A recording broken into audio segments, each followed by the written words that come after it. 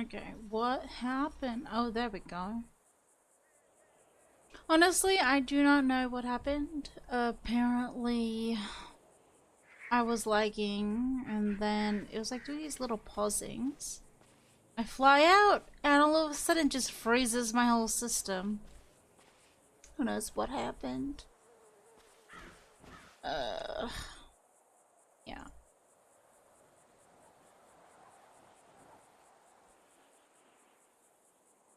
Nope, nope, haven't been diving.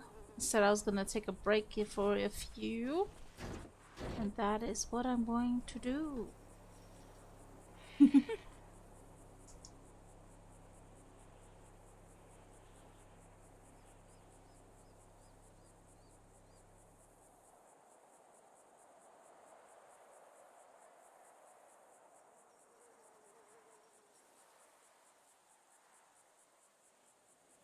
Yeah. I can tell you what I have been doing. I've been testing out the new houses.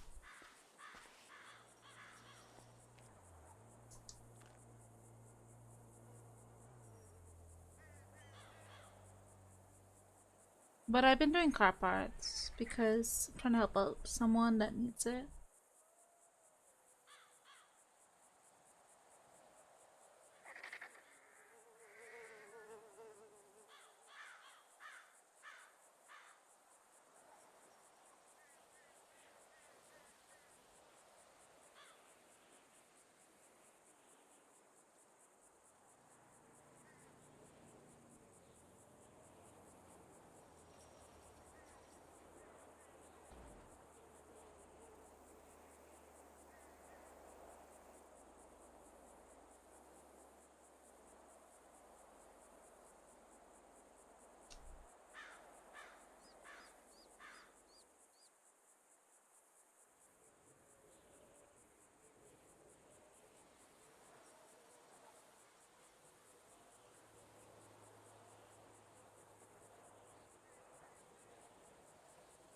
But yeah.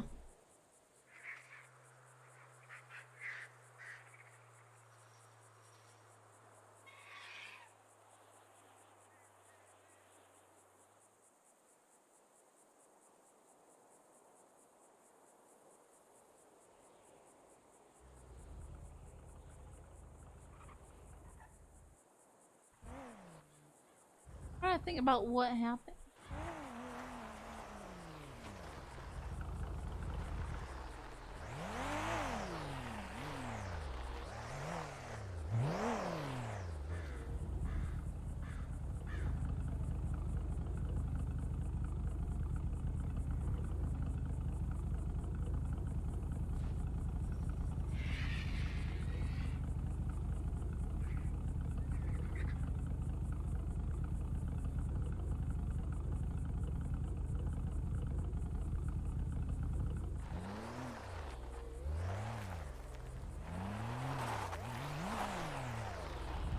Hello. So? Have you got any fiberglass? No. What do you got? Huh? What do you got? Car parts? No fiberglass? No. Oh, okay. Can I have your fiberglass? No, if I do fine, I'm helping a friend out. Do you want my number? For? For fiberglass? No, like I said, I'm helping a friend out. Yeah, help me out. Hey, what's your name? It's Raven.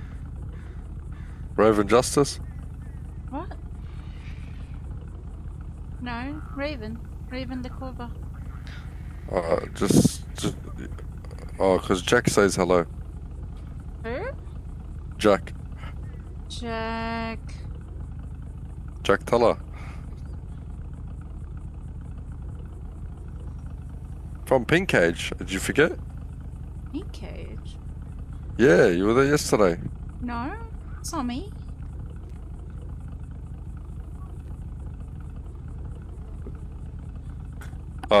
You know what? I'll see you in the hills, alright? Okay. Can you say that again?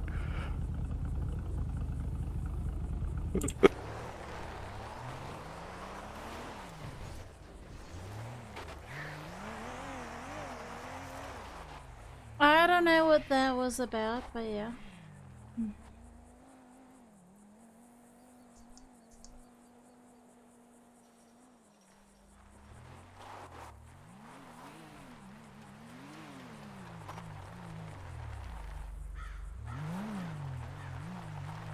What's this now?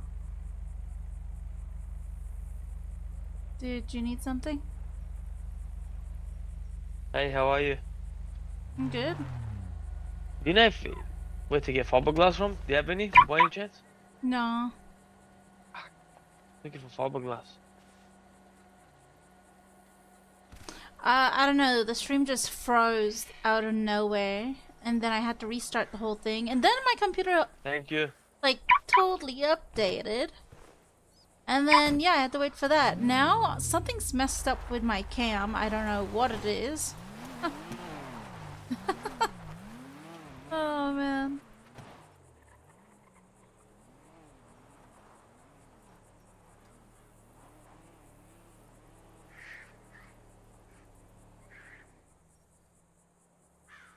Yeah, I don't know. Honestly, what's going on?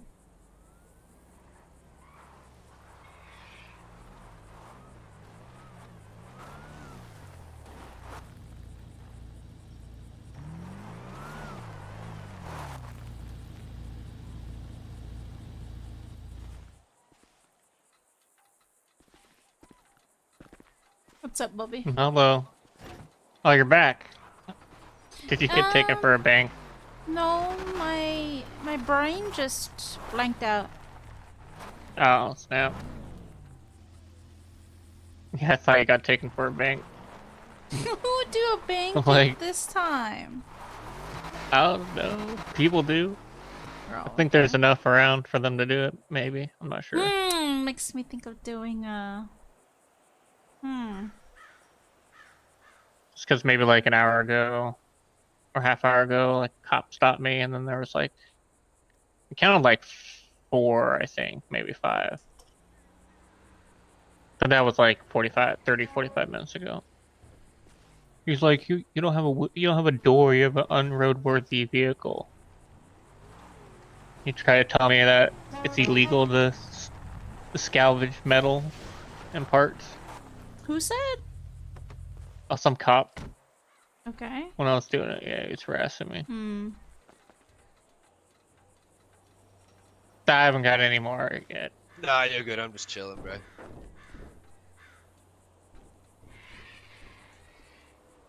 Alrighty, well, I'm gonna head out.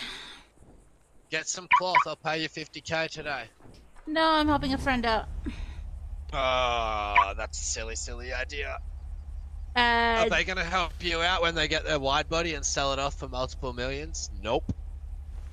I mean, you can't really judge who you're friends with, honestly, but like, I'm not judging, I'm just saying. Yeah, I'm just saying, I don't need the money. I'll give you money right here, right now. Yeah, he'll give it, if you have 20 of them, he'll Dude, literally Bobby, give you a tell million him I bucks don't give you right a now. Tell million, Bobby, man. I don't need the money. I can make you a millionaire. Wink, wink. You do Sure, need she does. the money. She doesn't need the money. Go, you in a Ford Raptor, you need the money. Ford Raptor? What? Is that what it is? What is that Oh thing? my god, you don't know what a Titan is? Nah, bud.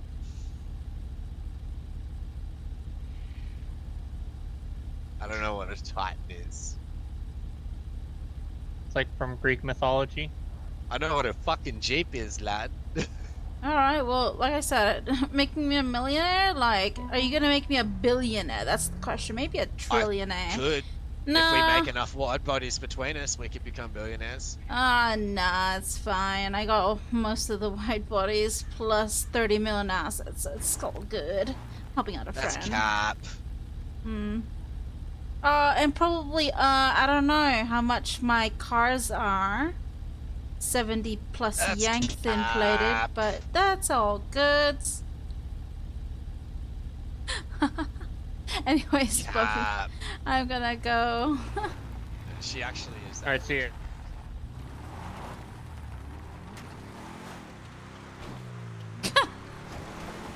Make me a millionaire. Okay. I don't care.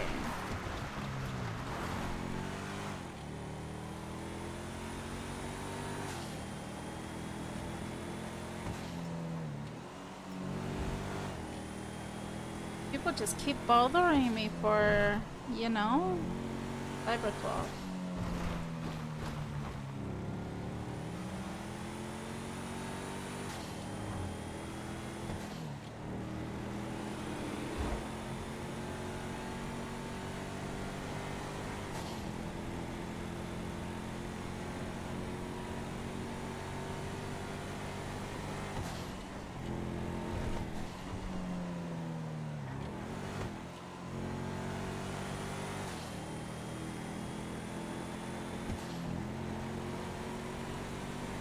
Maybe there's enough cops. Hopefully. I'd rather do the other thing than car parts. Not gonna lie. And who knows, you know?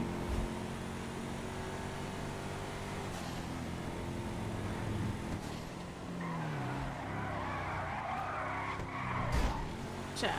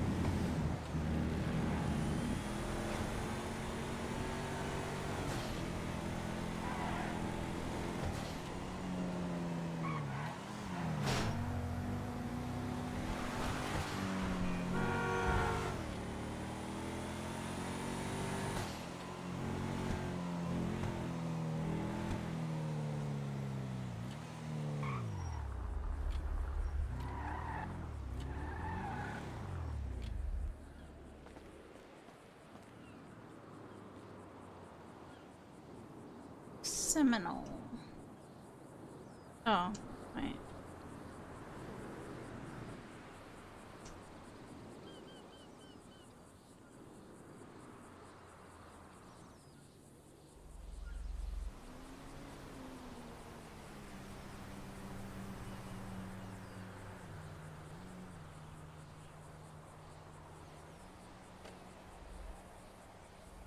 For now.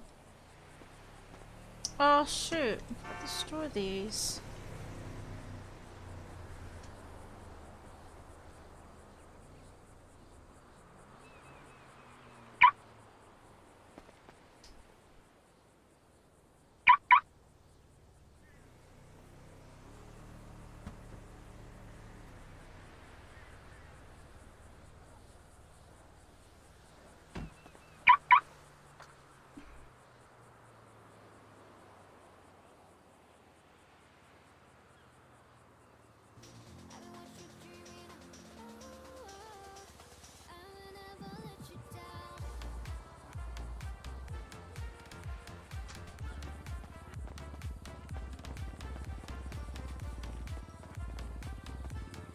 Well, there is enough cops. Let's go.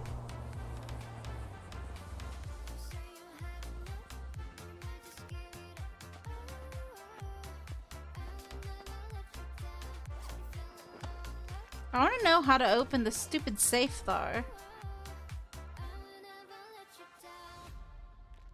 Has to be something. The weirdest things that people keep in their garage though. That's the thing.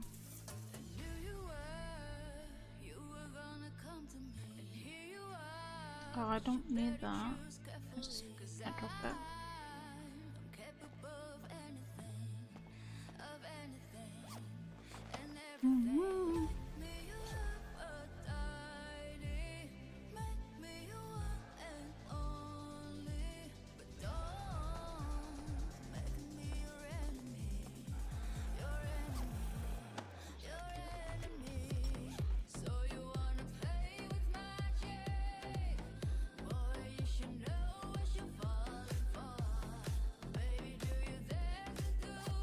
Let's see.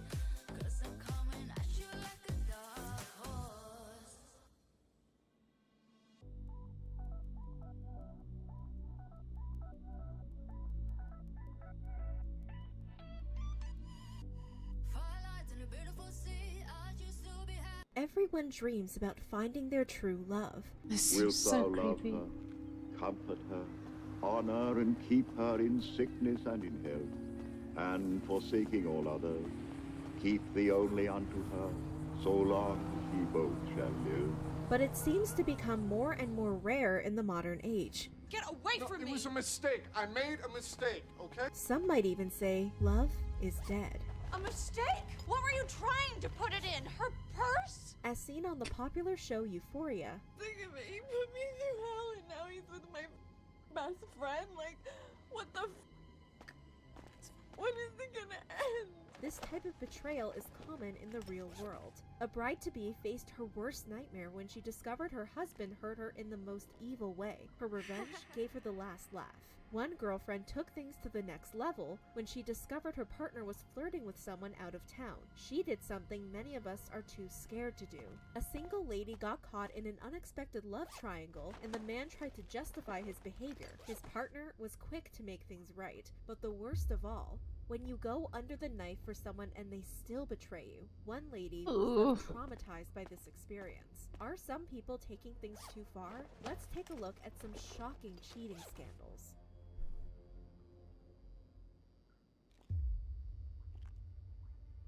Some cheating stories can be both heartbreaking and savage. Just ask this jewelry shop owner who helped a bride-to-be get revenge on her foolish man. On January 27, 2022, jewelry shop Stir of Beauty shared a shocking story from a recent customer on their TikTok page. In the text on screen, the shop owner explained what happened. Oh no, the bride finds out her fiance is cheating with her best friend. But her comeback though. She showed the devastating message she received from her customer with the order. Hi, just found out that my fiance has been cheating on me with my best friend. Her birthday is coming up and want to give her that necklace for her birthday, so everyone knows how she is. Can you please package my order in TikTok? I really want to see my order being packaged, and please don't include a thank you card. I don't need one. And can you please write, "You're a s*** in one of the necklace, and you in the other one for my fiance. Thank you." The shop owner showed herself making the necklace and packing the order, and she included a special present for the jilted bride. I also gave her this queen necklace just to remind her that she's a queen and she deserves better. Most comments supported the bride-to-be and the shop owner for helping her. The fact she understood the other woman's assignment, true queen. Wow, that's harsh. It was really nice that you put the queen necklace in. Thank you for reminding her that she is a queen regardless of the they pull. You definitely understood the assignment. I'm wondering how many people think this is for them. This is the level of clapback we needed. This legit made me tear up. Other cheating stories start funny, but end up more confusing and disappointing. On January 12th, 2022, TikToker Lucy Dash shared the beginning of what promised to be a dramatic cheetah reveal. On the text on screen, the TikToker wrote, "Last night I went through his phone and caught him texting some girl from another state. They've been talking for a while now, and he agreed to go on a date with her today. I texted her back to send me location and deleted the message. Today I told him I needed to run out of town for a family emergency. He doesn't know we on our way to meet the girl together. Just key. know I'm violating. Stay Can tuned." I use Most it on people the in the save? comments were invested in the drama. Keep me post, and don't be shaking the phone when y'all get there. I need steady imagery. Y'all be having Never got a self-control. spare key I before. trust the algorithm to bring Well, me back. I've That gotten boy it don't through know he's wallets, gonna but wake up to not a in nightmare. like this. Ma'am, I'll give you $10 to go live. So basically, you giving How him do a you ride. open this damn I got safe? whatever on your bail. Tear him up, sis. But a few people thought she may be taking things too far. Girl, that's too much. Just let him go. Why, baby? You too pretty for all that. Just let him go and move on. According to Daily Dot, Guess Lucy not. Dash posted a follow-up video that showed the alleged confrontation, saying her phone was taken from her during the altercation. But, in a strange twist, the confrontation video has since been deleted. And aside from the first video, there is no other reference to the cheating drama or the confrontation. In a I video honestly from don't another business know, that was like, published after the confrontation video, so some of us who people have called Lucy discovered the Dash out. garages that you can go That whole thing into, was a scam to get you some business. and even the houses, they all have She safes. got They all have these these safe excuses for boxes, not giving an but we don't know how to Oh, I open see. it. You needed some followers? We've tried But what about everything the from TikTok drill websites, to where someone asks TikTok thermite to help them find someone who might to be in love? Well, not all but those yeah, stories we have a happy don't ending. know if On it can even be January 11th, open or if it's 2022, something that has yet TikToker to be Micah implemented, Renee you asked know? her followers for help to find the man who captured her heart on vacation. In the caption, she wrote, Yes. "TikTok, I come to you today because I heard And what you the do for payout others. I is think he said pretty he's from good. Detroit."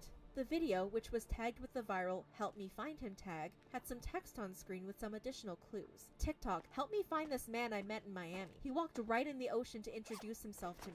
I was lit when he gave me his number. I'm counting on y'all. Hopefully he ain't married. It was just a But that recent thing last too, I don't sentence know. literally foreshadowed the next update. My friend accidentally next day, discovered Micah it when Renee he was posted a trying to follow-up go video to the that door, revealed the but ugly did it at the truth. He garage. was, in fact, And then he went married. into a She garage. even shared the screenshot of her conversation with his wife, who reached out to her. Redacted. Tell him Cherie gave you the number. I had no Probably. clue something I like don't would happen. know. I wish the best for you and your Everyone's kid. gonna I won't be assume reaching that out to him. you're It's able not your to fault. He didn't lockpick care, the so frickin' please safe. believe I'm not about to. But thank you for posting this. Everything done in the dark will always come to light. Can you not delete the video? I don't want him lying about this too. No problem. And there's I like won't. new Many items too that commenters you can get, supported like the wife. throwables. You Shout could out have to the a wife for not blaming you throwable per usual. baseball, He is the throwable problem. Props to apple. wifey for keeping it Like there's classy. different And ones. others called out the husband for allegedly stepping out on his wife. Left her home with 4 And there's these children while he went off olives. to Miami gallivanting like he was single. I Shaking my know! head. Had You know, the I nerve was to be like, smiling for the I camera. literally did Of course this, he's right? married. Wait. Married men are So always I gold, did but the this. Wait, mystery what did I man do? didn't seem keen to let things go. On Was it in January roleplay? I 15th, think it was in the man from Micah roleplay. Renee's TikTok exposed himself on his own TikTok account to Yeah, share I did his this, side of and the then I story. did slash report. I was like, tries to crack safe. I did slash report, and I was like, it's not working. Dude, this is not working, you know? 5 months ago and hadn't It's like, spoken try to since, crack safe, which because is I tried not contradicted by everything. anything Like, in I the don't original know. TikTok. He claimed she edited the video to make herself look better. You definitely edited and sliced I it don't know. I've yet to try that one though. And then there's new like fruit, olives. There's new stuff. I'm wondering if they revamped the farming as well to, I don't know, honestly, because I'm so full. Enjoying myself in the ocean, basking in God's blessings upon me. But yeah, I have no idea how to crack these safes, unless it's a feature that they haven't put in yet. So I'm not sure. It's my Seminoles here. I had to tow them from no, these are not the throwable pineapples. Whatever, Martavo, whatever. Last time I used ice, I died.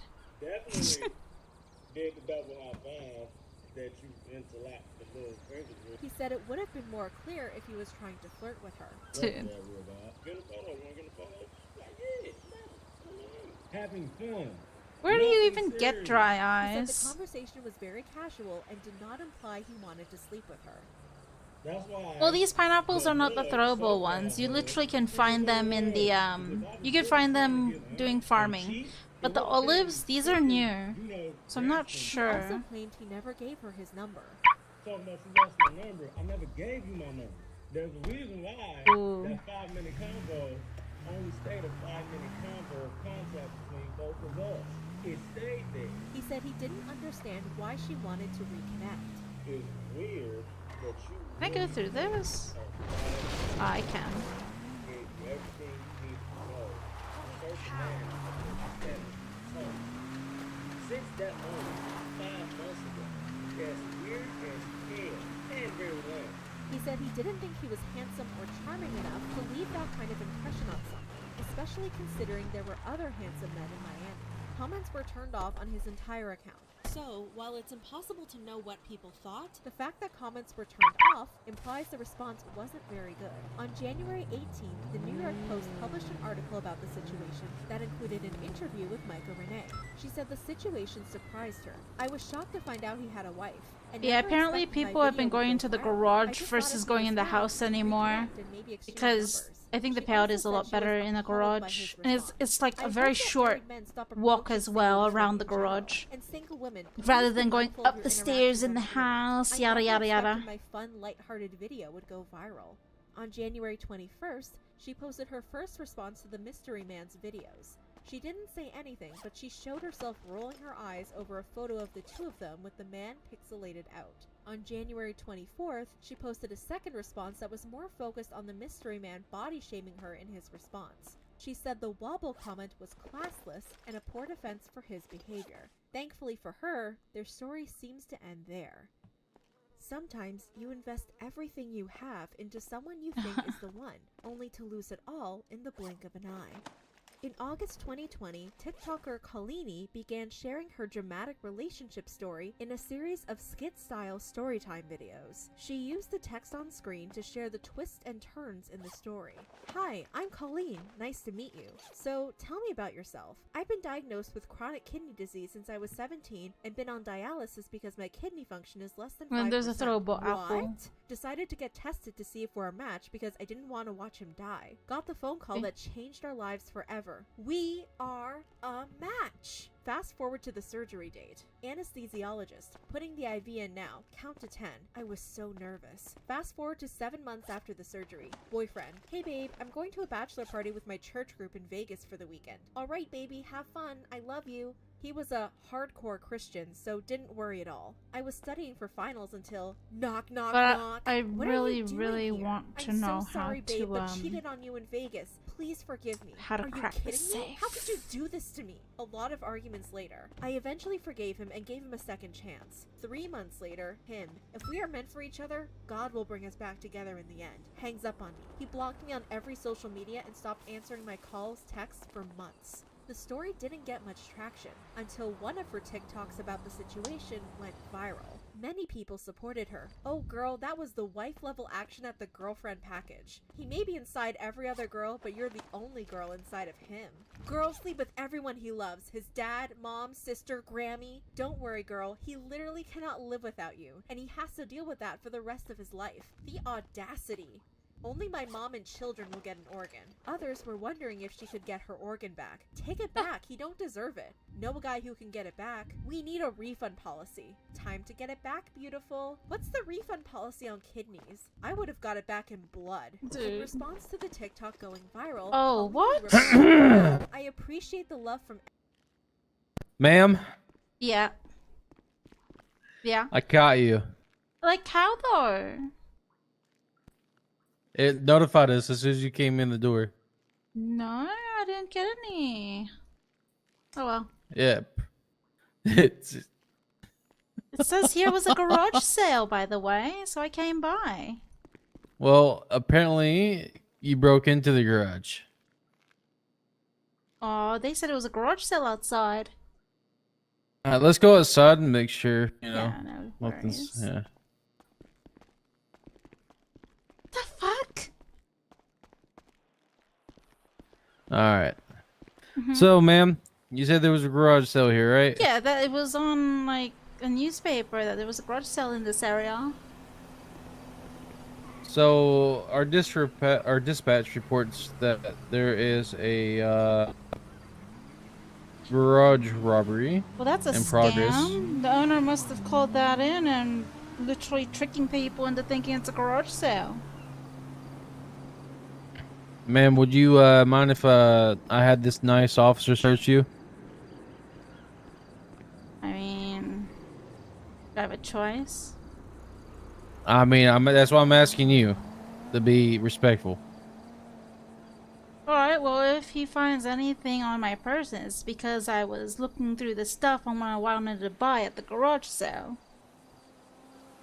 All right. Okay, we got some interesting. FIFA 23. You like FIFA 23? Oh, I love games. Star Wars Lego eggs. You got a blindfold. What the hell? Oh, well. That blind. Oh, what the type of shit are you into? I mean, do I really have to delve my privacy, personal Well, life I mean to you that's guys? understandable, but it's all right. It's all right. It's all right. You I know, mean, if I'm you not like asking that, questions. you Fuck know. it. We got 5 lock picking tools as well. That's because I'm a mechanic. Oh. Been a mechanic for 4 years. It's been a thing that I used to always hold, especially when CIB needed, like, you know, our capabilities to open cars for their evidence run. All right. Is there anything else on her persons that could incriminate her? Well, there is a hunter's knife. Oh It's yeah, bloody. because What? Well, I mean, yeah, of course. There's a hunter knife in there. yeah, sometimes there's an accident that happens with friends. I received it from a friend when I was going to chuck the scallops, and I guess the scallops got kinda bloody. Yeah, that's fair. That's fair. Yeah. Alright. Yeah, besides that, look, nothing, you got a bunch of toys and whatnot. You got some Funko Pops. Oh yeah, because I love Captain collecting America. stuff. Mm-hmm. We got an iPod here. We got some apples. We got some oranges. We got a rusted VIN. I mean, yeah, I mean that can Headlights, use. fog lights. Yeah, I'm a mechanic. It can be used for when I have to, you know, repair your vehicles, especially when you come into the shop. I see. Alright, well, besides that, there's nothing, no illegal substances or weaponry like that. Yeah, so this is what I want you to do, ma'am. Just to avoid any more confusion, just leave the area. I don't want to see you around here for another 30 minutes. Yours. All right. You're free to go, ma'am.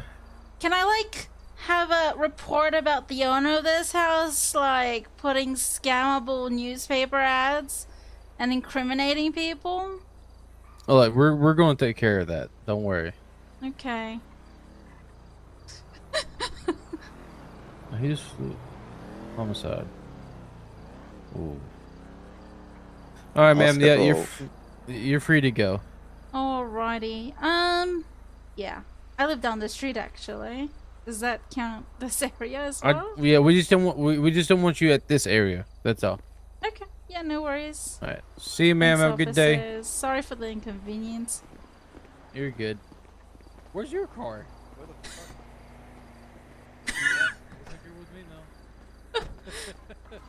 Someone stole your vehicle? This is a dangerous neighborhood.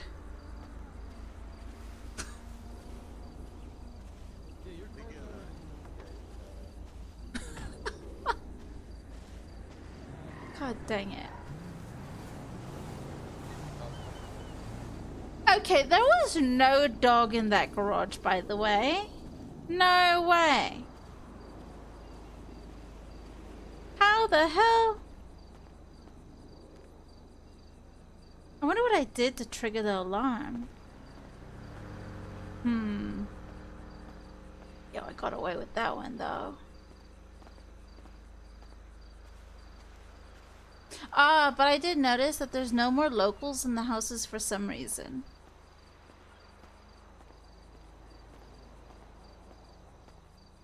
Anyways. Go back to my car.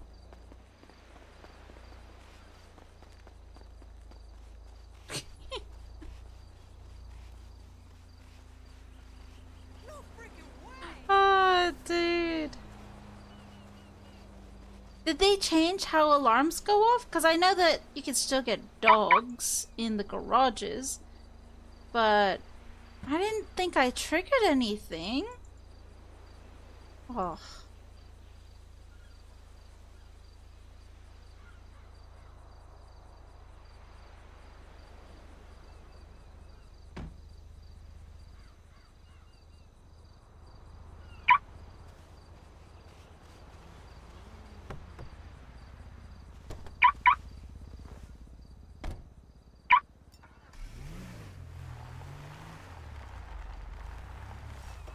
I'm gonna go to the other side.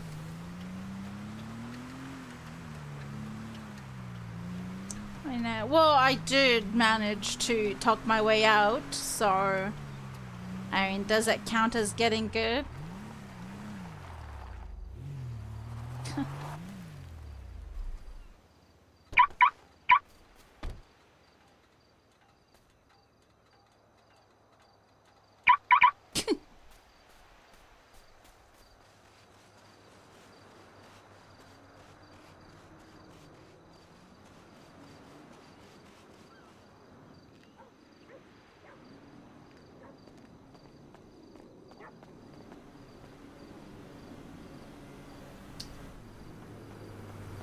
Down active.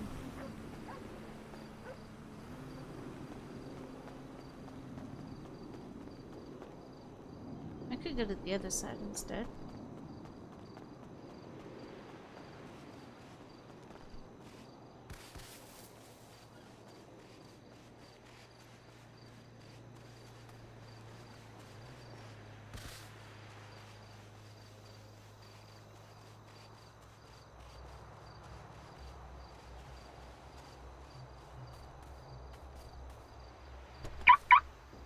Alright, well. Everyone, don't worry, it's been over 5 years since I found out he cheated, and I have moved on and living my best life. But to be honest, I can definitely say that period of my life was traumatizing. After the TikTok went viral, Halini uploaded the final part of her story time, where she revealed he reached out to her around the time of her 1-year post-surgery checkup, but she did not respond. She also claimed she received a text from someone saying they were a friend of her ex's. The message allegedly said, "Nobody needs to know you donated a kidney and that y'all broke up. Congrats on graduating with a disability." When she asked her ex about the message, he said he didn't send the message and he didn't know who sent it. But despite the heartbreak, Halini seems to be looking on the bright side of things.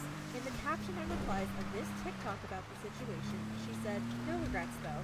I was fully aware that we probably wouldn't be together in the long run, but to be able to give someone a second chance at life is amazing." While many people cheat with people they don't know, some cheat with people they know all too well. On December 13th, 2021, TikToker Courtney Copenhagen posted a video exposing her ex-boyfriend for a somewhat disgusting act. Set to Ed Sheeran's song Don't, Courtney used text on screen to explain what happened. "And I never saw your stepsister as a threat, until she sent me a video of you two having sex, of course. It's not like I was out to lunch with your Not mom. enough I showed her police. video." In the caption she wrote, "I hope you see this, Mitchell. Many people were invested in the drama. What drama did I just scroll into? Okay, but what did the mom say? If I had a nickel for every time I saw this kind of story with this sound, I'd have 2, which isn't a lot, but it's weird that it's happened twice. Me to me. Hold on, let me start this over. I read it wrong. Narrator. She did not read it wrong, and even though she read it 2 more times, it was still right. I almost named my baby Mitchell, and my fiance said no. I've never met a Mitchell that wasn't gross. No offense to Norm Mitchells."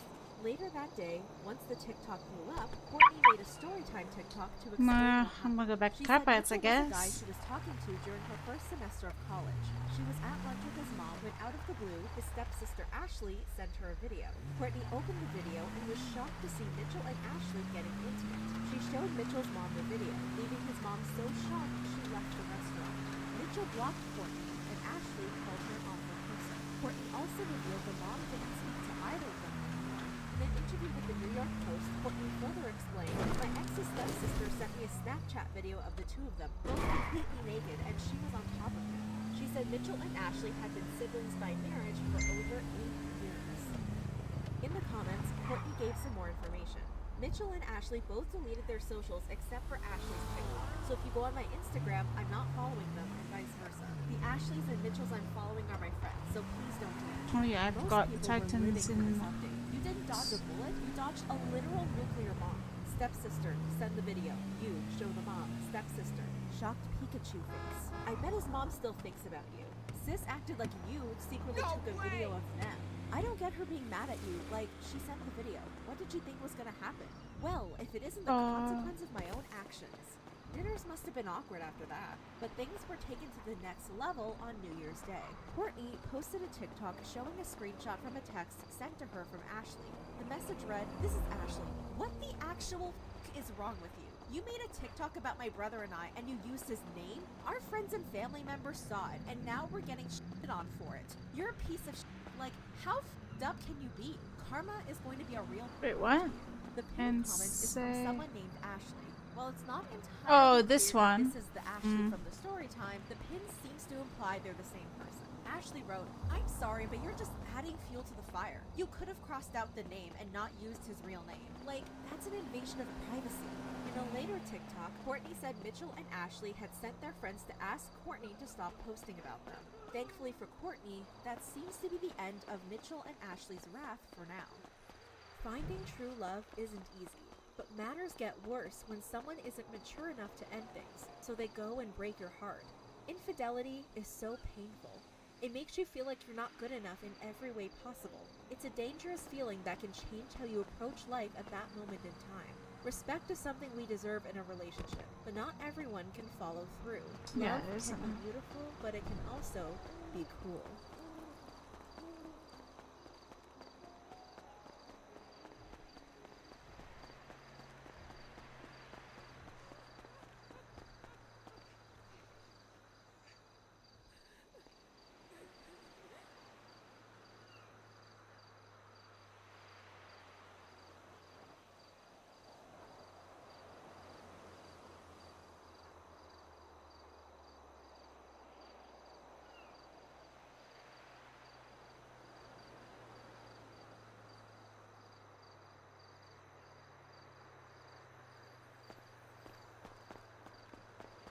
This video was kindly sponsored by Casetify. Visit casetify.com. Let me do corporates again. Get 20% off today. Hey guys, welcome back to my channel. So today I have another very interesting case for you. One that is really, really weird. And once again, I know your opinions will be all over the place, and I do invite you to share your thoughts in the comment section below. And I'm sure a lot of you have kind of heard bits and pieces of it. It's been very scattered on gossip type magazines and tabloids and just social media, and people have been requesting that I talk about this for a really long time. I kind of wanted to wait till the dust settled a little bit and we could really gather the facts here, although that has actually been pretty hard to do. So I do want to give a bit of a disclaimer. This story is extremely complicated. It's very hard to figure out what's true and what's not true. I tried to follow the story as accurately as possible, but it is possible I have something wrong in here. But if you've never heard of this and you're teeny lost already, let's go ahead and dive in. A couple months ago, back in 2019, a story came out that had been going on for a while, but it just surfaced last year. It was about a couple from Indiana who were charged with neglect because apparently they had moved to Canada and left behind their 11-year-old adopted daughter named Natalia. This was, from day one, a mission of love. We were told in the medical paperwork that we had that she was 6 years old. Now with that wild story about an Indiana couple charged with abandoning their adopted daughter who has a rare form of dwarfism. They say she's really an adult con artist who threatened them. So as far as we know, in 2008, Natalia I heard about came to the this US one. from an adoption program in Ukraine. They believe that she was probably in a group home before she came here. At first, she was adopted by a different family, a different couple, and they soon decided that it wasn't a good fit for whatever reason, and they returned her to the adoption agency. So then, in November of 2010, another couple adopted Natalia. Their names are Christine and Michael Bennett. They love children, and Natalia was going to be a new addition to their family. Now, when the Barnetts adopted her, they say that they were told that she was a 6-year-old girl and that she was actually born with a form of dwarfism. Now, she had a specific type of dwarfism, however, I am not going to be able to say it. So I'm going to play a pronunciation for you guys. epiphyseal dysplasia congenita. Now, this is a disorder that affects the bones and the growth of the human, and she also suffered from scoliosis, which can be very painful. So clearly, Natalia did not have it easy when it came to her health. When they adopted her, they were told that she might have some trouble walking, but they didn't mind that. Now, one thing that is just not clear here is Natalia's history with the adoption agency before she was adopted by the parents. Christine, the adopted mother, actually said that she was with 30 different families before she came to them, which is kind of odd. I mean, that's a lot of families, and Natalia actually thinks that she's making this up. She doesn't remember being with that many families. What the? We got a phone call from an adoption agency in Florida. They had reached out to us and they said, hey, we've got the perfect child for you. We think you should adopt this girl, Natalia. At first, you know, I didn't think that that was strange, but obviously looking back, you shouldn't be getting cold called. You shouldn't be getting a phone call out of nowhere from somebody trying to send the child to you. We're not going to give you any information about the child. We're not going to give you any information about the former family. Here's all we're going to give you. Here's 2 pictures. Here's a Ukrainian language birth certificate. And here's 1 doctor visit from 2 years before. You have 24 hours to tell us whether or not you want to adopt her. If you don't adopt her within 24 hours, we're sending her directly to foster care. We were sitting in a little itty-bitty office room in a strip mall. And next thing you know, the door opens. And Natalia comes running in, smiling ear to ear, saying, Mommy, Daddy, Mommy, Daddy, Mommy, Daddy. You know, she was just given up for adoption by her old family 5 minutes before that. We should have recognized that there's no 6-year-old on the planet that would be happy in this situation and immediately start referring to Christine and myself as Mommy and Daddy.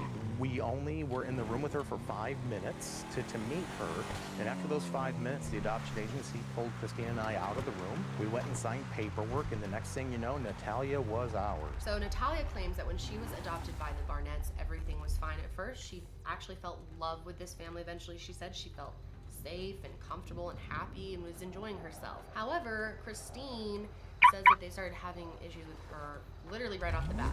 Day 1. They said that right away they thought Natalia was acting strange. The alert started before we even got home. That very first night, when Christine was giving our new daughter a bath, you know, she shouted to me, Michael, and it wasn't just a shout. It was one of those tones of voice where you knew something was very wrong. I came rushing into the bathroom and I found Christine white as a ghost. She was truly shaken. I had no idea why. And Christine simply said, look. And I looked down, and Natalia, at age 6, had full pubic hair.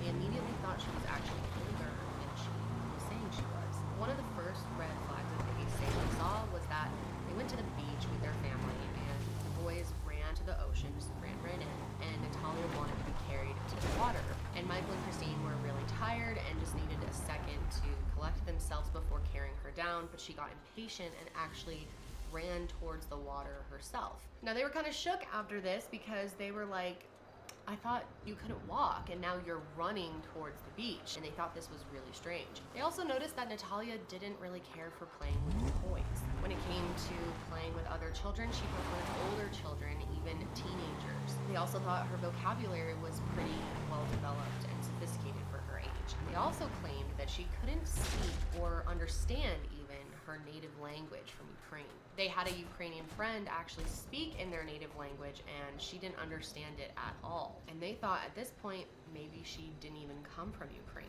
Christine also ran a home daycare for a living, and she said that one day Natalia walked up to her and said, "These children are exhausting. I don't know how you do it." And she thought that was a really weird thing for a kid to say to their mom. I was putting her into the bathtub, and I noticed that she had full pubic hair. Christine did not say anything about bloody clothing or anything to me, and she said that I had one, and she had me use a tampon, and there was spottage, I guess, I don't know why, and she's like, see, that's blood. Natalia would do things like place clear thumbtacks on the stairs face up, so that when we would walk up the stairs, we would be stepping on thumbtacks to pain and injure ourselves. Now, keep in mind that Natalia tells a completely different version. So Natalia was going to need several surgeries in her lifetime. We'll probably surgeries to continually correct problems caused by her illness and have doctor parents who are financially responsible for the surgeries. So she had her first surgery, and she said that's when things changed. She said that Christine and Michael started treating her completely different after the surgery. As time went on, things apparently got really bad. The Barnetts actually claim that Natalia became extremely aggressive and threatening towards them, and even threatened to kill them multiple times. Christine claims that Natalia would make these weird statements about wanting to harm them, wanting to harm the entire family, drawing pictures of this violence happening, saying she wanted to roll them up in blankets and toss them into the car. And this is the craziest part. And remember, I don't know if this is true. Natalia just completely denies this, but Christine claims that they would wake up in the middle of the night, all the different family members, and sometimes Natalia would just be standing over them, watching this.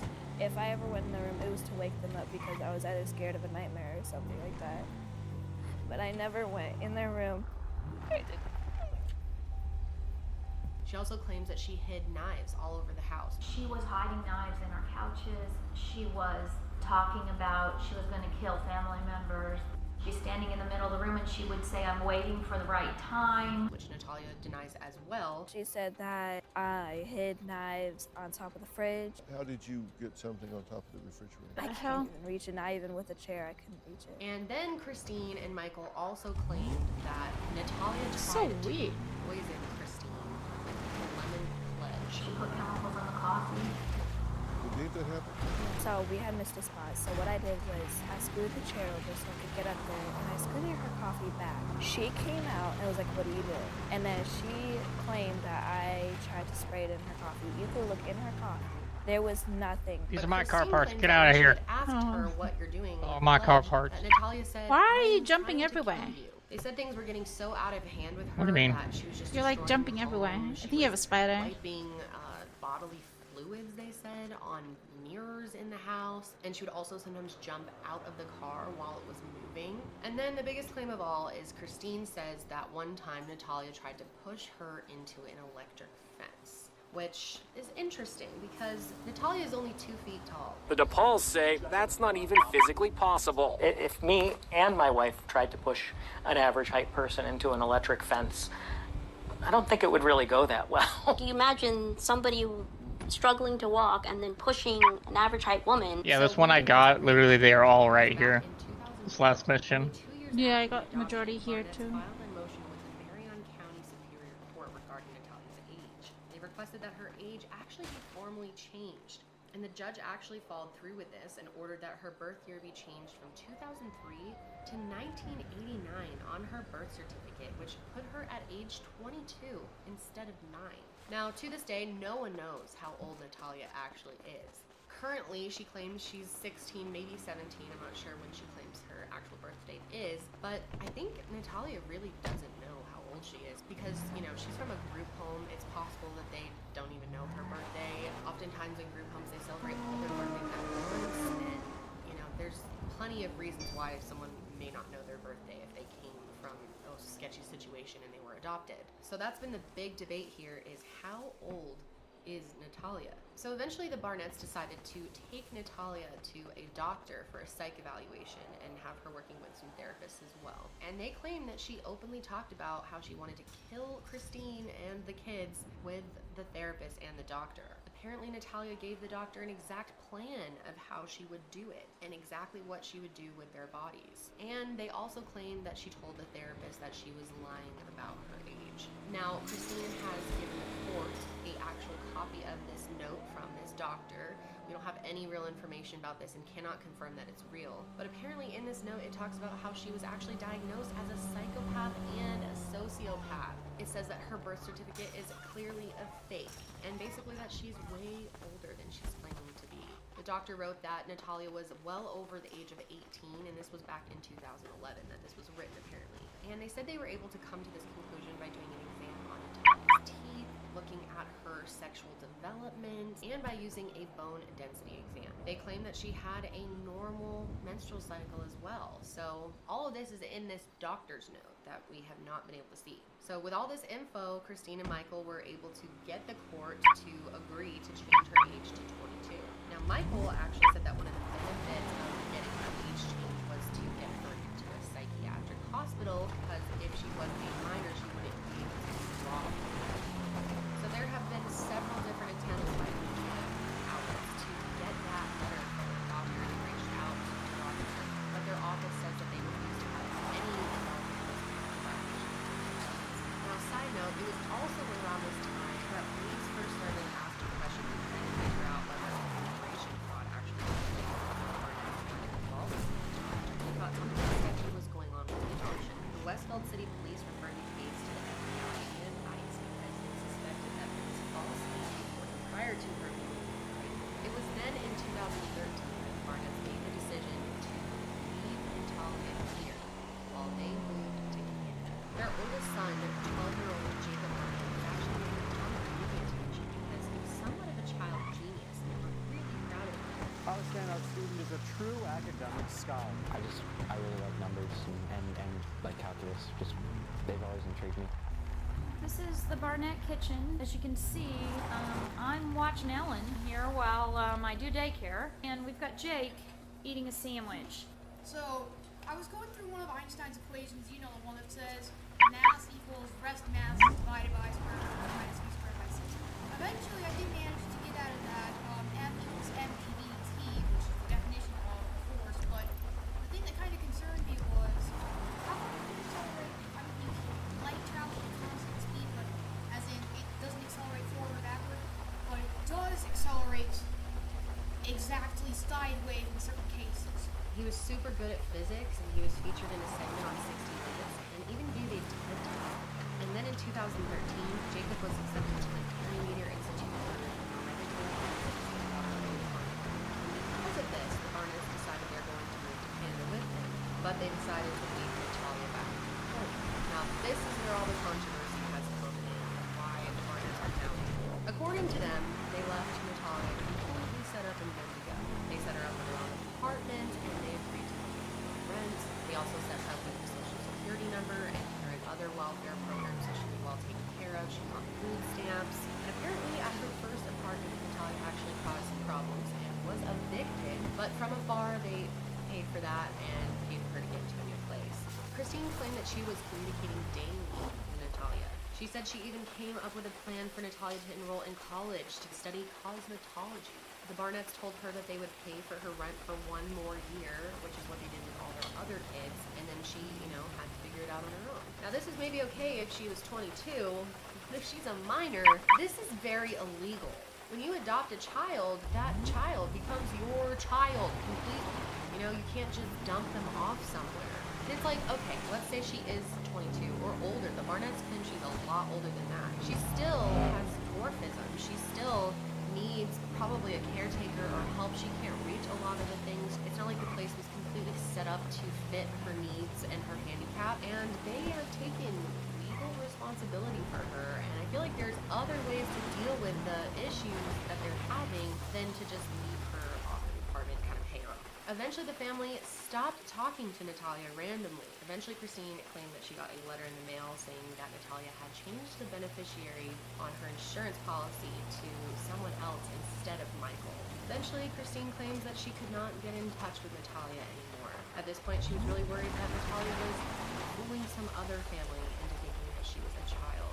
But there was nothing that she could do at this point because they had changed her age to a legal adult. So eventually Natalia went to the police and told them what had happened. In September of 2014, they got involved and Natalia told them that her parents just left her in an apartment by herself and went to Canada. Now it's very confusing what happened in the years after this. Natalia lived alone for quite a while. She, I think, bounced around out of a few apartments. Apparently she was evicted in 2014 from one apartment and then somehow got back into it by neighbors paying for her.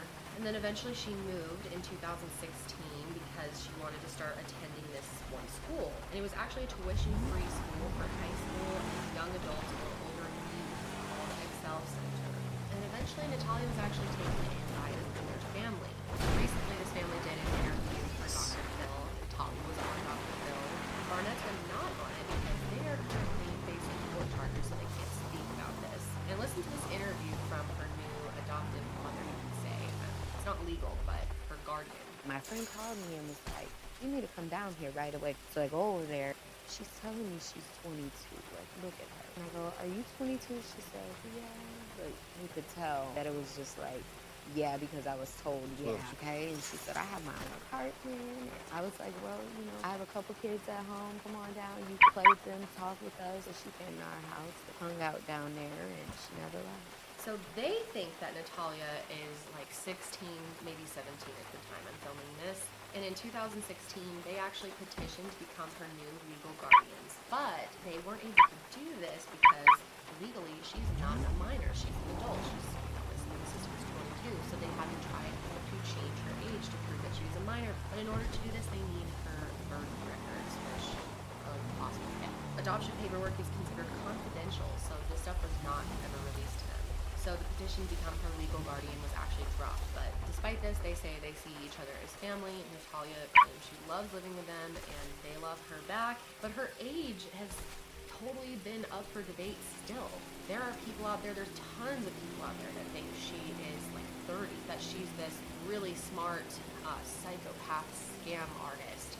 And I'm sure a lot of you will think that. And I'm not sure what to think. A lot of people see Natalia as a disabled, adopted person who's been through a really hard time in her life, who was neglected by her adopted parents. Of course, Natalia claims that everything the Barnetts said about her wasn't true, but they still claim that it all was. Now, the Barnetts claim that they did not know that Natalia was a minor or that they only thought she was an adult when they left. They still think that to this day, I believe, but the investigators submitted an affidavit saying that they think that they actually did know that she was a minor. They knowingly did this. Investigators said they were able to confirm all of this because they found medical records that show how the Barnetts actually had Natalia evaluated twice by doctors at the Peyton Manning Children's Hospital. The first doctor's evaluation took place in 2010, and it was determined that Natalia was a minor child, and her age was estimated to be around 8 years old. So if that's true, and that's how old she actually is, I mean, she was living alone around age 6 to 7 or 8. A lot of people think that that's just not possible. How will she take care of herself? There's so many things you have to do to live on your own. There's no way a 7 or 8-year-old would know how to do these things. And her new, I guess, adopted family claims that Christine basically, like, groomed her for this, and they just didn't want her anymore, so they said it was so speed.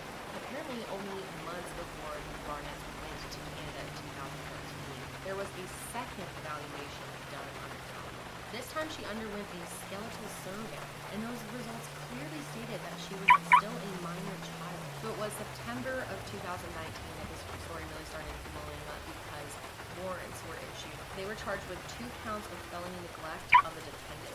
Now the two of them are divorced, so they're facing separate charges. Michael Barnett and his ex-wife Christine could face jail time, accused by the state of Indiana of neglecting their adopted daughter, Natalia, leaving her behind after moving to Canada. We were told by doctors, this person's a sociopath, this person is a con artist, you are all in danger. But according to the Barnetts, Natalia is not who she says she is. They claim she's an adult and that she was attempting to cause them harm. Right now, she could be 16 based on her original birth certificate or 30 based on the revised certificate. But officials believe she was a minor when the Barnetts moved out of the country. Christine surrendered to the authorities and was released after posting a $5,500 bond, and Michael was released after posting a $5,000 bond. Okay, let me check Barnetts has pleaded not guilty to all of the charges. The judge has scheduled 2 two-week-long trials. Michael's will begin on June 22nd, 2020, and Christine won't start until July 27th. So definitely look out for that because it'll be really interesting to see how this plays out in court. The Barnetts are facing 6 to 20 years in prison if they end up proving that they're wrong. So like I mentioned before, Natalia is well now. She's with her new family. Her new family has had no problems with her, and they claim that she treats all of her siblings really well, and she's doing really well with them. They say that she helps make bottles. There's no olives. I don't know where to sell olives. Helps out with the other children in the family. Natalia and her new family both believe that Barnett should serve some jail time for what they did to her and abandoning her. But ultimately, Natalia says that she wants all of this to end so she can move on with her life. So I find this to be really, really interesting. And I can honestly say, once again, I have no idea what to think. So many things cannot be confirmed. It's too hard to make a complete opinion on this for me personally, but I'd love to know what you guys think. Like I said, you're either going to think she's a scam artist sociopath that pretends to be a child because of her dwarfism to be adopted by local families, or you're going to think that the Barnetts had abandoned a disabled child, a minor, that they adopted. This one is just crazy, but I want to know your thoughts, so let me know down below. And before I go, I want to tell you guys about Casetify. This is my new phone case from Casetify. It is part of their sand collection, which is the funnest thing. A bunch of their cases come with the option to make them into sand cases with multiple colors of sand, neon, so your phone case looks different all the time. What's cool about Casetify is they allow you to get a cute and stylish case without having to sacrifice the protection. They have military-grade dropper protection, so you can drop your phone and it will be completely fine. But their cases are still sleek and slim. They're not bulky. They have thousands of designs to choose from on their website. So many different options, really something for everyone. So go check it out, guys, at casetify.com/Kendall, and you can get 20% off your new favorite phone case. That's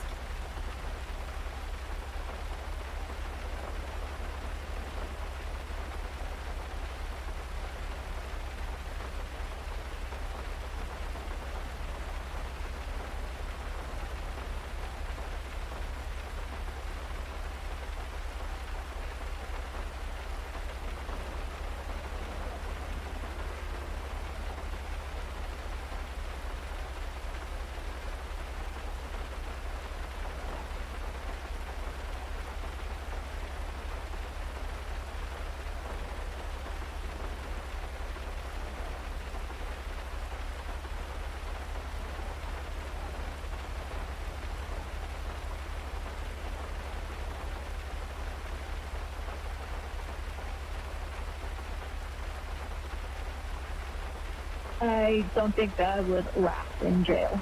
I don't know how you do it. Not well. Just a lot of environment, I guess. I think that's everyone's fear. I miss your eyes. Your nose. Okay. That's crooked. Maybe I can get beat up in here and someone will punch it so hard it fixes itself.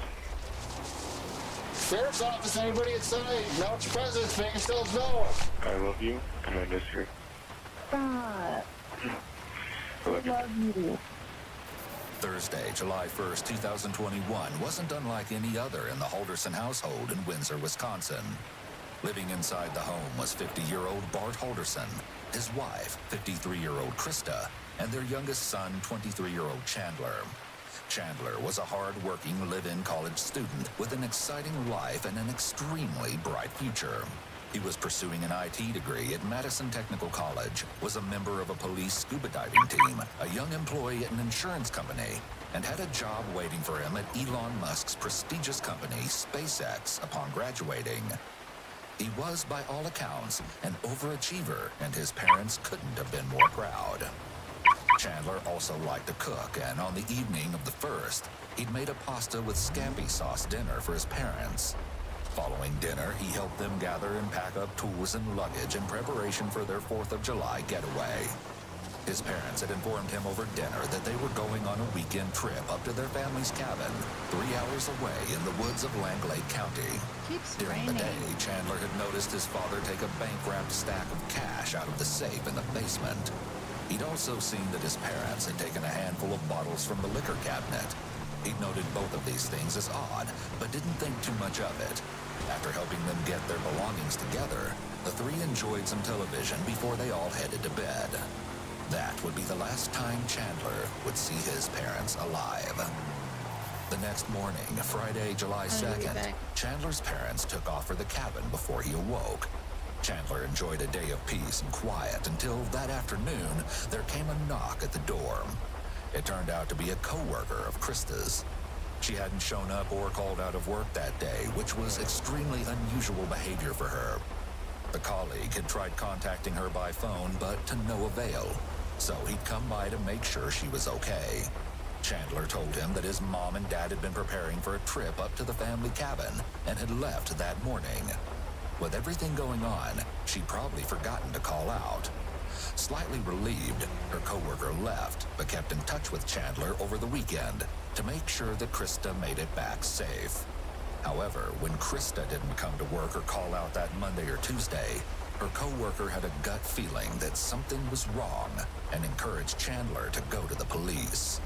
When they still hadn't come home by Wednesday, July 7th, You're right. Chandler took his advice and filed a missing persons report to the Dane County Sheriff's Office. You're not breaking down or He anything? advised police that his parents had been driven up to the cabin by a mysterious couple. Yeah, alright. After leaving the police station, Chandler began desperately reaching out to people by phone and going door to door around his neighborhood, asking everyone if they'd heard from his parents. That was so random. Difficult to track them down. And anyone who had like security cameras and stuff like that. However, no one had seen or heard anything. The next day, July 8th, Chandler's brother Mitchell and his fiancée met police officers at the family cabin to search the premises for Bart and Krista. But instead, they discovered something rather odd. We probably could get in if you wanted us to. Obviously, there'd be some damage. We'd try to minimize it as best we could. But yeah, no, I think that honestly at least makes sense at this point.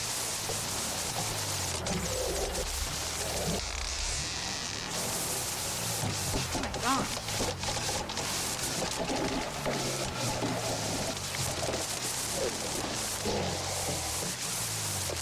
Sheriff's Office, anybody inside? Announce your presence, make yourselves known.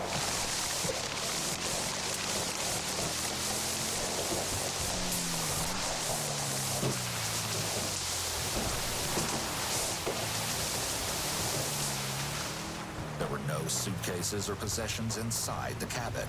Surfaces were covered in layers of dust, and it didn't look as if anything had been moved or even touched. It was clear that no one had been inside at any point in the recent past. With nowhere else to turn, police summoned Chandler as well as his girlfriend Kat down to the police station in the hopes of uncovering some more details that would help them locate his missing parents. Kat's demeanor at being taken to the station is very different compared to Chandler's. Oh my god, you can see me? So I'm not gonna lie, if you hear me burping, I have a very sensitive stomach. Is it true that the back seats are leather just in case people throw up or pee back here?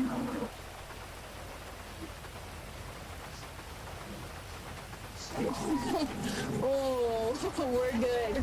Boys are always so monotone, stubborn. Don't want to talk about steel magnolias. You just call me a suspect. Oh,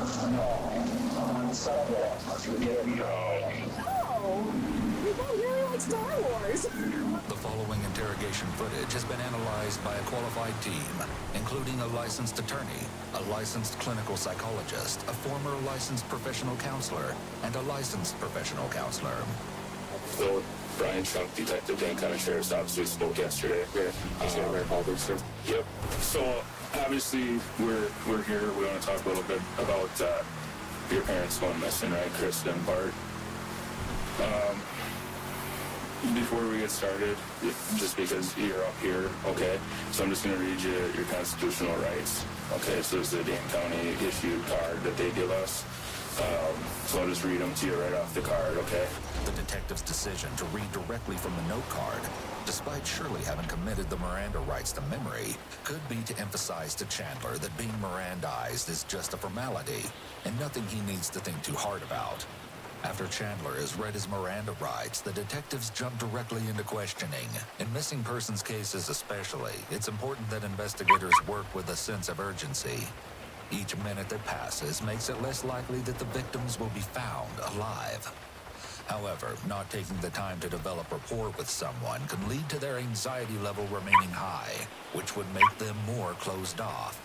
Taking a few minutes to put someone at ease and try to connect with them can end up saving a lot of time in the long run. So you reported your parents missing. We got some information from you yesterday. So I guess if you want to start with, let's just go back to last Wednesday. Wednesday. I was with my dad. Yeah, I remember it. It was kind of a bad day. Okay. Why was it a bad day? I tossed the ball, and I smashed the glass. Okay. With the dog. The door fell. That set my dad off, and we tried to This clean it rain up. is horrible. I don't know about him, but I got injured. But just mad. Didn't really talk to me too much that day. By the way, a detective at my house said something's happened, and while we were leaving, people were going inside. Is there a warrant for my house? Can they go in?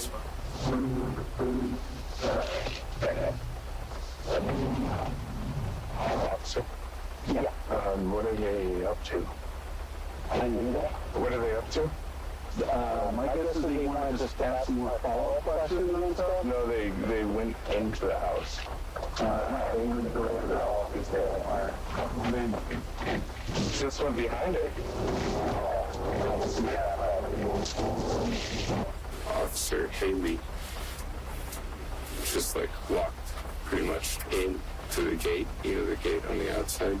She just kind of walked in. I was wondering if everything's okay, because she said something's happened. Okay. And we need to go down. All right. I'll find out what that's about. Oh, has anything bad happened? Sorry, not sure. It's definitely strange that Chandler would suddenly inquire about a warrant. He looks at the detective with a more stern countenance when asking this question, and makes what appears to be direct and sustained eye contact. While sustained eye contact is more of a sign of dishonesty rather than honesty, and looking away periodically can be due to accessing memories, Chandler's almost constant looking away is atypical behavior and suspicious. Just like how his sustained eye contact is a red flag, the awkward, sustained, almost complete lack of eye contact would raise concerns. Here, his eye contact has nothing to do with trying to look open and honest, and everything to do with seeking out any emotions or clues in the officer's face as he responds.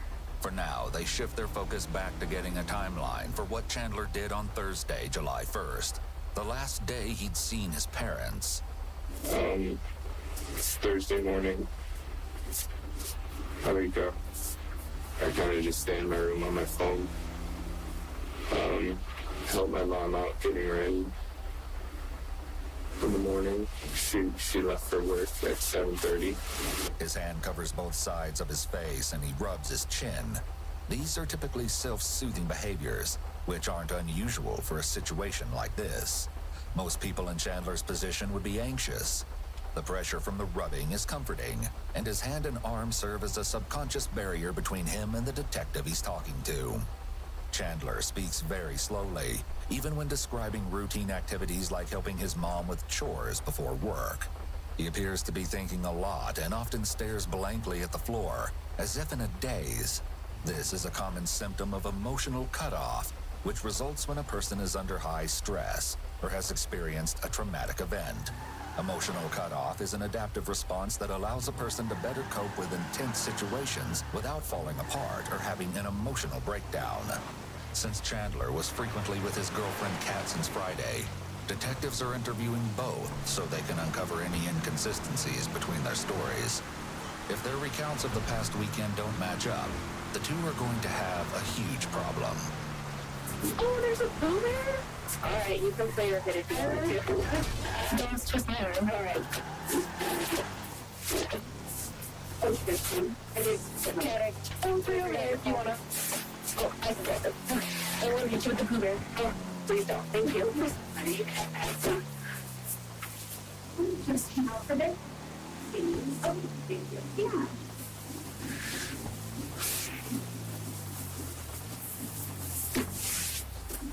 Her response to seeing the stuffed animal, then proceeding to cuddling with it on the couch as if she's lounging around her own home, may be indicators of emotional immaturity. When someone doesn't show an appropriate level of concern during an investigation, detectives can interpret this as a red flag. Kat sits alone in the interrogation room for about 20 minutes, looking as if she's battling fatigue. Detectives finally enter, introduce themselves, and make her a generous offer in the hopes she lets her guard down. So this is George. He's one of my partners. Anthony, the one that you spoke with me yesterday, he's off today, so you get George. I don't know if you're everybody 2 cookies. Is there chocolate? Yeah, it's chocolate, 1 dozen. I wish. Are you really? If I can do, I'll just put that down on this. Oh, please don't. There's a too emotional also moments. I think I know 1 sprinkles, but you know what? I don't care if you want it. You want it. That one has chocolate. This one? This one. Oh. I was like... Kat seems to be in a much softer interrogation room than Chandler. Soft interrogation rooms come from a trauma-informed perspective. When family members, children, or victims of assault need to be questioned by police, they may feel safer doing so in a space that feels comfortable, especially compared to a bare interrogation room. In a regular interrogation room, detectives want the suspect to rely on them to provide comfort, such as compliments, food, cigarettes, attention, rather than the room itself providing comfort. So, some of it is going to be repeat. I just want to make sure that I'm really understanding everything. So, again, give me your time. Mine's on Thursday. Thursday I worked. That's when Chandler told me, I think it was Thursday, that his parents were going up to the cabin with some friends. So he was going to be at the house with the dogs by himself all weekend. Went to sleep. Friday morning, I woke up. They had left with the stuff. It was all set out.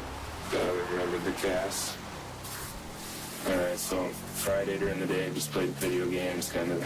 Yeah, then after work, I believe that was the day Kat came over. After whose work?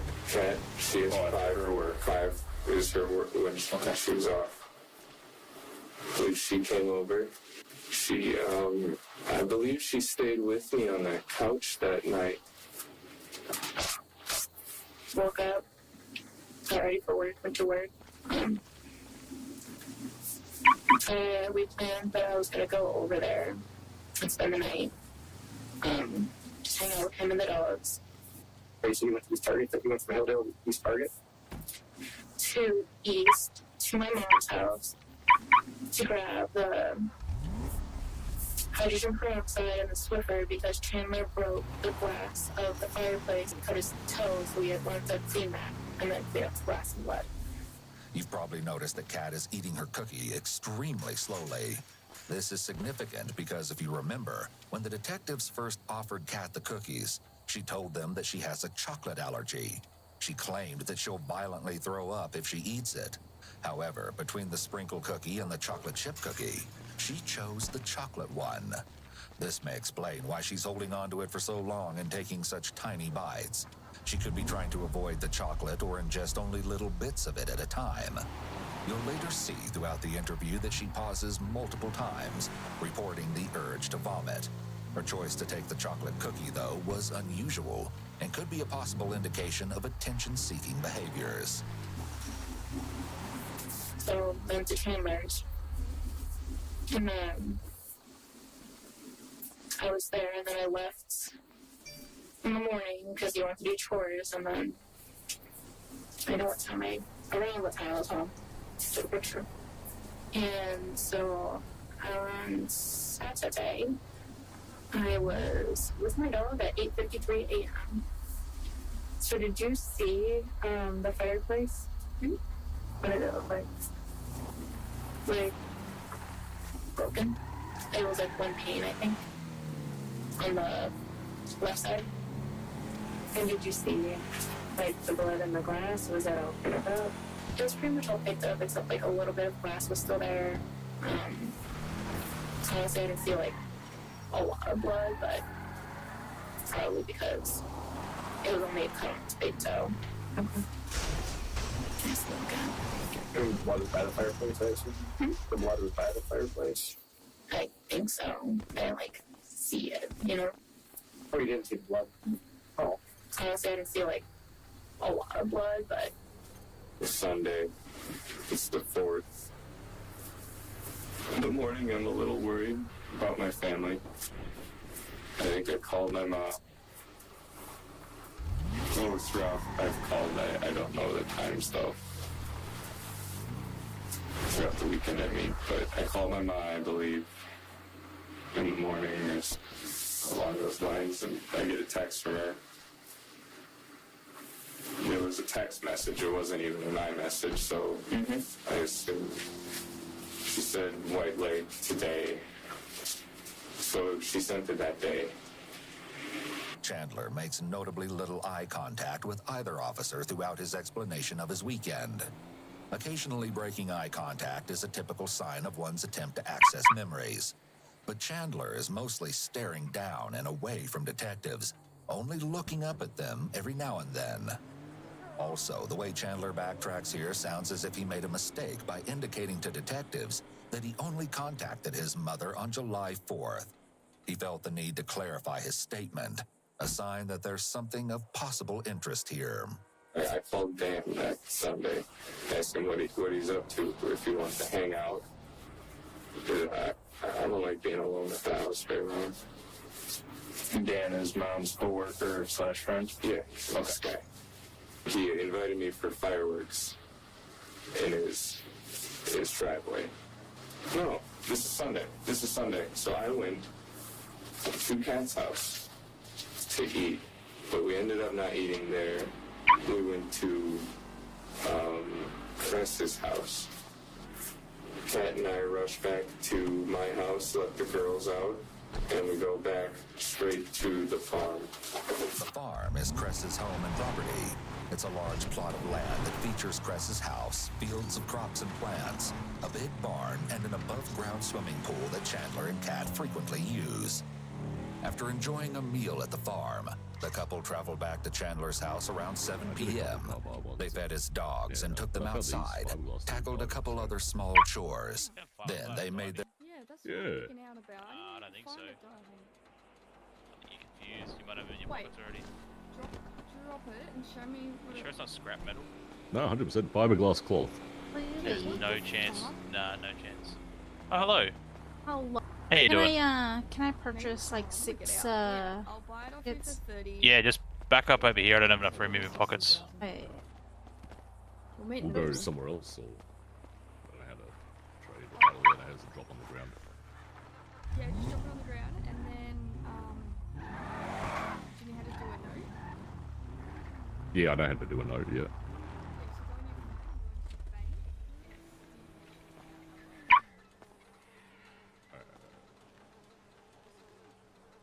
There you Honestly, go. make it 10. Oh, come on now. Oh, I'll do these 6 and then I'll do it again so I don't get stuck in the infinite loop of That's invoicing. not good. Where are you working now? Hey. Obviously not here. Ah, right. How's that going down there? It's interesting. We just needed to change the scenery? Oh, did I code? Wait, did I code? Oh, I thought I coded. What the heck? No, you're talking. I don't get why I freeze when I get invoiced. Like, what the hell? Oh. But yeah, it's interesting. Like, a lot of things actually happen down there.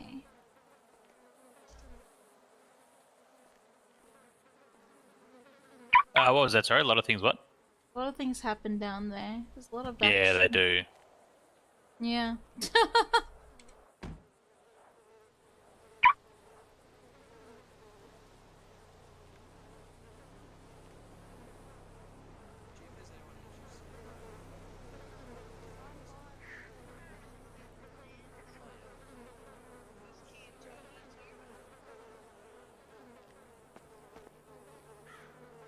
There you go. Done. Thank you. Have fun. Yeah, I keep breaking this car. Yeah, it happens with these things.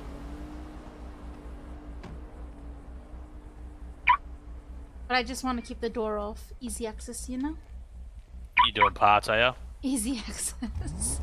I'm not going to touch that one, but are you doing car parts, are you? Thank you very much. Yeah. Yeah, nice.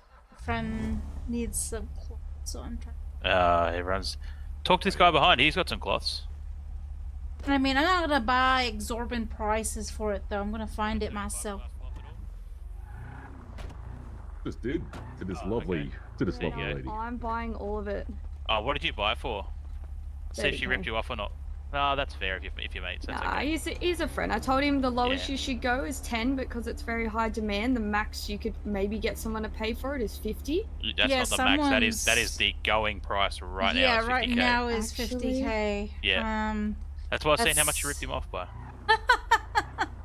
Yeah, that's why a friend of 30K mine. for a mate's not too bad. Yeah, my friend's like 50K. You're gonna sell at 50K. It's now the like floating price, and I'm like, dude, that's fucking so much. It's ridiculous. I'm mad because when I So I'm doing realised car that I parts didn't know how to myself because sell I'm it. gonna try and help my friend out, and I'm just gonna sell it to him for like 10. Someone said the other day, Fortune, Dreamcatcher, and a Rabbit's Foot helps with that. I don't know if it does. I'm just saying what I they said, and they were getting lots Okay, of so fiberglass. I've been going around. Yo. Let's say 3 hours. I have those items on me, and I've I see only found repair 3. on the car over. Anyways. Sorry, keep going. I was listening. No, it's all good. I was listening as well. But I don't know, was also- I mean, the luck items can do so much, but like it really depends. It's kind of like the hard cases, briefcases as well. Yeah. But yeah, my friend needs 15 pieces of the fiberglass, so I'm like, yeah, I'll help you out. I'm not gonna pay for it. I'm gonna look for it. Yeah, I have like 20 more to go. I wanna cry. Yeah, I would not buy 50K for one piece. That's not even a complete piece. But paying 50K for me, like, to get this car white bodied, I got the Boost T for free in a hard case. No matter how much I spend on fiberglass, probably not going to spend as much as people are trying to sell those cars for. Which are you They white want- body? The 35. The Some people want R35? 10. Yeah, some people want 10 million for the white body version of it.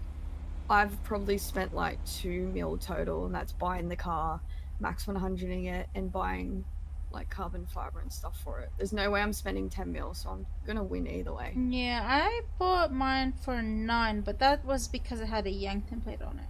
So Yeah, some guy tried to sell his for 10 mil max 100 without a Yankton. I tried to get him down, and he didn't. I was like, fuck you. And he goes, I know you're desperate. And I was like, damn it.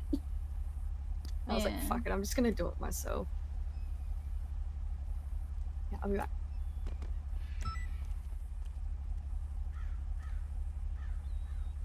anyways, I'm heading out. Bye. Goodbye, have fun. Catch you later.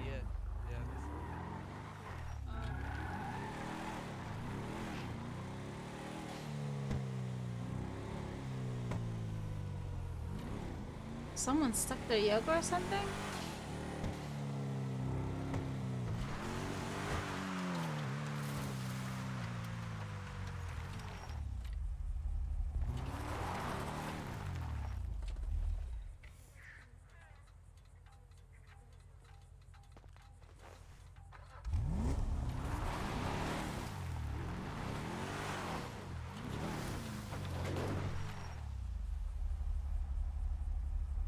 Right, I'm gonna have to be right back.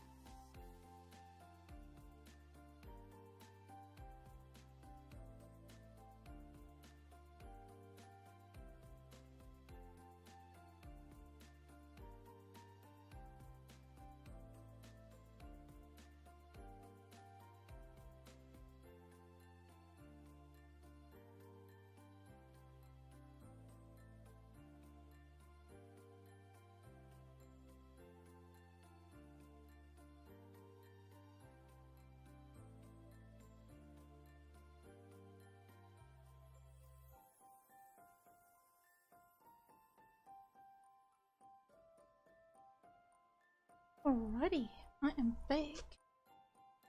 I have dinner next to me. Freshened up. Got work tomorrow. Ugh. Okay.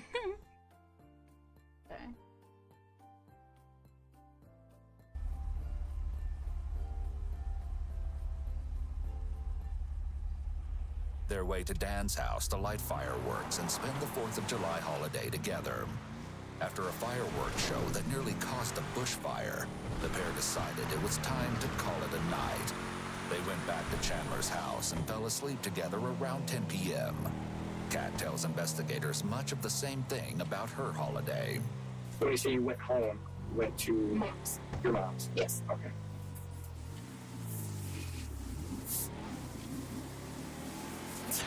Okay. Stomach food. Kat corroborates Chandler's story. Kat shows detectives a video of Chandler that's timestamped on July 4th. And then we left around 6:30 because you have to be home before 8 to feed the dogs their dinner. No shit! Oh, I did not mean to do that. Oh, well, I made it. Made it. Good. I was not paying attention while I was driving. Just take it a little cool. Really fast when I stand up and we'll run out of food. It's not gonna get tackled. I'm not gonna tackle you. Oh. You're good. Okay. After enjoying fireworks at Dan's house, then going back to Chandler's for the night, the two woke up together Monday morning. Kat left for work shortly before 8 a.m. Chandler supposedly spent the morning playing video games and watching TV. He then made a rather spontaneous visit to the farm by himself. Well, at the end of the day on Monday, I did go for the afternoon. I did go to the farm, talk to Chris and Kat's mom. I told them what's happening with my health because I had the appointment at 2. Did you go to the farm before or after? Because I told them what happened to me, and I told them the legs are probably going to be permanent, and the headaches should be fixed after the hemorrhage is cleared a little bit. Chandler is speaking like someone who's trying to jog their memory. He must know that the interrogation isn't some sort of memory test, but he seems keen on recalling every detail, perhaps hoping that providing such detail will mean that he won't be considered a suspect. An innocent person would reasonably want to cough up as much information as possible.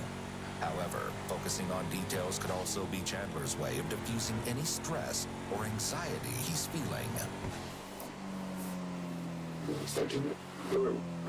Sunday, so we were swimming, they were going to break down. What were you having a breakdown about? You ever have your legs cramped? Yeah, no, I haven't. Just... I don't even know if they're done getting like as bad as they can be yet, so that's not fun. And I think you were telling me last night it's a symptom of a concussion, right? So right? That's not it. It's a symptom of nerve damage from the hit to my spine, so it's permanent. Okay, I understand that now better. Yeah, I go to dinner at Kat's house on the east side. Okay. What time do you think that was? It's got to be 7:30. I left the farm. I think we just eat and cuddle a little bit. Can I go home? So, I'm doing good, so I'll let you keep going. I'm really trying to remember things. And then Sunday, woke up, got ready. Sunday or Monday? Monday, sorry. Left around 7:40 because I took a picture at 7:33 of us. Then I went to work. I don't know if you want to see a picture of me at my job because I took a picture in the hazardous section. In the hazardous medication. So far, Kat comes across as open and forthcoming with detectives. She answers all of their questions in detail and offers up photos and timestamps readily and frequently without being asked. On the other hand, this does all seem a tad convenient. This behavior seems unusual, but may indicate her willingness to be cooperative. From there, I went to my mom's house because Chandler went to the farm because my mom's fiance lets him walk in the pool. That's one of the things we did Sunday because it helps stretch out his legs, make him feel better. Because I also helped stretch his legs on Friday because he has some tired numbness. That's the word. And from his fall he had a couple weeks back. From there, Kat's account of Monday night mimics Chandler's. They met up at Kat's mom's house sometime around 8 p.m., ate dinner, and watched TV together. Then Chandler left, and they spent the night in their respective homes. We pick our tale back up on Tuesday morning. Dan is worried about my mom on Tuesday, I think. Did he call? I said no word. My mom. I don't know if he called her, but I think he just contacted them so I can think of. Reached out. Yeah, he reached out. Then I'm like, oh, it's Tuesday morning. They should be here. No worry. I think I called my mom that day. So from the time they left, did you talk to them at all when they were? I got a text. You got the one text, and that you mentioned earlier. Didn't like it, right? Yeah. That was it. Nothing else. Yeah. So that's fishy to me, even the text, because I realized Memorial Day is when the White Lake Parade is. Oh, sure. There's no 4th of July. Maybe there's cheap drinks, but there's no parade on White Lake on the 4th. Then I started trying to get the glass. So I got a little lazy on the glass. I just kind of had chairs in front of it. My blood was kind of on the floor, so I got the Swiffer I borrowed from Kat.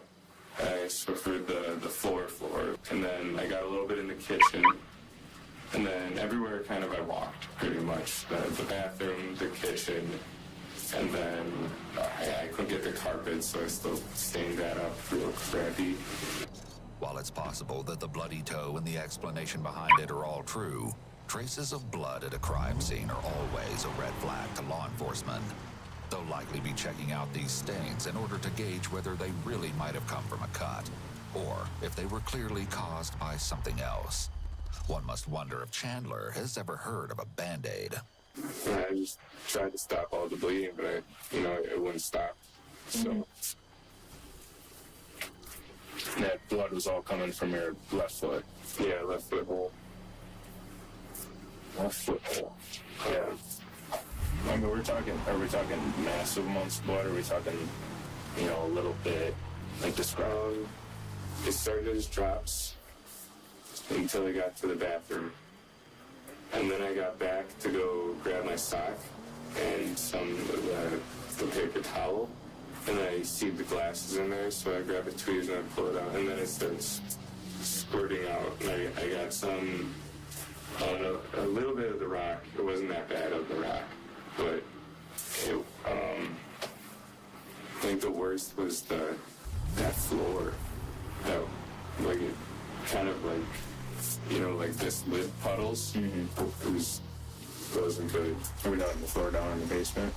Well, that one, and then I go upstairs to the kitchen, and it's still going, and I'm trying to get my foot in the sink just to slow it down and pinch it, maybe. Chandler continues with a highly detailed account of his every move. He's sticking to his strategy of providing a description of every single step. However, his constricted emotions and facial expressions make it difficult to read whether this is a symptom of anxiety or a genuine attempt to be helpful. Works today from 30 minutes. 12:30. That's fine. Okay. I'm an emotional person. That's what you're crying about. My boyfriend's parents are missing. I think it's more concerning if I wasn't concerned. I'm a very emotional person. I cry enough for both of us, is what I like to say. Sure. It's I hang out with the family often, There's parents, they're important. As far as the blood on your foot, how did you clean that up? So we were talking, you had blood on Swiffer wet jet? Okay, Swiffer wet jet. And where did you get that from? Cat let me borrow it. Where's it at now? I returned it to Cat. Yeah. Did you use anything else? Hydrogen peroxide for the tiles from the hard floors. Just the big globs needed a little bit. Hydrogen peroxide. Why can't they just drive forward when they get their car parked? Well, it hurt my foot. That stuff. But it didn't really help.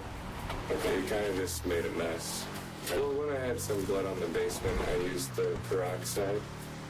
Okay. Basement floor tiles in the kitchen? Yeah. Okay. Yeah, peroxide. It wasn't as much. Like, there were like this size pools in the kitchen. Okay. I was pinching it pretty dang hard. And did you clean up at all when it actually happened?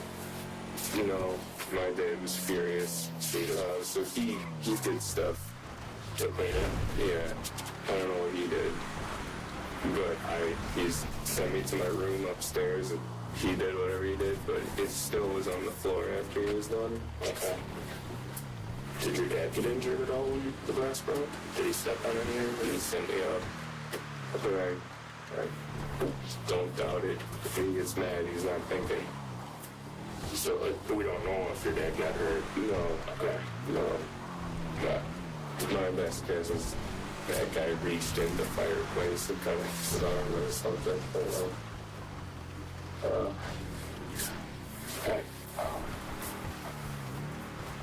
So, head pain, do you guys have like Tylenol or something? I know you guys can't really offer anything like that, but like a headache? Yeah, I've been getting the migraines from all of the hits and stuff. Most people wouldn't dare to make a joke about their missing loved one being hurt out of fear and concern that they actually could be. Chandler's amusement about his dad getting cut will certainly be noted by detectives as a red flag.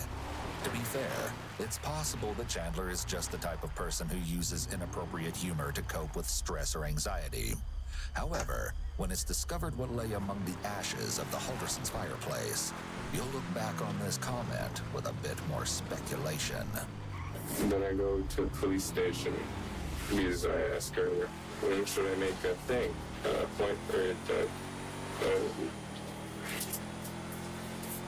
I'm sorry. Don't worry about it. Wednesday morning, you said you went to the police department. Yeah, to make a talk to them about my parents. And then I met with 3 sheriffs. Chandler's show of emotion is sudden and brief. The nature of his display calls into question whether he's trying really hard to keep his composure, or whether this short demonstration was merely an affectation. There's also a third theory. Chandler's agitation might not concern his parents' disappearance at all. Chandler was surely trying to say missing persons report, but he couldn't seem to remember what it's called, no matter how hard he tried. How's Chandler been? Like I said, he's not really, he expresses it in a different way. He's not like the biggest emotional person, but like, I guess like when I look at him, it's different when other people look at him. Like I can tell it's really hard on him. And like, he just sits there and dissociates and like, paces and like, you know, just sits there like, where are my parents, like a show. Kat also told police that Chandler was trying to keep himself optimistic and saying things like, well, they're at the cabin. They don't get a lot of reception, so that's why we haven't talked to them. As well as speculating that maybe their phones died and that was why they haven't heard from them. So his brother is there today. He leaves to go to the cabin. Yeah, what does Chandler want to do? Does he want to stay in Madison? Does he want to go up to the cabin and help his brother? What's he thinking? I asked him that when I was on the couch. I was like, why don't we go up to the cabin? Because like his fiance and him were going. He's like, well, I can't drive. I'm like, well, I could have drove. He's like, yeah, you could have. He's like, but I don't know if they need me in Madison for questions, which clearly you guys did. And like, and I also need to be with the dogs. So then I think he went to his neighbors to see if they had like any like a ring camera, and if there's like footage that might have caught the car. They said they already handed over to the police. When he came back, I was in the backyard playing frisbee with the dogs. Anti-security system, I was wondering if you were able to capture the road or my house. The police actually came and downloaded everything they have. But it's actually my sister's house. Oh, okay. Yeah, so they were here, I think till like 9 o'clock last night and downloaded all the video she's got. So we're hoping that... Yeah, did it capture anything on... We don't know. We don't know. They just took a copy of everything, and so we're hoping... Winding the lens? Yeah, and it's all... Be able to get it. Yeah, and it's all HD, and then I think there's one... Especially in the dark, it looks like it has a little bit of night vision. Yeah, and there's one on the corner of the garage, too. I was even came back from the neighbor's house after checking for the ring. He was like, I don't know, I guess a little relieved that they had a camera and they already handed it over to the police. But like, he's really concerned about his parents. He was definitely concerned based on a call he placed to the sheriff's office before his interrogation. A little confused. I got 2 squads parked right outside my house, and they're not really canvassing, they're just kind of sitting there. Is everything alright? Yeah, I mean, they're in the area doing canvassing, and they're also probably doing a shift change right now, getting our second shift crew on around 3:30. Oh, there's 4 now. Something going on that we need to know? Do you know of anything? So, I don't know. It's kind of stressful. Sorry, so there's nothing new going on? Not that I'm aware of. But in addition to his concern was his notable level of apprehension, and the source behind it would soon be uncovered. Is there any reason to believe Mom or Dad's blood would be somewhere in the house?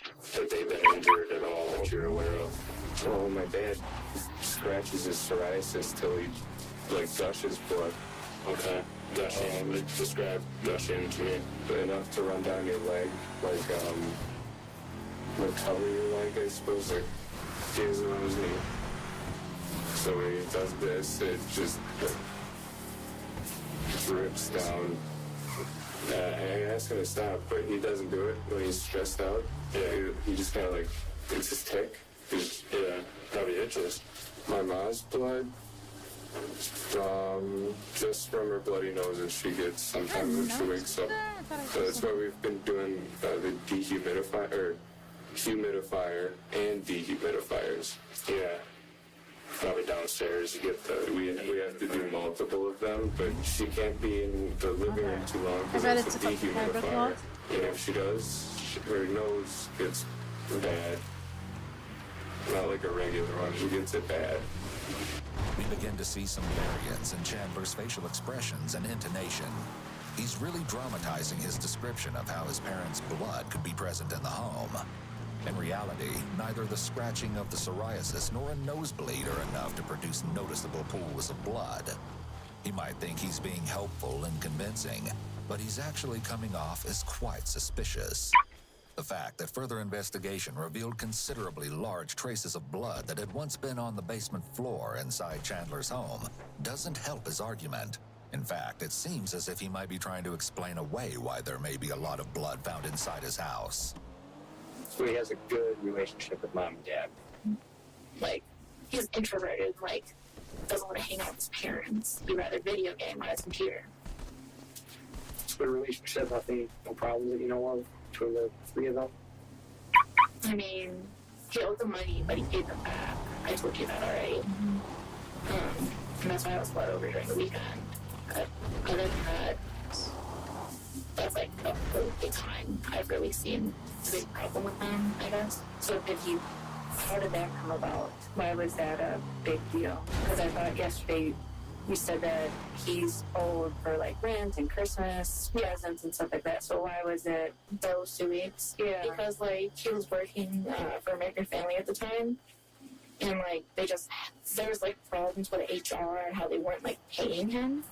And like it was like they sent it in the mail, sent it to like not his address. So he was like, please cancel that check. then he like tried getting them to like deposit it, and then at that point they owed him like a couple $1,000s because they were so far behind. And then I guess the company that they sent money through was like, this doesn't seem legit. They thought it was a scam. And so his parents were like, you gotta give us that money because we know you have money. And so, yeah, then we paid them. And it was just those 2 weeks they were like, you have like strips. It seems odd that Chandler's parents were instantly critical and not more understanding of the problems he was having getting paid. This indicates that there were probably pre-existing issues concerning Chandler and making excuses to not repay his debts. Bart and Krista simply could have been drawing the line with Chandler rather than being hard on him. It could also be for this reason that they gave Chandler chores and expected him to cook sometimes. So for the 2 weeks, was that when he hurt his back when he fell? Yeah, it pretty much started like right after he fell. Because like, they could just say, can't come over. It was a part of like the recovery and like, hey, pay us back. Like, because he fell down the stairs, they just had twice bruised his ribs, had to wear like a neck brace. They're obviously concerned and didn't want him doing a lot. Do you know when he fell? Yes, June 17th. Before 142, because that's around the time this picture was taken. He was just going down the stairs and fell? He was on the phone with his boss, who was telling him to hurry up to his computer, so he was running down the wooden stairs with socks. Yeah. Classic. Yeah. So I'm gonna ask you a weird question with them falling. He probably was going on the computer, but any kind of violence in the house? No. His dad was downstairs at his computer. He was telling me about, like, hearing Chandler fall. He was like, I was on the computer, it didn't sound bad. And then when I got up to, like, check after a while, like, he was on the floor. I was like, okay, Mr. Holderson. Sure. He doesn't say anything about it afterwards, like, he really, like, I didn't just slip on my socks, I actually... You know, Chandler's clumsy. It is not the first time he has fallen. He needs, like, a life alert with things. Yeah. I've seen one of his many falls. Just this. He really likes his socks. Okay. Socks and long sleeves. Yeah. It's really good thing to do. Chandler supposedly ran down the wooden staircase in his home while wearing socks, causing him to slip and fall down the stairs. He sustained a concussion, bruises to his ribs, and nerve damage resulting from a hit to the upper spine. The concussion alone left him with poor memory recall and trouble processing information quickly, among other lasting symptoms. Because his injuries impacted his cognitive ability, Chandler apparently felt that it would be best to notify his soon-to-be bosses at SpaceX of his accident. As a result, he lost his position at the company. This loss, in combination with the persistent and indefinite discomfort of his injuries, weighed heavily on Chandler, not to mention his parents having gone missing not long after. It certainly sounds like an unfortunate case, and while the circumstances surrounding his termination are disheartening, it seems odd that Chandler would voluntarily give up his dream job, seemingly prematurely. If he really did have his future mapped out and it all hinged on this job, most others wouldn't have given up without a fight. However, Chandler essentially just forfeited his future position. I about Florida. So that's where SpaceX was. That's where he was supposed to go. Okay. What was the plan? Go down there? You too? Mm-hmm. Okay. So what did that mean? Because obviously you're a job here, so did you have a job lined up? Or we're just gonna transfer to, I'm not trying to say FU, but like FU, Florida University, because they also have a pharmacy school down there. So I'm getting Facebook notifications because people are requesting the Dane County Sheriff's like notice about them, and we've just been messaging people, and like people have been noticing, they're like, hey, are you guys okay? And we're just like repost or tell people. Sure. Yeah. Of course, gonna go down there. Did you guys have like everything lined up? Like when were you supposed to? She was supposed to leave the Saturday of the fall. So, happened on Thursday, Friday. She's supposed to leave Saturday morning. And then I was going to leave at the end or middle of August because I want to be here for my birthday. Oh, it's a big one. Gonna get drunk. The tragic fall ultimately cost him his job and his future among the palm trees. Perhaps this was just a coincidence, or even a fateful stroke of bad luck. Or maybe the fall is just a small part of something more convoluted. Detectives will discover the truth soon enough. Did you guys have like a place that you were gonna, like, did you have everything kind of figured out? Where were you gonna stay? Just like apartment building in Stone. Okay. Did he like already sign the lease and stuff? I think so. Before Chandler lost his job, she was supposed to be moving down to Florida with him in early August. It's odd that her big move across the country was just around the corner, and she had absolutely no idea what apartment they were moving to, and no confirmation that the arrangements were actually in place. Mitch hasn't been in the cabinet in a while, right? Today? Oh, well, today. Yeah, I couldn't say he's been there. He didn't until last year. Okay. Does he kind of do his own thing, or? Mitch hasn't lived with us, or, you know, he's got a family now, a dog, a girlfriend, no kids, but he's kind of, you know, upset. You know how it is with brothers. Yeah, he's so the coop. Got a feeling myself, yeah. Right. I've started thinking about that myself, and my parents are trying to figure that out with me. It's normal for a young person to receive help and guidance from their parents, but Chandler sounds more like he needs his parents to hold his hand, which is indicative of severe emotional immaturity. Although many young adults may live at home for a time, they should be working towards financial independence. When someone is happy to mooch off of their parents or another person with no long-term goals for themselves, this can be a red flag. In fact, living a parasitic lifestyle can be a sign of psychopathy. Another sign of Chandler's immaturity was that following his parents' disappearance, it was noted that all the couches in the basement were pushed together, and when he was asked why, Chandler said that he had made himself a fort to sleep in. Randall, you ever heard about that? They got all the background, I think, right? Yeah, right. So I think it's time we start talking about what happened to your parents. Like the truthful version. Okay. Okay. So we have like 20 pages of writing. We're gonna start with a clean white piece of paper for you to start telling the truth. Okay. Because listen to me. Confronted with a change in the detective's tactics, Chandler immediately sits up and leans away from the detectives. The detective's choice to cut Chandler off before he could say anything is actually a move taken straight from the Reed technique. In this style of interrogation, the detectives are advised to immediately cut off any attempts to lie, so as not to allow the suspect to entrench them. By the way, I've been thinking about this, you know?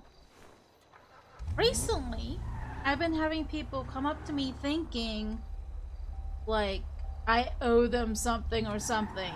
Like, what the fuck is going on, you know? Why do the people I've encountered recently feel entitled to either I help them, I give them one of my Yankton cars, or, you know, help them out with a car, like, as if they feel entitled. And I don't get it. Like, I've recently been bumping into those type of people, and it's just fucking weird. To me, it's weird. Like, boy, you're entitled to nothing of what I personally, you know, grind and work hard for what I get, you know? Like, oh god. It's just weird to me, and I've been, like, thinking about it, and it's like, it's so stupid. Because, yes, I do freely help friends on certain things, you know, and I freely give, but to be a type of person who I even barely know, like we just spoke or we just met, and then you're literally begging your ass off for something that I've worked hard on, like wanting to mooch, you know? I don't get that, you know, it's so stupid. But yeah, I just wanted to get that off my chest. Anyways, back to the show. Themselves in that lie. In this case, detectives knew Chandler's first instinct would be to try to scramble his way out of this and quickly shut him down. Is he being interviewed too, or is he done? Honestly, I'm with you, so I don't know. You have my attention. There you go. Oh, there you go. With all this questioning, Kat must be adding things up and possibly realizing that Chandler may be a suspect. If she isn't concerned by now, she definitely should be. This is the only chance you're gonna have to tell us the truth. Okay. What we listen. I can't tell you what we know, but we know you're not telling us the truth. We know your parents are no longer with us. Okay, and we know the reason why. Chandler appeared taken aback by the detective's statement that his parents were no longer alive. This is less likely shock at finding out that his parents are dead, and more likely the realization that the jig is up. Officers actually do have proof of his involvement in what really happened to Bart and Krista. Unfortunately, the clues the police managed to dig up tell a morbid tale of the happy couple's last moments. Chandler isn't the only one under suspicion. After all, Kat was with him frequently throughout the weekend.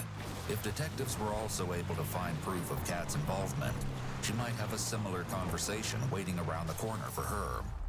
One reason the investigators may be suspicious of her is that while Kat's mother Dolce was a trainee at a public safety commission, she was overheard talking on the phone to her daughter.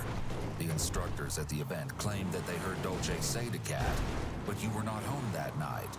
It's unclear exactly which night they were referring to, but the instructors allege that they may have heard Kat reply something along the lines of, "Just tell them I was home last night." Thinking this was odd, the instructors asked Dolce what was going on, and she repeatedly told them, she was home. It's important to note that it can't be confirmed what was actually said on the phone call. Still, the instructors told the police what they believed they had overheard. Let's check back in on Kat's interview. We've been at the house during the renovations. So there's a lot going on at the house. What does the smell like in the house? Dog. Okay. Like when they were working on the basement wall, so you could like kind of smell the dusty smell. There's a fiery smell on Friday because when he broke the glass thing on the fireplace, like ash was like exposed. Yeah. Okay. The pungent smell of fire is an important observation, as it indicates that the fireplace was actually used not long before she was there. Is Chandler talk about any firearms that he has? His friend did give to one. Okay. What is it? I don't know what it's called. But other than that, his parents, they have like a safe with other guns.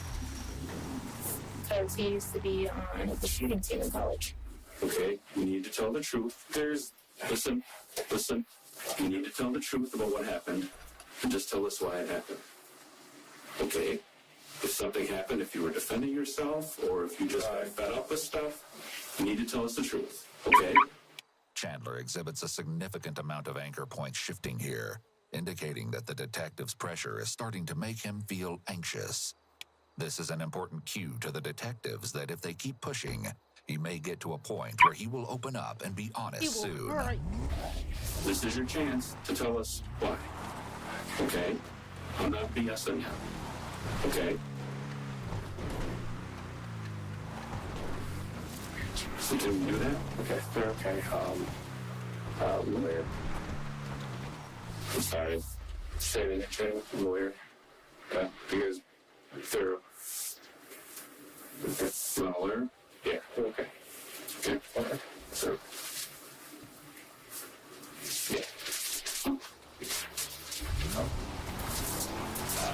Chandler has clearly just invoked his right to counsel.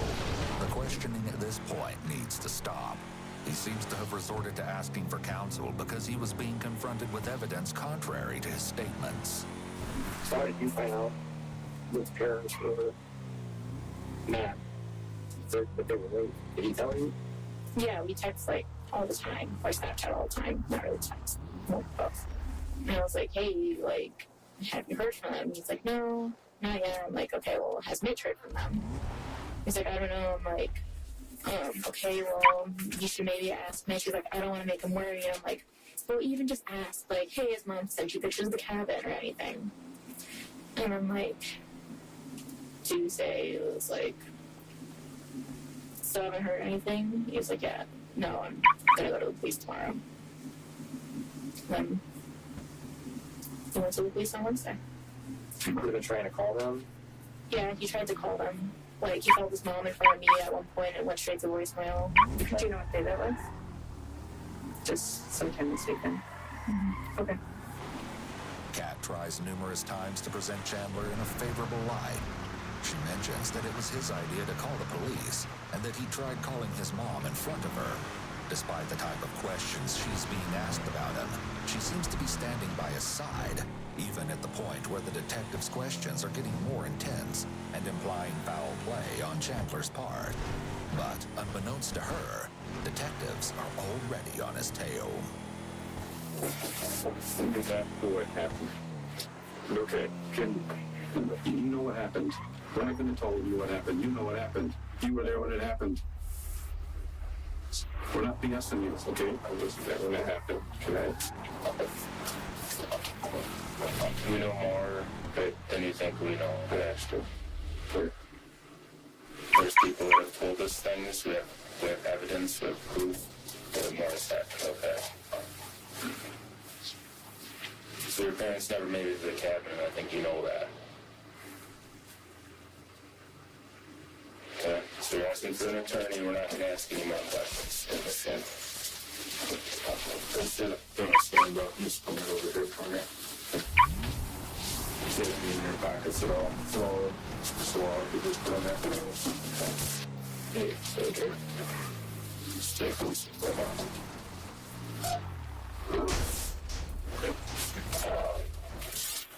Can I come from here? Yes. Despite the interrogation ending, Chandler still had something disturbing to say after he was handcuffed. He told the officer escorting him from the room that, quote, "You don't know the whole story," and that he didn't feel bad about what I did. When the officer asked what he meant by that, he didn't respond. You don't think he had anything to do with mom and dad being on her phone? No. I just, no. All my friends I've talked to, they're like, no. Not Chandler, no. Like, that'd be crazy. Sorry, I sound very monotone right now, but like, just no. Kat appears to have no doubt of her boyfriend's innocence, but maybe she just doesn't know him as well as she thinks she does. In the weeks following this interview, Chandler's darkest secrets would come to light. Secrets pertaining to more than just his parents' disappearance. But for now, detectives must get to the bottom of what happened to Bart and Krista, and quickly. And his brother Mitchell, you think? Mitchell? Yeah, he's a leaf in the wind. Okay. Even if he tried, they could just like push him over and he'd like break. Kat immediately furrowed her brow when detectives asked her if she thinks Chandler had some role in his parents' death, indicating stress and discomfort with the question. After all, compare that reaction to her reaction when she was asked about Mitch. Rather than furrowing, her eyebrows raised, which generally indicates surprise.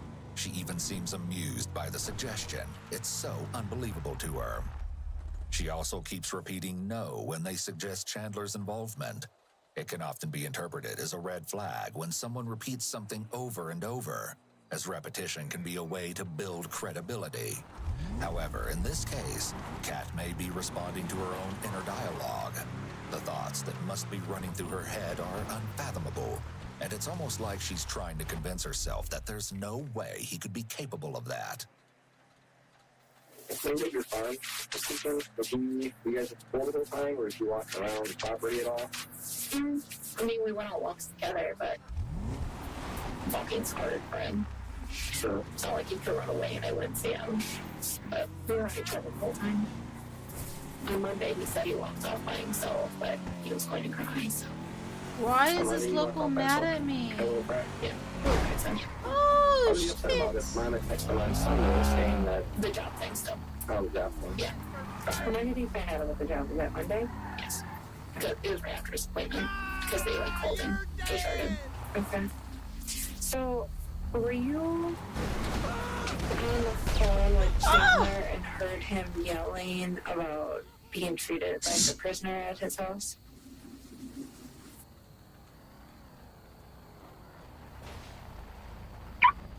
What the fuck?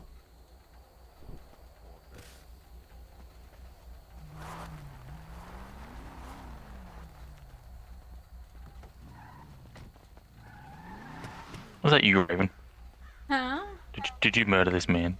Dude, the he fuck was happened to fighting him? for no reason. What the fuck, Raven? So I went to drive away, and he literally. What the fuck? I don't Just know went if kaboom right on my face. I'm surprised I survived. Like I was. Hey mate, just head over to Flywheels. Mate, you got a I'll fix it up Nissan, for you'll be perfect. Huh? You got a Nissan, mate, she'll be perfect. You won't die from that. She don't.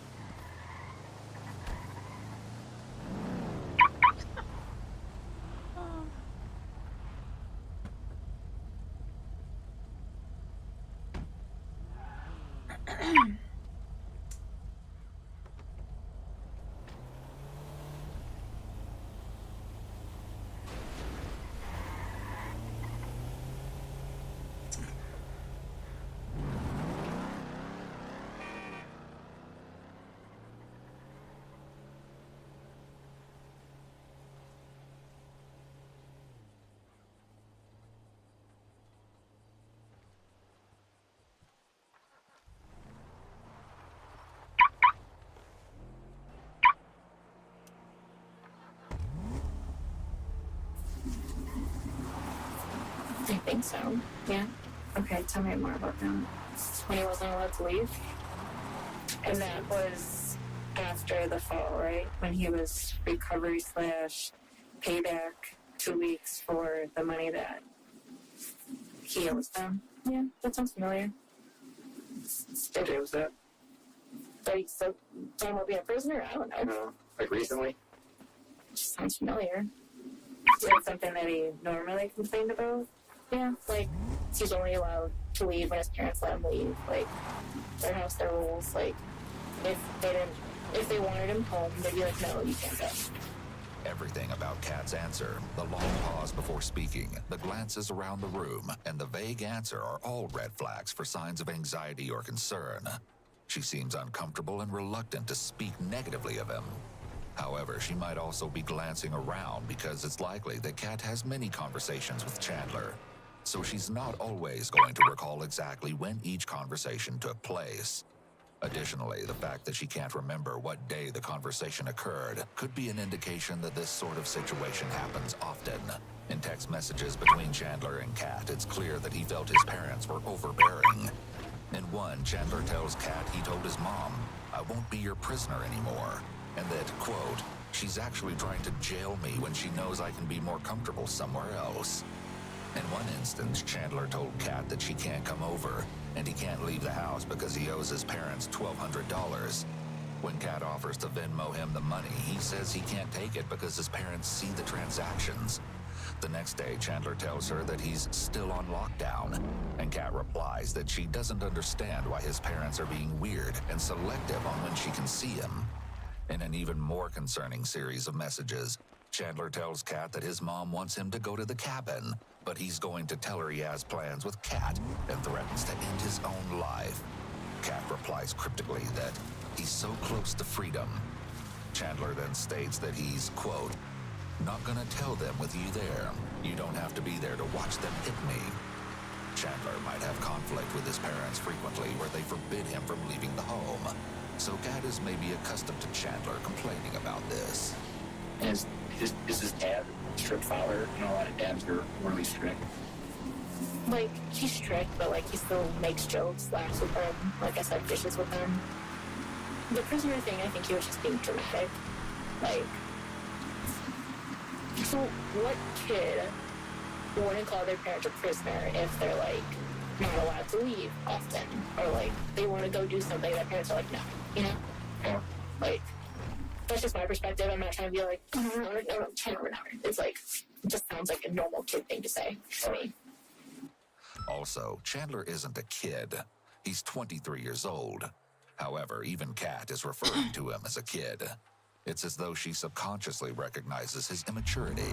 While Kat wouldn't describe the Haldersons as overly strict parents, there's no telling how Chandler must have felt as their son. Based on the information she gave, they definitely seem overbearing and a little more involved in Chandler's life than the average parents would be, given that he is in reality a grown man. It seems like they bossed him around and treated him like a child.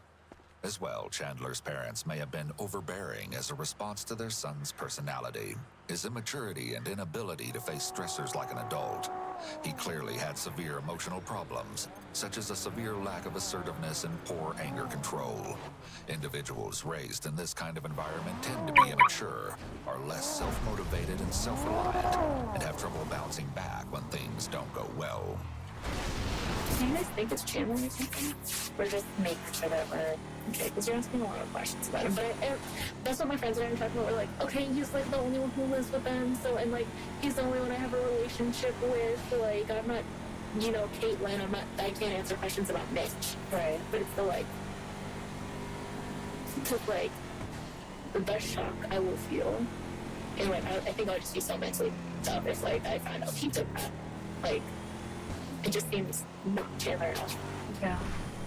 It sounds like the once confident Kat is starting to bend to the idea that Chandler had something to do with this. She's even beginning to imagine how she would feel if it were the truth. Kat is very animated and expressive. She seems to be using a lot of hand gestures here because being comedic seems to help her when talking about difficult or uncomfortable things. It seems like she falls back on humor to cope with stress or other emotions she might be feeling. So you don't think there's any way that Chandler's involved in the disappearance? No, I told Liz that like if it's Chandler, I'm gonna be severely pissed off after this. Like, I just can't see it being him. Like, oh no. As well, when she's So it's so good. I got a patch kit.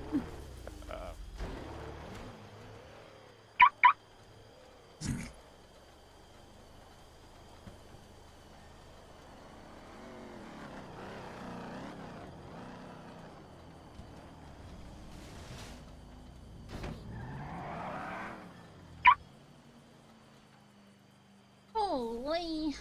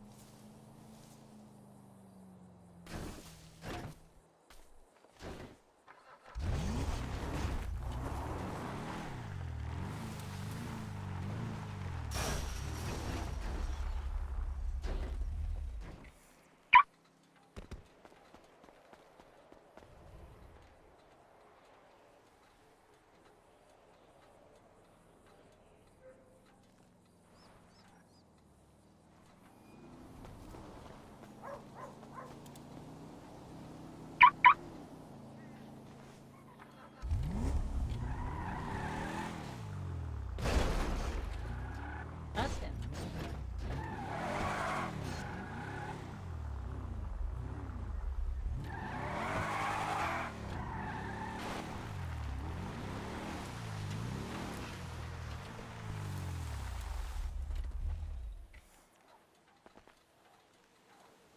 states that she doesn't think Chandler did it. Her palms are up. Palms up is generally considered a low confidence body position, meaning that she may be feeling unsure about this statement. If it was, will you help him? No, I'm sorry. Excuse my French. Like, that's crazy. Like, I could, no. Like, I'm sorry. Like, I can't stand blood. Like, blood scares me.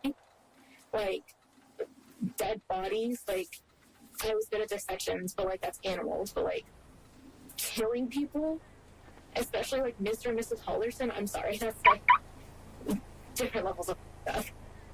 Okay. Like, I'm sorry that I'm freaking out now, but, like, like, Her hand gestures here seem to get shaky. She's almost trying to push the officer's idea away as if she completely rejects the idea and wouldn't want to be associated with it. Also notice that she chuckles a few times. Again, it seems like she uses humor to get herself through stress. But here her distress has superseded her usual jovial and animated responses. She says she's freaking out, and that's definitely true. So you had nothing to do with their disappearance? No. You don't think Chandler did? No. You think anybody, Mitchell, you think he would have anything to do with it? No, I just can't see people wanting to hurt them. Like, that's the thing. So that's why we're so worried. Like, we don't know who to do this to them. What would the possibility be for us to take your cell phone and analyze it? We're trying to verify some things that So you have all the timestamps, Same. right? So, I mean, you have all the pictures. So we have a guy that could download it while you're here. Like, you wouldn't have to leave it with us. Anything limit what you... What's that? Not the way. We don't care about those. Okay, we don't. All we care about is the text messages from you, Chandler, Snapchat history, any social media stuff, and we're really just looking for probably, what would you say, first until... The first until... Today. July 1st until today? Yeah. Location, like she said. But yeah, if there's any, like, inappropriate photos, I totally don't care about those. Can I get a pinky... You can't break pinky promises, but it's only going to be from July 1st. So, yes. Yeah, okay. That's what you want. I would like a pinky on that. I can pinky you. Awesome. Her hesitancy could possibly be a cover-up for her not wanting detectives to see any incriminating evidence that could be in her phone. On the other hand, personal photos are a very feasible reason to be anxious about another person going through your device. She appears to take time to weigh the pros and cons before she ultimately decides to hand over her phone.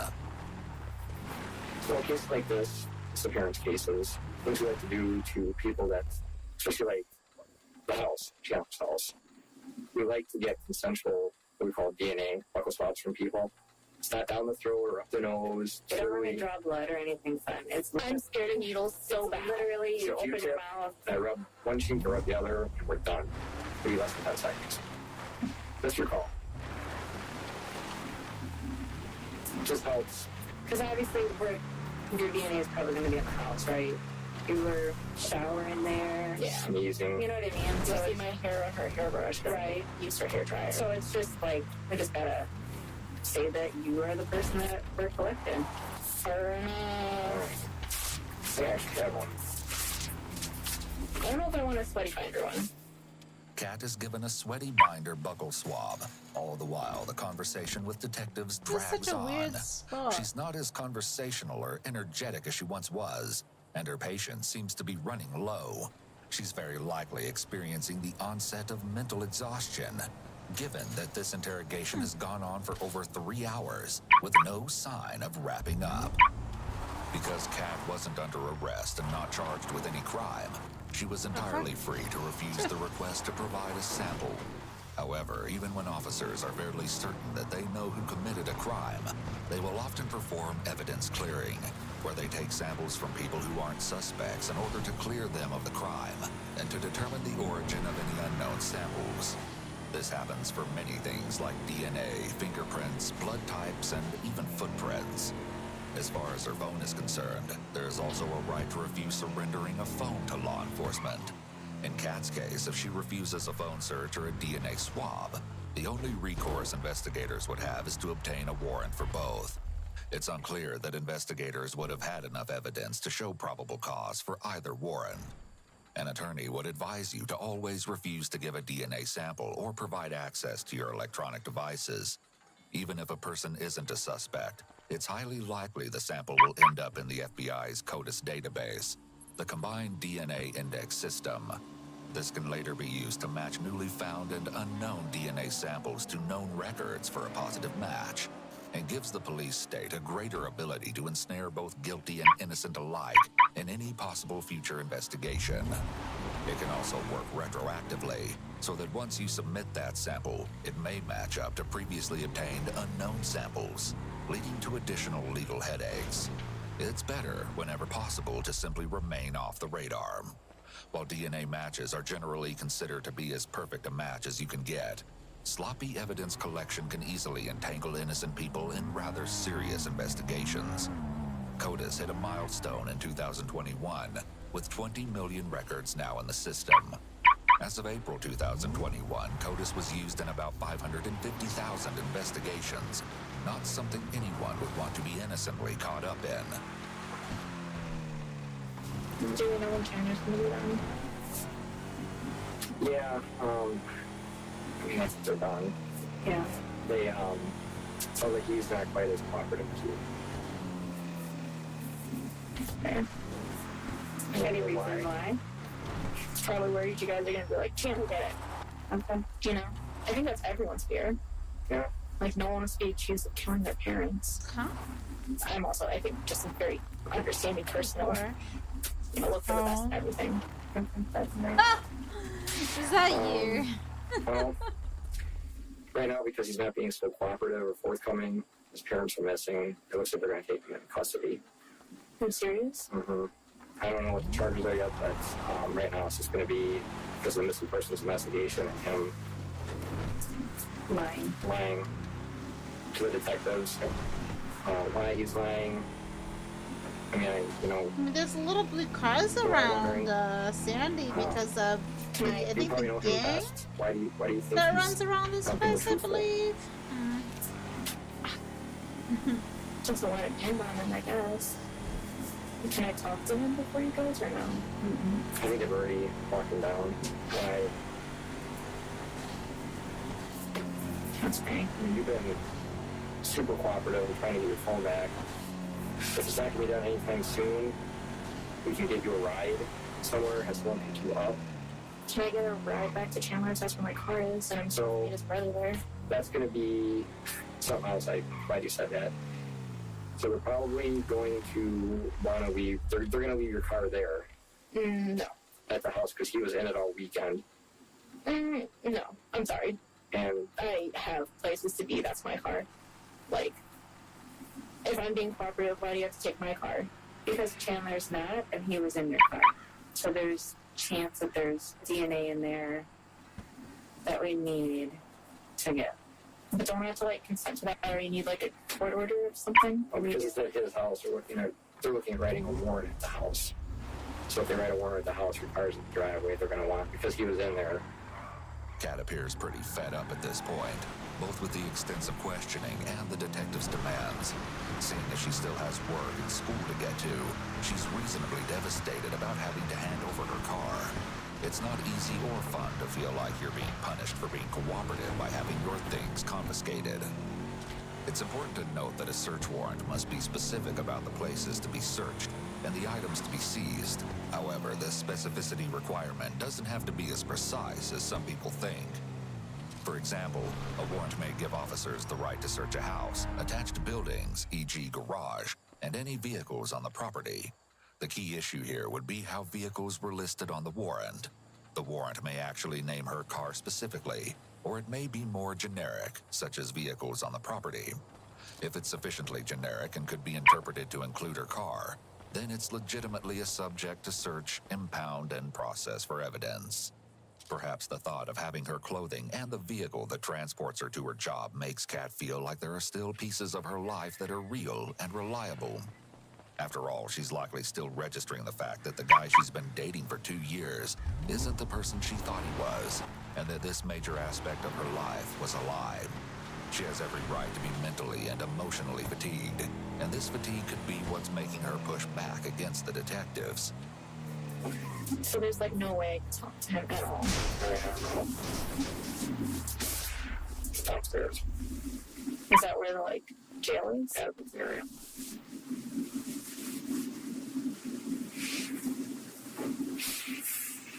So, what exactly did detectives find that led to Chandler's sudden arrest? The answer isn't easy to stomach. The same afternoon that Chandler was being interrogated, police received groundbreaking information from none other than Kat's mother, Dolce, and her girlfriend, Cress. Dolce told police that she thought Chandler's behavior had been strange lately, and she'd actually begun to believe he was using some kind of narcotic. Oddly, an officer also described Chandler's pupils as looking like pinpoints. But this wasn't the only story she had to tell. On Monday, July 5th, Chandler visited the farm without Kat and asked Cress if he could use her pool, to which Cress consented. Both her and Dolce were present at the farm that day, and not long after Chandler walked away from the house and disappeared towards the pool, the couple resolved to go for a swim as well. The two hopped on Cress's tractor and made their way across the field towards the pool. However, as they rode along, they saw no sign of Chandler. What they did see through the open doors of the large barn was Chandler's car. The car was parked on the opposite side of the barn, near the wooded area of the farm. Once they got closer, they could see that the trunk was open, and Chandler wasn't anywhere in sight. After a minute, they simply continued on their way to the pool. A few minutes later, while they were swimming, they both spotted Chandler walking along the edge of the woods near where his car was parked. He walked away from the tree line and directly towards them. Once he got into the pool, the women noticed that he seemed to splash his chest, arms, and face with the water, as if washing himself off. Then, after staring up into space for a few moments, Chandler left suddenly. Cress made a haunting comment to police, stating that she had recently noticed something strange: vultures circling the woods on the property.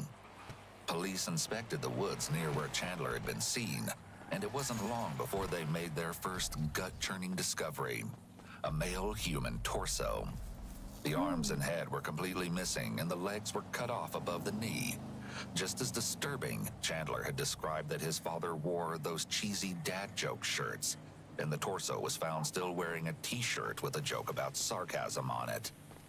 Investigators also found several cutting tools, including scissors, a saw, bolt cutters, and a long blade, discarded in an empty oil drum by the barn. This was enough to charge Chandler with his father's murder. Interestingly, the medical examiner would later note that there were noticeable differences in the marks left by the tools used to dismember the torso, which could possibly indicate that more than one person made the marks. However, his mother, Krista, was still missing. She wouldn't remain missing for long, though. In fact, Kat would be the one to lead police to Krista about a week later. Anything you want to tell us right away? So, when we met yesterday, because I have been keeping up with the media, I haven't been watching any of the trials for my own mental health, and it was catching me up. Notice here how she's now cuddling with the stuffed animal, clearly in distress and seeking a comfort tool, even though it's an item typically considered childish. It also provides a bit of a barrier between herself and the detectives, who are tearing her world apart as they find out the truth. When the Wisconsin River was mentioned, we were mulling over it. I was.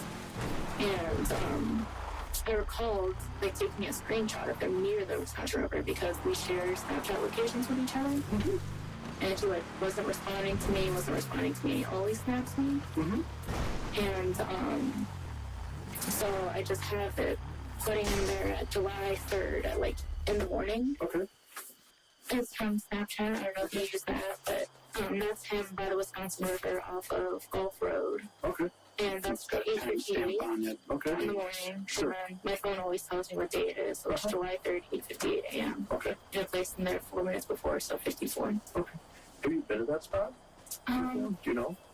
I don't know if it's that specific spot, but we used to swim on the Wisconsin River. Okay. And it's one of the spots we would just go to. And I've only been there maybe 3 times. Okay. But he's gone swimming there a couple times. Because when you use Snapchat, when you open up this app, like, open up the app, that's when it's going to update your location. If you don't open up the app, your location won't update at all. And I was like, hey, where you at? Where you at? Like, you're not responding to me on Snapchat. And, like, we ended up calling, and he just said, like, he was in a dead zone.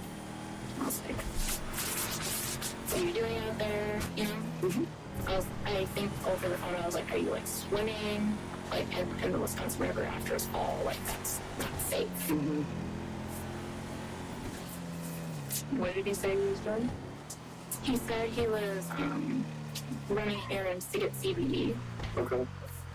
And 13. Yeah, he said that's where his guy was, like, because they were going to give it to him for free or something. Okay. So he could just try it out. So he said his guy was going to meet him where his location was? Like, no, he was driving back. Okay. So I think it was all over call, like, a couple weeks ago. But I think he was trying to say, like, he was driving back. And, so he never says he's actually there for a period of time? Where his location is by the... No, but when you're in a car, it shows you in a little car driving. So if he was moving, it would have said that. And he wasn't? No, his location was just sitting there standing, and that means he's sat there.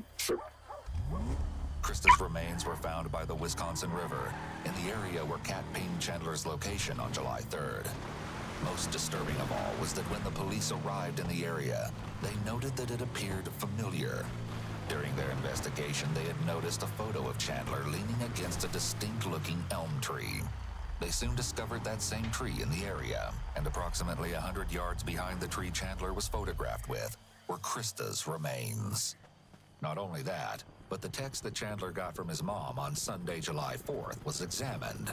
As Chandler points out in his interrogation video, Krista had sent him a text saying that they were fine and that they would be attending the Independence Day parade that day. The date that this text was sent, July 4th, was inconsistent with the fact that this big annual parade had actually taken place the day before, on July 3rd.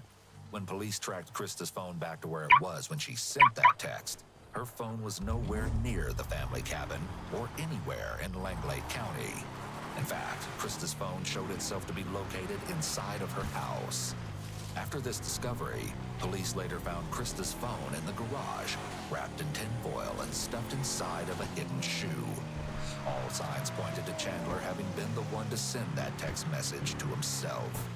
He was almost immediately hit with additional charges concerning the murder and dismemberment of his mother. There's no evidence to suggest that Kat was ever involved in or even aware of the murders of Bart and Krista Halderson, and she has since been cleared of all suspicion.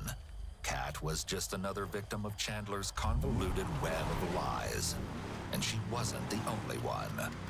Quite frankly, everything Chandler had told everyone around him about his life was a complete lie. Chandler had been attending Madison College, but he had stopped attending classes over a year ago and never told anyone. He'd even pretended to be a Madison College administration member and communicated with his parents, both over email and over the phone. This was all to make it appear to his parents that he was still enrolled. There was never a job waiting for him at SpaceX. He'd never secured an apartment in Florida with plans to move himself and Kat there. He very likely faked the fall or caused the fall on purpose right before he was scheduled to leave for Florida in order to avoid facing that lie.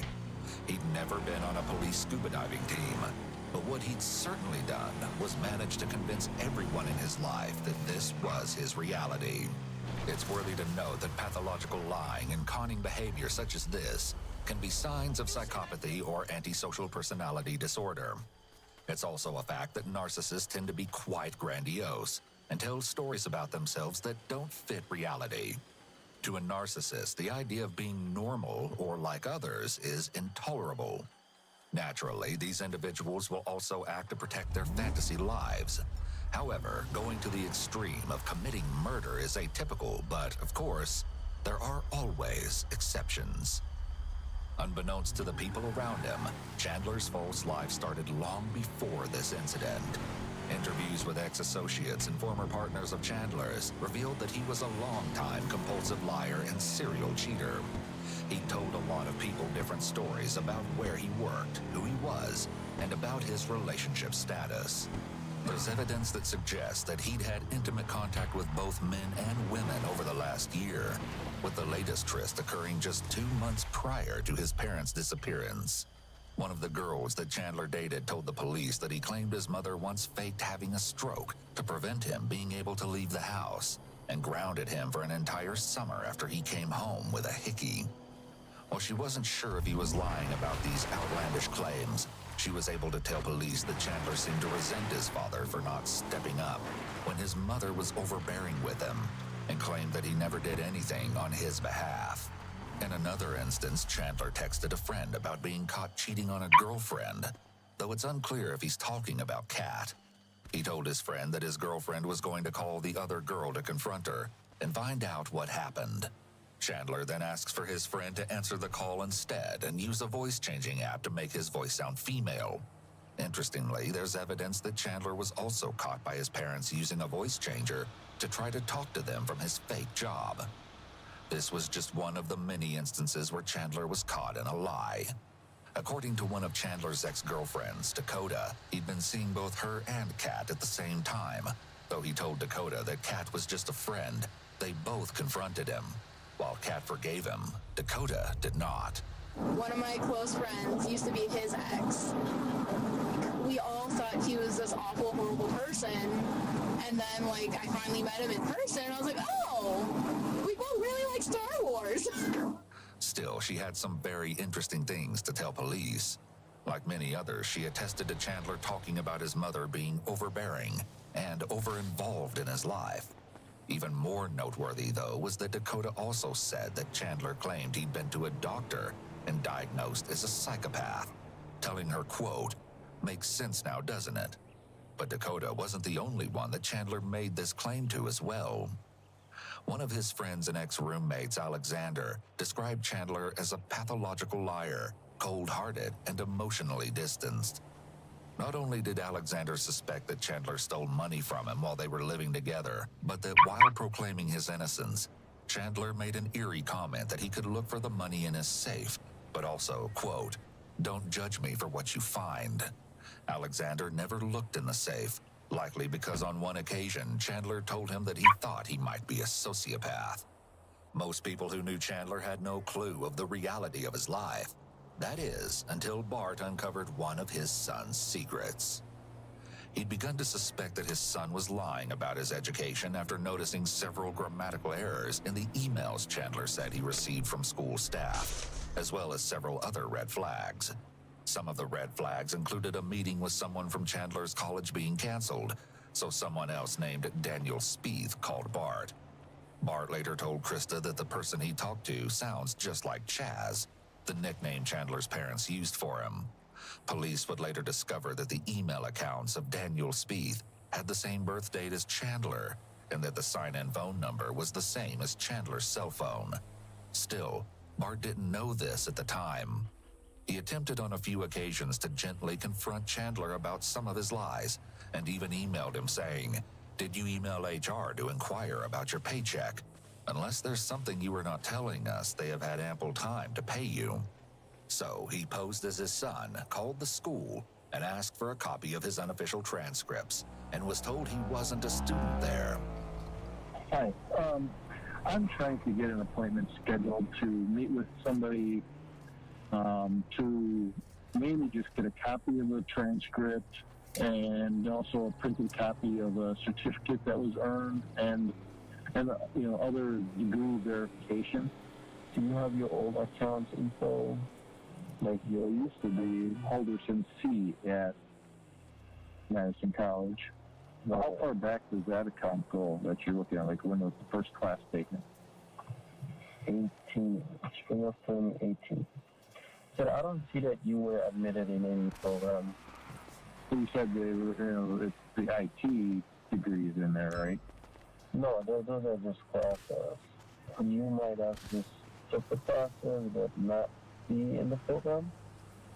Was the internship from the spring show up in there? No. Okay, thank you for your help. Bart told Chandler that they'd both be attending a meeting up at his school that was scheduled for July 1st, the same evening that Chandler had supposedly helped his parents pack up their things for their weekend getaway. When it was time to head off to their meeting the evening of the 1st, before he and Bart could walk outside to the car, Chandler killed him. Bart was killed by a gunshot wound to the head. It's fair to assume that after that, he waited for his mother to get home from work and killed her too. It's still unclear exactly how Krista died. Yet even after Chandler's arrest, the case took a strange turn. Given Kat's reaction during her interview, you may be surprised to know that following Chandler being charged, he and Kat stayed in contact.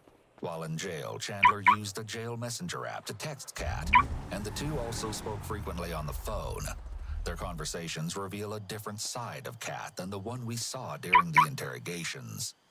On September 9th, 2021, Chandler texted Kat saying, "Good morning, wifey. Today is court, so I'm sorry if you have to hear about it." Kat responded, "Good morning, hubby. I love you and everything is going to be okay. Just do your hair, wear your glasses, and show people you don't look like a monster like how they're trying to say you are on the news. Remember to relax and don't be too intense." The two made plans to buy an espresso machine and save so they had money for when they both attended school, and shop for new clothes when Chandler got out of jail. Chandler was optimistic that not only would he be out of prison soon, but that he would be able to get a job quickly. He also messaged her saying that, "I got you still, and that's all I need." In calls from prison, Chandler was able to speak with Kat and her mother on the phone. Are you gonna stay there until January? I don't know about myself. I'm in a mental health spot, so they might put me in general population eventually. But trying to stay there Yeah, I will. is more safe for you, you know? Yeah. I think if you go to the population, try to stay away from other people, you know? Yeah. And sometimes it is better to say what happened. Like, if you don't say what are you there for, people thinking that you are there for something else, maybe. I don't want you to be hurt. Well, don't worry about it. I'm all on the TV, so everyone knows I actually belong in jail. Oh, and no one's going to be thinking on the snitch, so don't worry. Oh, okay. Oh. Plus, if you know of Dane County Prison, anywhere that I would be housed, just given what they're thinking of me, like I'm a crazy person, I'm going to have my own room, and I won't really have to worry about other people. I appreciate you worrying about me and caring for me. I know, yeah, the news has made it sound very bad, but just talking to my lawyers and everything, it's much different. The news has putting a very bad spin on everything. I know. I hope you know that. I don't know what happened, and I don't mean everybody has their own reasons. Huh? I definitely can't talk about the case over the phone. Right. But I wanted to tell you that everybody has their own thing. In a text, Chandler tells Kat, "It's a lot to have to read what people say about me. Not super fun. But I understand that a lot of people are angry and or sad, and it's super easy to blame everything on me at this point in the case." Kat tells him, "Everyone is pointing fingers, and it's a lot easier to point at you instead of imagining what else could have happened." In another call, Chandler and Kat discuss his next court appearance. I think they're delaying everything as much as they can, so we don't have time to prepare. Well, got your glasses, got your colored pencil to highlight important things. I don't think that would last in jail. I don't know how you're doing it. Yeah, not well. Mentally. Other than that, I seem to be doing actually pretty well. Look, I'm happy. I was worried you're gonna get beat up or something. No. People stay clear of me. Fair. Yeah. I would too. I miss your eyes. Your nose. I like yours. That's crooked. Maybe I can get beat up in here and someone will punch it so hard it fixes itself. I love you and I miss you. Stop. I love you. Even after Chandler's incarceration, Kat continued to foot the bill for him. In their jail messages, they talked about how Kat had paid Chandler's lawyers. He thanks her and texts back, "Oof, sorry, hun. You'll be well compensated when I'm out." At one point, they discuss maybe selling some of Chandler's drawings that he's created while in prison. And he messages her saying, "I'm drawing a bit more than I used to. Maybe you could sell my pictures to someone and make money for your mattress. They're not good pictures, but I'm apparently famous, or rather infamous at this point. I don't know, just an idea that might help you out. You could sell them and who knows, it could get you something nice." Kat responds, "LOL, wishing you the best of luck with the love letter. If I sell the photos, I'm just scared people are going to find out I'm the girlfriend, and I really don't want to deal with that right now. One of the reasons for moving was due to a reporter showing up to the house and a not-so-good experience." Chandler answers, "You know I can't talk over this, baby. If anything, I'd have lawyers catch you up." And Kat texts back, "I know it's not in your best interest to talk about it over the jail app, LOL." The last message we can see exchanged between the two was from Kat on September 30th, 2021. Reading, "Hey, since you didn't call, I'm going to assume something happened. I hope you're okay and safe and are able to sleep well tonight. I love you a lot." It's unclear why Kat continued communication with Chandler after his arrest. Perhaps she was in denial. After all, it was a huge pill to swallow. The idea that her boyfriend had so barbarically slayed both of his parents was unthinkable. However, before the trial rolled around, Kat experienced a change of heart. She'd accepted that Chandler's life was a complete and utter lie. Though the details of how or when exactly this occurred are unknown. Chandler pleaded not guilty in September of 2021. However, he refused to talk to his appointed lawyers about the case or testify at his own trial. His trial began in January, and due to his lack of cooperation and the pile of evidence against him, the case was practically open and shut. Among the evidence gathered was surveillance footage from a Fleet Farm department store that showed Chandler purchasing a tarp. This tarp would also later be found on the farm, rolled up and discarded in a garbage can. $50K now. Also found on Cress's property but was I'm not a going to white overcharge plastic that grocery much bag to at the my bottom friends. of a recycling bin. Inside the bag, there were several balled-up paper towels, which were covered in a substance that appeared to be old, dried blood. In addition, Chandler was caught on surveillance camera picking up some large bags of ice from a Target store on July 3rd and from Quick Trip on July 1st. Chandler's internet search history also ended up being one of the biggest clues to his involvement. On July 7th, less than a week after his parents went missing, Chandler searched for body found in Wisconsin, woman's body found in Wisconsin, Wisconsin dismembered body found, dead body found in Wisconsin, body found in Milwaukee River 2021, and Bart and Krista. Through the investigation, neighbors also provided some damning evidence. One claimed to have smelled burning wood, followed by an odor of barbecued meat in the air on the night of July 1st. Another neighbor provided security camera footage that showed a flickering light emanating from the Halderson home during the very early morning hours of July 2nd, from approximately midnight until about 4:30 a.m. Only one question remains. Where had Chandler stored the bodies while Kat was over for the weekend? It appears we may never know. Further investigation of the Haldersons' home uncovered the presence of more than 200 bone fragments in the fireplace. The use of a blue light exposed traces of blood in front of the fireplace and on the basement floor of the home that had been cleaned, just as Chandler had reported. However, the amount of blood present was way more than anything a cut on the toe, a nosebleed, or scratches could have produced. Then, of course, there's the fact that in the days following their disappearances, Chandler was spotted in both areas where his parents' remains were discovered. The jury would deliberate for only 2 hours. after which they would find Chandler Holderson guilty of the intentional homicide of his parents, Bart and Krista Holderson. He was also found guilty of 2 counts of giving false information regarding a missing person and 2 counts of mutilating a body. Chandler requested not to be present at his sentencing, but his request was denied, and he was forced to attend. At his sentencing on March 17th, 2022, Who's this person that Chandler's posted in defense the team pleaded for DOC the mailbox possibility of parole, about being but muted? the judge would state that in order to fulfill his duty of ensuring the safety of the public, he had to hand down a sentence that would guarantee that Chandler would never walk the streets again.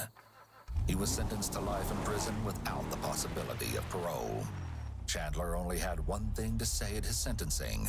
He made a brief statement saying that he planned to appeal the verdict, and that if any criminal lawyers were watching and wanted to take on his case, they should reach out to him as soon as possible. And he wasn't kidding. On March 30th, 2023, Chandler submitted a notice of no merit appeal for his conviction. This is exactly what it sounds like, an appeal filed by a lawyer who doesn't believe there's actual reasonable grounds for an appeal. Chandler is currently serving his life sentence at the Dodge Correctional Institute in Waupun, Wisconsin.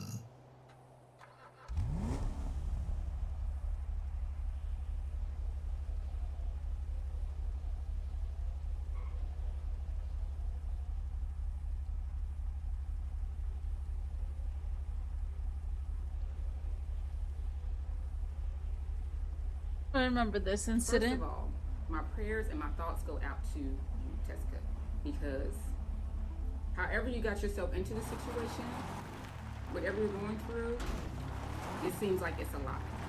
The professional in me in this instance will not allow me to even see humor in this, just because of the sheer amount of damage that could be done to her skin, her hair, or her health in general. Why did she think this was okay? I don't know, but I guess desperate times call for desperate measures. It's the fact that it was in her hair for a month. I'm like, girl, what are we doing? Girl. Tessica Brown goes viral for a mistake she made, but after dealing with that absolute nightmare, she is now thankful it might have saved her life. Before I get into the story, I just want to put out a disclaimer. Please do not send any hate to Tessica Brown or anyone else involved in this story. This video is simply meant to report on the news. On February 3rd, Tessica Brown, a 40-year-old woman from Louisiana, uploaded a TikTok to her account showing her hair after using Gorilla Glue as a replacement for hairspray. In the TikTok, she showed how her hair was tightly secured against her head. It was unmovable. Oh, my hair has been like this for about a month now. It's not much. When I do my hair, I like to, finish it off with a little Got to Be glue spray. Just to keep it in place. Well, I didn't have any more Got to Be glue spray, so I used this. Oh no. Gorilla Glue spray. Bad idea. Y'all, look. My hair, it don't move. You hear what I'm telling you? It don't move. I've washed my hair 15 times and it don't move. Stiff wear. Woo! My hair. I don't get why. So I'm gonna tell y'all like this. If you ever run out of Got to Be glue spray, don't ever use this. People were confused as to why she used Gorilla Glue as hairspray. Girl, why would you do that? No! Baby, please, how did you think Gorilla Glue? Ma'am, why would you do that? Some people tried to reassure Tessica. At least it's stuck looking good. At least you on fleek 24/7. I mean, at least you don't have to do your hair all the time. On February 4th, Tessica uploaded another video showing herself applying hair products to try to wash out the glue. However, the product didn't seem to work, leaving Tessica frustrated and close to tears. Watch. Look. It's so shiny. Look, you wipe it off and nothing happens. Like, this is the life that I'm living at this point. Like, this is the life that I guess I'm gonna have to live. Yeah. Look. Some Some commenters offered ideas on how to unstick her hair. Soak your head in alcohol and water. It should start to loosen up. It'll make your hair dry as hell, but I'd rather have dry hair than glued hair. So I'm hoping you'll see this. I looked it up and it says to spray the hair with 25% rubbing alcohol and 75% water in a spray bottle. Later that same day, Tessica uploaded a TikTok showing off how many views her original video had received, along with a message for her followers. Thanks for you guys' encouraging words and ideas to get rid of this forever ponytail. I will try some today when I get off from work, and I will keep you guys posted. By the way, if you see me walking around with a headscarf or head, just mind your business, LOL. The TikTok was followed by an Instagram post with the same message. On February 5th, Tessica uploaded a TikTok to her Instagram page from dermatologist Dr. Dustin Portella reacting to her original video. I feel absolutely awful for this person. She made the decision to use Gorilla Glue spray in her hair instead of hairspray because she was out thinking maybe it would last just a little bit longer and she'd still be able to wash it out. But Gorilla Glue spray is incredibly durable and doesn't wash out easily. So what would you do according to a dermatologist? The first thing that you can do is use acetone. Acetone can help to break the bonds of the glue. Acetone is safe to put on the skin. It can be irritating, it can be drying, but trying to break down those bonds, I would go to a professional hair salon and let them help you apply the acetone and work it through the hair. You probably still want to see a dermatologist just in case you're getting any irritation on the scalp after all of these treatments. There's another product called Goo Gone. That one is not necessarily safe to use on the skin, but if the acetone doesn't work sufficiently, I would go ahead and give that a try. Try to keep it in the hair only, and then see a dermatologist to take care of any irritation on the scalp. Tessica uploaded another video to her TikTok later that day. The video was a still image of writing which read, "Okay, so I'm about to go to bed. I put coconut and tea tree oil on it and put a plastic on it. I'll update you guys tomorrow. Thanks again for the advice. Keep it coming. Something has to work. Good night, everybody. Epic fail. Help me, please." Many people try to offer advice. Break the hair open with a fork, then soak it in olive oil. Or get a baby medicine syringe and inject the oil toward the root and let it soak. Hey love, I'm a registered nurse, and we have removed this glue from hair by applying alcohol on the hair. Don't pour it on your head though. On February 6th, Tessica uploaded a TikTok of her in the ER at St. Bernard Parish Hospital, followed by a short clip of a friend applying substances from the ER to her hair in an attempt to unstick her hair. Tessica also shared an Instagram photo of herself laying on a hospital bed with a nurse tending to her. People were glad to see she was getting help. So glad someone is helping. Hope it's over soon and you're okay. Your posts make me feel like I'm going through the experience with you. I hope it turns out alright. I'm praying for you. Rapper and actor Chance the Rapper tweeted about the situation. I'm glad MF's actually supporting her through this. When I watched the video the second time, it was hard to laugh because I could tell Shorty genuinely didn't know she had put one of the world's most powerful adhesives in her I hope she recovers well. Chance's fans shared their feelings on the situation. Some supported Tessica and understood her situation. Bliss agreed. And many people don't realize that there's a super popular edge control called Gorilla Snot, which sounds so similar to Gorilla Glue that she probably just mixed up the names while trying to buy Gorilla Snot for her edges. It's a mix-up anybody could have made. I feel for her so much. Accidents happen. This was a really bad one and she bravely shared it. That second clip got to me when she applied the shampoo demonstrating how it affected her. Then she got emotional. I hope there's no permanent damage. I'm sure this is a lesson learned for her. Others criticized her, not believing the situation was genuine. Maybe if she had read the warning label on the bottle, she wouldn't be in this mess. Sorry, but I'm having a lot of trouble mustering sympathy for someone who put permanent industrial adhesive in her hair. I mean, at least it worked as advertised. She's 40 with kids, has a hairstylist that she could have asked. The glue gets everywhere. Why aren't her hands stuck and on her face? She left it in for a month. After a few days, she should have known that it was stuck. Gorilla Snot doesn't have a spray, only a squeeze bottle. On February 7th, Tessica uploaded a video to her YouTube channel called Full Update Gorilla Glue Girl Official, giving viewers an update on her situation. In the video, we can see a friend of Tessica's wiping her hair with a solution. The friend said the cotton pieces she used to apply the solution were getting caught in Tessica's hair. She also mentioned they have a water soak nearby to help with Tessica's scalp pain. Her friend continued to apply the solution. Tessica showed signs of obvious discomfort, even wiping her eyes a few times with her sweater and a blanket. Her friend asked her multiple times if she's okay, but Tessica hid her face as she tried to deal with the pain. At the end of the video, Tessica can be heard crying as she tried to hide her face while also applying water to her head to soothe the pain. Commenters said Tessica had claimed the name Gorilla Glue Girl. I think it's interesting that she claims she doesn't like the name Gorilla Glue Girl and that she just Tessica, but yet the title of this video? I love the title when it says Gorilla Glue Girl. Some comments weren't very kind towards Tessica. What did you think was gonna happen, putting some of the strongest glue in your scalp? We all do mistakes in our life, but this lady right here is on another level. That same day, Tessica uploaded a photo to her Instagram of the solution she was given to use. She captioned the photo with, "This is really about to be a long process." The GoFundMe created by Tessica went up on February 7th, and as of the posting of this video, she has raised over $23,000. The next day, February 8th, Gorilla Glue uploaded a statement to their Twitter. "We are very sorry to hear about the unfortunate incident that Miss Brown experienced using our spray adhesive on her hair.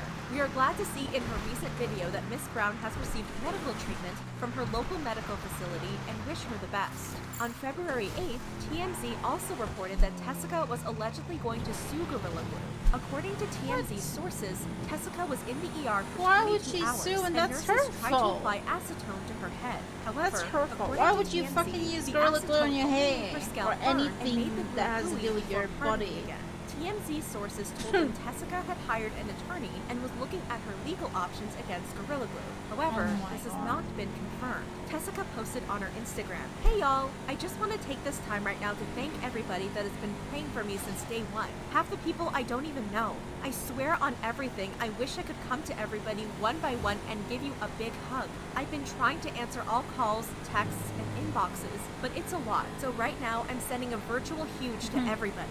Please continue praying that I can get through this and keep my hair, LOL. But for real, I love and appreciate everybody. Thanks so much." A few people demanded to see pictures of her hair. I demand a pic. Anybody else notice she doesn't post many updates on her condition? Maybe she just doesn't have any answers, but like, can we get updates on the hair? Cool, celebs are giving you shoutouts. But I want to know if your hair is still fused, if you sought any more medical advice or what. Some people believed the situation wasn't real. I feel like this was all planned so she could go viral. Cause you're not gonna tell me she don't have better sense than that. No way. She's not going to update. She's making plans for that GoFundMe money. Girl, you know why you did that for clout.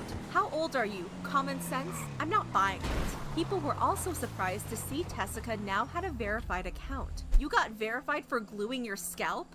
It's the blue tick for me, not the hair anymore. On February 9th, Tessica was finally able to cut off her ponytail. Her friend applied Goog onto the ponytail to soften the hairs so she could cut the ponytail and give Tessica some relief. Tessica's friend said cutting off the ponytail isn't the answer to Tessica's problem, but it might help make her scalp feel a bit better. Tessica posted to Instagram later that day, showing her love for her supporters and announcing she would be seeing a surgeon about her hair. "Hey y'all, I know everybody is concerned. I'm receiving texts, phone calls, inboxes, etc. I'm trying to get to everybody, but for everyone that know me knows I'm not that person to break easily. It's just that I have people who doesn't know me judging me. But for everybody that truly has my back, I really appreciate it all. I will be leaving tomorrow to go see a surgeon. I will update you guys the second I have news. Again, thank you so much." According to a TMZ article, Dr. Michael Obang from Los Angeles offered to do the scalp-freeing surgery for free, saving Tessica an estimated $12,500. In an interview with Entertainment Tonight on February 10th, Tessica explained when she went to the hospital for the first time, the nurses just continuously applied acetone to her head, which caused burning on her scalp. After the acetone, they tried many kinds of oils and hair care products in an attempt to loosen Tessica's hair. Tessica explained she didn't want to bring her struggles online. "The reason I took it to social media is because I didn't know what else to do, and I know somebody out there could have told me something." She said she regretted posting the original TikTok. "I told my son today, I wish I could just, go back, cause yeah, I'm older. I'm over it." Tessica shared an Instagram photo. However, her supporters were getting frustrated by Tessica's lack of updates and photos of her head. "I feel like you're only going to tell us what's going on when you reach 1 million followers. Give us content!" She followed up her post with a quick Instagram post clarifying that she would be going to LA. "Prayers for traveling grace. On my way to LA to get this glue out of my head, finally." On February 11th, Tessica went in for her surgery with Dr. Obeng. TMZ uploaded footage from Tessica in surgery, showing the surgeons gradually unsticking her hair. Bit by bit, they were able to unstick Tessica's hair. Once her hair was unstuck, Dr. Obeng explained she would have to come back for another checkup and he would give her medicine to help with pain. TMZ also filmed Tessica checking out her newly unstuck hair. Shortly after, TMZ posted a video of Dr. Obeng explaining the process of getting Tessica's hair unstuck. He explained the main component in Gorilla Glue was polyurethane, and he and his team brought in chemicals that were able to dissolve polyurethane. Dr. Obeng said he called Gorilla Glue to ask about possible solutions, but never actually got to speak to them personally. Dr. Obeng then demonstrated Gorilla Glue's effect on hair, showing a wig he had made of real hair that had been tangled with the glue. Dr. Obeng said, "This type of deal is no joke, okay? To have injury to your hair, you have stiffness that pulls your scalp every single day. You can't sleep." And she's just showed me a photograph. She had a ponytail that was like a stick. So imagine having a stick stuck to your head and you're trying to sleep. The many nights that she couldn't sleep, the anxiety right before surgery. We had to give her medication just to relax. Thanks to Dr. Obeng, Tessica's hair was finally glue-free. On February 12th, Tessica posted on her TikTok that she had merch for sale. The shirts featured pictures of Tessica along with a cartoon version of Tessica with a Gorilla Glue can. The shirts were labeled Bonded for Life in reference to Gorilla Glue. People had a lot to say about Tessica's merchandise. Many criticized her for trying to profit off the situation. Girl, no, we're not doing this. Just no. You have got to be kidding me.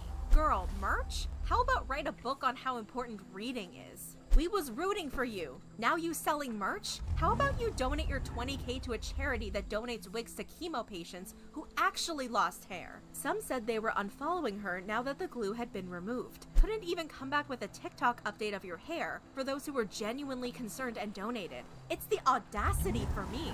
She got the glue out, we can leave now. On February 13th, Tessica announced she was going to be donating $20,000 from her GoFundMe to the Restore Foundation, a foundation for reconstructive surgery. The Restore Foundation is a non-profit created by Dr. Michael Obeng, the surgeon who did Tessica's surgery. Tessica also shared an Instagram post explaining the remainder of her GoFundMe money would go to some local families. With the remainder of the money, I will be blessing 3 local families. Thanks for all the support. Love you guys so much. Thank you. She then shared a photo with Dr. Obeng with the caption, "Words cannot even explain how I feel about Dr. Michael K. Obeng. You really gave me my life back and I am forever grateful." Dr. Obeng responded, "You're amazing. I'm glad I could be of service." On February 16th, TMZ posted an article claiming that Tessica was threatening to sue a blogger who said she was making up the drama about getting Gorilla Glue in her hair. The blogger accused Tessica of not actually spraying glue into her hair and said she was just trying to get money. Tessica's lawyer confirmed the story wasn't fabricated, and Tessica had indeed sprayed Gorilla Glue on her hair. Her legal representation sent a cease and desist notice to the blogger. On February 17th, Tessica shared an Instagram photo with a new hairstyle. In the caption, she wrote, "I am not my hair. Shout out to SupaD0223 over at Below Zero for my new cut. If you're comfortable with your hair, let's see those pictures. Also wanted you guys to know I love y'all so much. The good outweighed the bad, and I am forever grateful." Many people liked her new hair. Nothing wrong with starting over. It'll grow back, or you can rock it short. I am so happy for you. The cut is cute. You can slay so many short styles. So glad you're back. You're just as beautiful with this style as you were with the ponytail. Unfortunately, things didn't end here with Gorilla Glue. Many people tested out the glue, and for some, it didn't end well. A man from Baton Rouge, Louisiana, didn't believe Tessica was serious about her situation and decided to try Gorilla Glue for himself. Len Martin posted on Facebook, trying to prove Gorilla Glue was not as strong as everyone believed. He showed himself lining the rim of a red Solo cup with the adhesive before sticking the cup to his lips. Unfortunately, the Gorilla Glue proved to be just as strong as Tessica claimed, and Len found himself taking a trip to the ER. Len told the New York Post, "I thought I could lick it off, kind of to moisten it and pull it right off, but that didn't work. This is definitely not one to try. Let's just stop this now. It's very harmful." Len shared photos of himself in the hospital with the cup stuck to his face. Twitter users were confused by Len's actions. The warning label on Gorilla Glue is getting longer by the day. Can't cure stupidity. Anyone who does this should be turned away by the ER. Another TikTok user named Avani Reyes also put Gorilla Glue in her hair. She posted a video of herself trying to comb her hair with the glue stuck in it. You guys, my hair will not comb.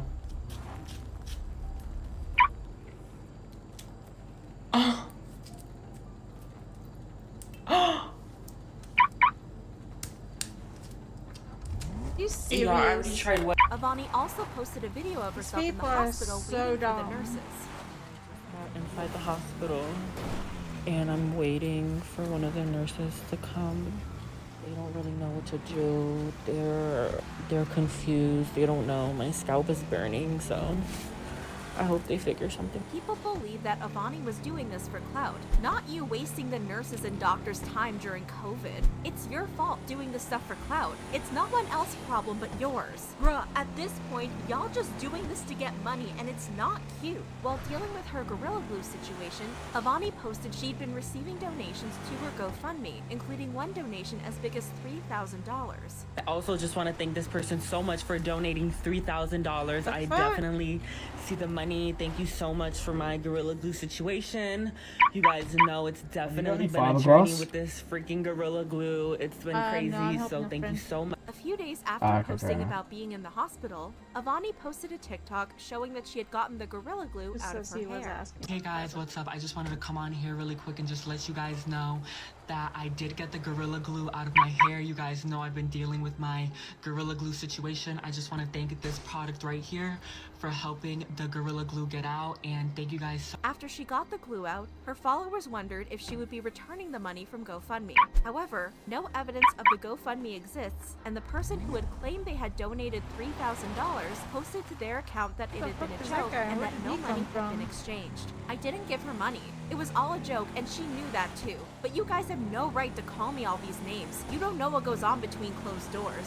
Please stop. In the same TikTok, Avani said the GoFundMe was a prank. It wasn't real. She never donated me $3,000. Again, I'm not a scammer. Nobody gave me money. It's unclear whether Avani's situation is real. And that's not all. A YouTuber named December Reed uploaded a video on February 10th trying to debunk the myth that Tessica couldn't get Gorilla Glue out of her hair. In the video, a woman sprayed Gorilla Glue onto her hair and combed it through. After letting it dry, the woman showed the Gorilla Glue didn't penetrate through the top layer of her hair and only coated the top. She then showed herself putting goof off on her hair and then showed herself brushing through the previously glued hair. Many commenters said Tessica's situation was different. It's water activated. Go ahead and add water, I dare you. Also, leave it there for 24 hours. Do this video again. She said she sprayed it and then she blow dried it afterwards. I didn't watch the whole video. You just sprayed it on. See if you get a different result. How about this? Do another video. After it being in your hair for a whole month. Not even a month, 1 week. Then tell us how it turns out. I look forward to it. But some people questioned if Tessica was being genuine. You literally debunked this whole case wide open. And some comments still believe the Gorilla Glue girl. Shaking my head. Our society is fucked. I'm so sick of this. She is a grown woman, not a little girl. She should have known better. Gorilla Glue make glue, not hair products. Common sense just not common anymore. On February 24th, in an interview with James Charles, a reporter with The Hollywood Fix poked fun at Tessica. When asking James about what new hairstyles to expect from him, the reporter said, "No, I'm thinking something maybe with Gorilla Glue." James laughed, but said he was happy Tessica was able to get out of the situation. That poor girl. I'm so glad she got out of everything okay. She's back to normal. After Tessica went through an absolute nightmare with Gorilla Glue, she discovered something that might save her life. On February 27th, Tessica's manager, Gina Rodriguez, told TMZ that Tessica was getting a mommy makeover, which includes a breast lift and implants. TMZ said Dr. Michael Obang was her pre-surgery consultant, and when examining her breasts earlier that week, he discovered a lump in each side of Tessica's breasts. TMZ also said Tessica had a mammogram, which confirmed the presence of masses. Tessica has already had surgery to remove them, and they are currently being tested for cancer. Tessica told TMZ that she felt everything that happened with Gorilla Glue was supposed to lead to this moment. People had similar reactions to Tessica. Everything happens for a reason. The Gorilla Glue thing saved her in some sense. The crazy thing is, without the glue fiasco, Tessica may have never had the money to get the breast enhancement that required the consult. Life is something. It's crazy how the universe will save you when you swear it's trying to hurt you. God is truly looking after her. the hell? So, what's the big issue? The difficulty of finding hair products for people who wear weaves. When people wear wigs, weaves, or other hair pieces, they may consider using glue as a method of keeping the hair tracks or other pieces in place. There are many ways to keep hair tracks and pieces in place. Some can be sewn in, some can be taped, but gluing is a common method.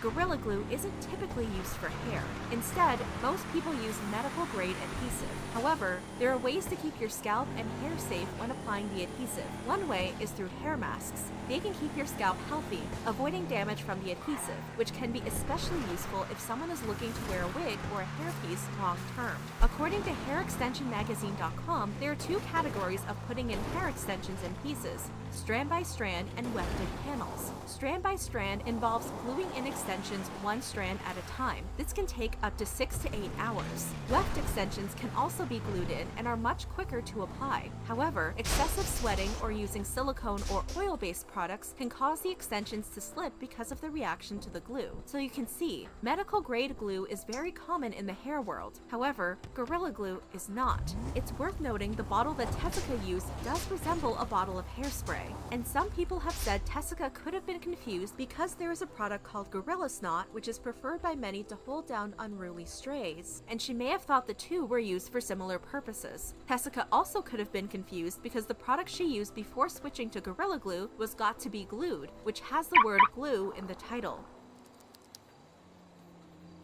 It's great that Tessica was able to salvage her hair. However, this story is a good reminder to always read warning labels and double-check their products before using them, especially when the products are for personal hair and Glue hygiene. is going to put in their warning, do not use on hair.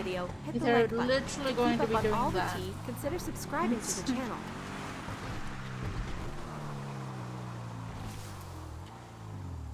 That is crazy.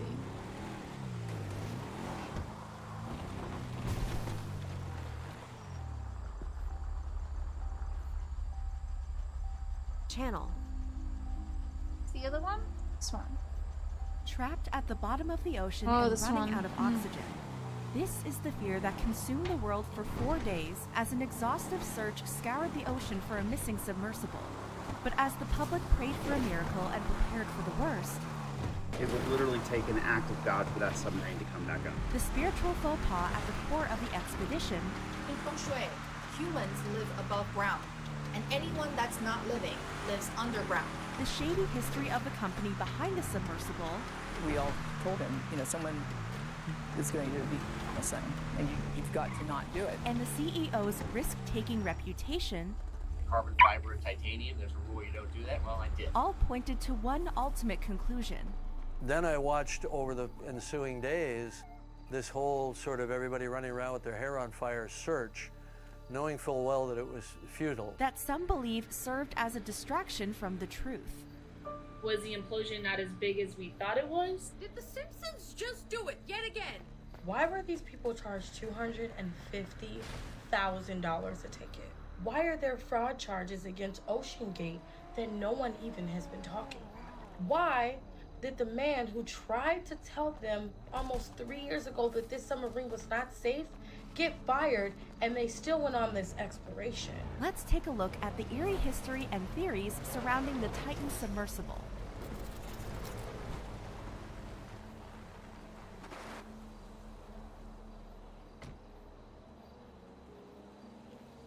The Titanic, a tragic tale that's endured generations. From the ship hitting an iceberg on its maiden voyage, to the unsinkable vessel's 2-hour and 40-minute descent into icy waters, it's not hard to understand why. But even to the biggest history buffs, explorers, and cinephiles among us, the wreckage of the Titanic that lies off the coast of Newfoundland, Canada, is something that remains an over 13,000-foot plunge out of reach.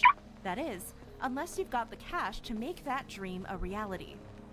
I founded OceanGate in 2009 with the goal of expanding awareness of the ocean through manned submersible activity. The reason that it's critical that people go underwater and explore the ocean in person in a submarine is that it establishes an emotional context and a awareness that is personal. See, for just $250,000 US, one research company presented a voyage once thought impossible. OceanGate Expeditions offers you the once-in-a-lifetime opportunity to be a specially trained crew member safely diving to the Titanic wreckage site. That's right, a seat aboard OceanGate's submersible could take passengers over 2 miles undersea to see the real wreckage that was previously limited to photos, replicas, and on-screen reimaginings. And on June 18, 5 people set out to make this remarkable journey. Those on board the submersible included passengers British businessman Hamish Hoarding, Pakistani investor Shahzada Dawood and his son Suleiman, as well as the influential French diver Paul-Henri Nargeolet, who acted as the guide for the mission, and Stockton Rush, the CEO of OceanGate Expeditions, who took on the role of pilot. Hi, my name is Stockton Rush. I'm the CEO and founder of OceanGate. Let's take a look at Titan. Titan. That was the name of OceanGate's submersible capable of such a journey, and the vessel couldn't be criticized as being too luxurious. Inside the 22-foot, 5-seat sub, passengers were forced to sit on the floor against the vessel's curved walls. And while the view at the bottom might be worth the hours spent without personal space, the Titan had just one porthole for viewing, with the rest of the expedition only captured through monitors. As for where this window was located, that would be in the bathroom. Dude, if they were just looking at the Titanic through monitors, they were better off just searching Titanic on YouTube and just watching from there. Surely there is a sophisticated system to steer the Titan's 4 electric thrusters around the wreckage, right? Well, that depends. Do you consider a wireless video game controller to be state-of-the-art technology? If you want to go forward, you press forward. If you want to go back, you go back. Turn left, turn right, go down, go up. Still, equipped with LED lights, a sonar and Doppler velocity navigation system, and enough oxygen to keep passengers alive for 96 hours, in 2021 and 2022, the Titan had launched successful expeditions. 3,000! Woo! All right. We all have to have a celebration every 3,000. Way to go. Wow. Wow, look at that, guys. And as the Titan was hauled out to sea on a commercial ship, the hatch was bolted shut from the outside, and the vessel was submerged from a platform into the Atlantic on June 18. Passengers aboard likely hoped for another success. Unfortunately, this wouldn't be the case. As the world now knows, 1 hour and 45 minutes into the dive, communication with the submersible was lost. This is about the same time that she was scheduled to drop ballast and touch bottom at near the 2-hour mark. So those may be connected, we're not sure yet. Loss of communication with the vessel below 3,000 meters is not uncommon, as it happened during testing, so it was not unexpected. the Titan lost contact with the Polar Prince, its mothership, and with that, everything else above sea level. And as news of the missing submersible broke, it seemed everyone could agree on one sentiment: something was off.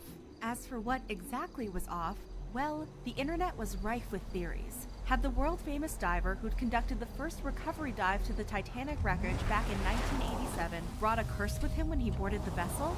This article talks about Paul Henry and his over 35 expeditions to the Titanic site. Apparently, he was the first person to recover a remnant at that site, which was a silver plate. Now, I don't know what y'all personally believe about taking items from sites where tragedy has struck, but it's giving Pompeii. Had the mission's failure to follow an ancient practice made it doomed from the start?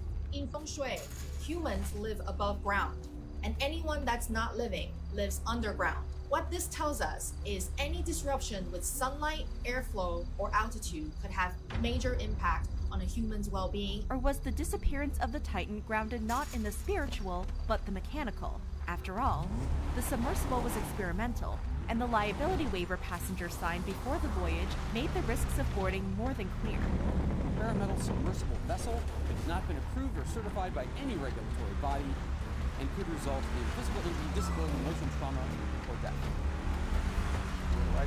In fact, according to former Titan passenger Mike Rice, he was well aware that the voyage undersea could be the last adventure he ever took. Anyone who booked this trip knew it was going to be risky.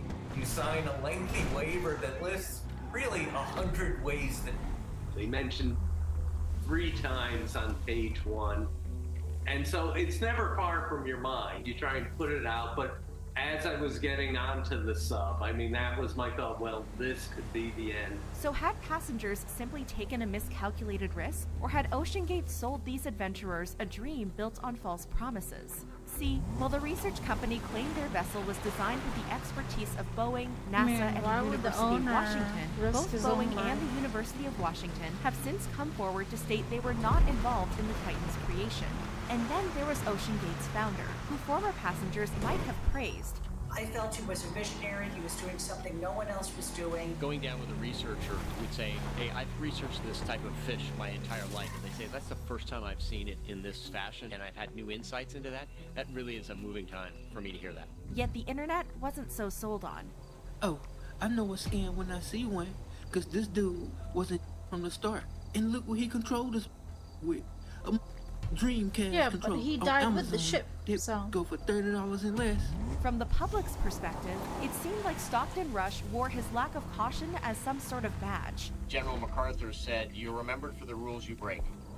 And, you know, I've broken some rules to make this. I think I've broken them with logic and good engineering behind me. But could logic and good engineering really replace industry standards? Well, Stockton seemed to think it could, even if that meant taking risks with the materials the submersible was built with.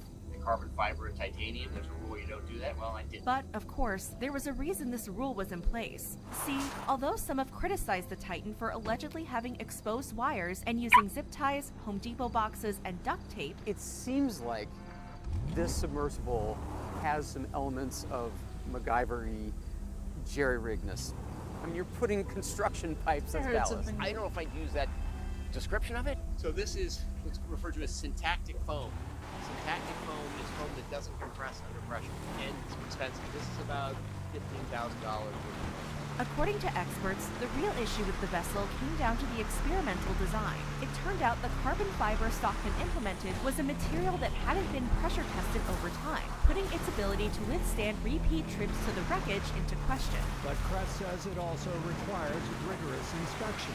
Any kind of a scratch, a nick, or a gouge or a hole is going to cause a stress concentration. On top of this danger, Stockton's use of mixed materials that might not bond well only heightened the potential for disaster. Stockton also used acrylic for the viewport, which was only certified to a depth of 4,300 feet, whereas the Titanic site is at a depth of 12,500 feet. So of the material? It's acrylic, plexiglass. Wow. Yeah, and it is 7 inches thick. It's about 80 pounds. When we go to the Titanic, it will squeeze in about 3/4 of an inch. Just to form. Before it cracks or fails, it starts to crack, and so you get a huge warning if it's going to fail. Could this be the reason previous trips on the Titan ran smoothly, just to be a test of time due to this experimental design? But as the public remained fixated on the Titan's disappearance, one relative of a passenger appeared to have their attention focused anywhere but. The behavior of Brian Saz, the stepson of passenger Hamish Hoarding, struck some as odd, as he quote-tweeted a thirst trap to flirt, posted a consoling DM he'd received from Blink-182 drummer Travis Barker, and even attended the band show all while his stepfather was still missing. And he has said, it might be distasteful being here, but my family would want me to be at the Blink-182 show, as it's my favourite band and music helps me in difficult times. You know, probably keep that to yourself. Keep it to yourself. The whole world's anxious on your family's behalf. Yeah. Keep it to yourself that you think this will soothe me to go to a Blink-182 show. Even Cardi B had advice for Brian, telling him what he should be doing in such uncertain times. You're supposed to be at the house, Dad. You're supposed to be crying for me. You're supposed to be right next to the phone waiting to hear any updates about me. You're supposed to be counseling your mom. And, like, isn't it sad that you a whole billionaire and nobody cares about you? But from Brian's perspective, he was coping the only way he knew how to. I was sitting here yesterday watching the news for 2 days straight. I go to a Blink-182 show because they have a ticket. It wasn't like I was having super fun. It wasn't like I was celebrating, having a great time. I was kind of just listening to some of my all-time favorite songs, kind of like nodding my head and just trying to get off the phone for like maybe like 2 hours or so and come right back into the drama. And as he had no money of his own and was currently facing an unnamed legal situation that, due to past alleged crimes of armed robbery, stalking, and threats, could be anything, Brian felt his hands were tied. The submarine is stuck at the damn Titanic. there's nothing I can do for the situation at all. But while all of this was happening above surface, what was happening below? The submersible had gone radio silent on June 18th, and as the days ticked on, the chances of survival for those aboard the Titan dwindled along with their oxygen supply. There's about 40 hours of breathable air left based on that initial report. With less than 20 hours of oxygen left, there are now signs of life in the search for the missing Titanic submersible. Breaking news! 12 hours of oxygen remain for the Titanic submarine that has been lost deep in the ocean for multiple days now. This left experts to go through the worst case and, unfortunately at this point, most likely scenarios. It was possible that the Titan was somewhere at the bottom of the ocean, trapped in the wreckage it came to visit. If it is stuck, for example, inside the Titanic, there could be little the crew would be able to do except wait for help. And if the batteries that power communication, the engine, lights, and heating short-circuited, the passengers would be left just as helpless. A catastrophic failure would have left the sub dead in the water, in complete darkness, and in freezing temperatures. In fact, whether the vessel was without an electrical system due to some emergency, tangled in one of the ghost nets the ocean floor is littered with, or bobbing at the Atlantic surface, there was nothing passengers of Titan could do but wait for rescuers to unbolt the hatch of the submersible. So searchers, along with remotely operated vehicles, continued to comb the water for the missing submersible. With less than 8 hours of oxygen left, a desperate search continues for the missing sub with 5 people on board. Search teams from the US and Canada are racing against time to locate a submersible. Ships and planes were involved in the search in the North Atlantic, around 640 kilometers or 400 miles off the coast of Newfoundland in Canada. And just when hope was fading, a sign of life signaled from the vastness of the Atlantic. 5 people that are trapped in a submarine at the bottom of the Atlantic Ocean are likely alive, because just a few hours ago Rolling Stone released a headline saying that searchers for the Titanic tourist sub heard banging at 30-minute intervals from the area where the sub disappeared.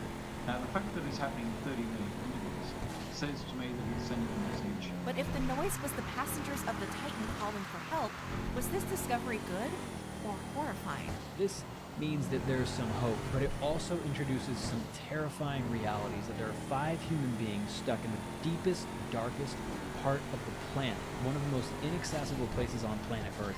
And for the past few days, they've been contemplating their own demise. According to former anti-submarine officer Timothy James, the occupants of the vessel weren't out of the danger zone. We're also making the assumption that the electrical systems are working. Also unlikely. If they were working, they likely would be communicating. At about 13,000 feet, and this does vary, the temperature is approximately 32 degrees. What I want you to do is go empty out your refrigerator, lock yourself in it, and realize that that's 40 degrees. See how long you last. And then there was the matter of where the Titan now likely lay, a depth that makes the Statue of Liberty look like a paperweight, and previous shipwrecks look like wades into the kiddie pool. Considering that the Titan weighs 23,000 pounds, and considering that it could potentially be at 12,500 feet or more below the water, which has an immense amount of buoyant force in the downward direction, even if they found this missing submarine, it's unlikely that this vessel would be able to pull it back up. Still, just because searchers heard something didn't mean the noise was coming from the Titan. Let me tell you, you hear all kinds of things under the water. Could it be the Titan? Yes, but I wouldn't get your hopes up just yet. The Coast Guard has just announced that they're projecting oxygen is going to run out for the 5 passengers on the missing Titan submersible by tomorrow morning, Thursday at 7:08 a.m. On June 22nd, just after the vessel was set to run out of its estimated oxygen. All right, y'all, it's about 9 a.m. over here, my time in Missouri, and we have officially entered the hour of no more oxygen. The U.S. Navy reported that an anomaly had been detected. As for what this anomaly was, well, according to acoustic data captured just hours after Titan lost contact, it sounded a lot like an implosion. A disturbing shock to some, and to others, unimaginable. Literally. After all, an explosion is easy enough to visualize, but what did an implosion look like? Various users took to the internet to find examples of the soda can-like inward cracking that would have happened to the Titan. This is an example of what the submarine would look like when it implodes. Absolutely horrifying. This is what happened to the Titan.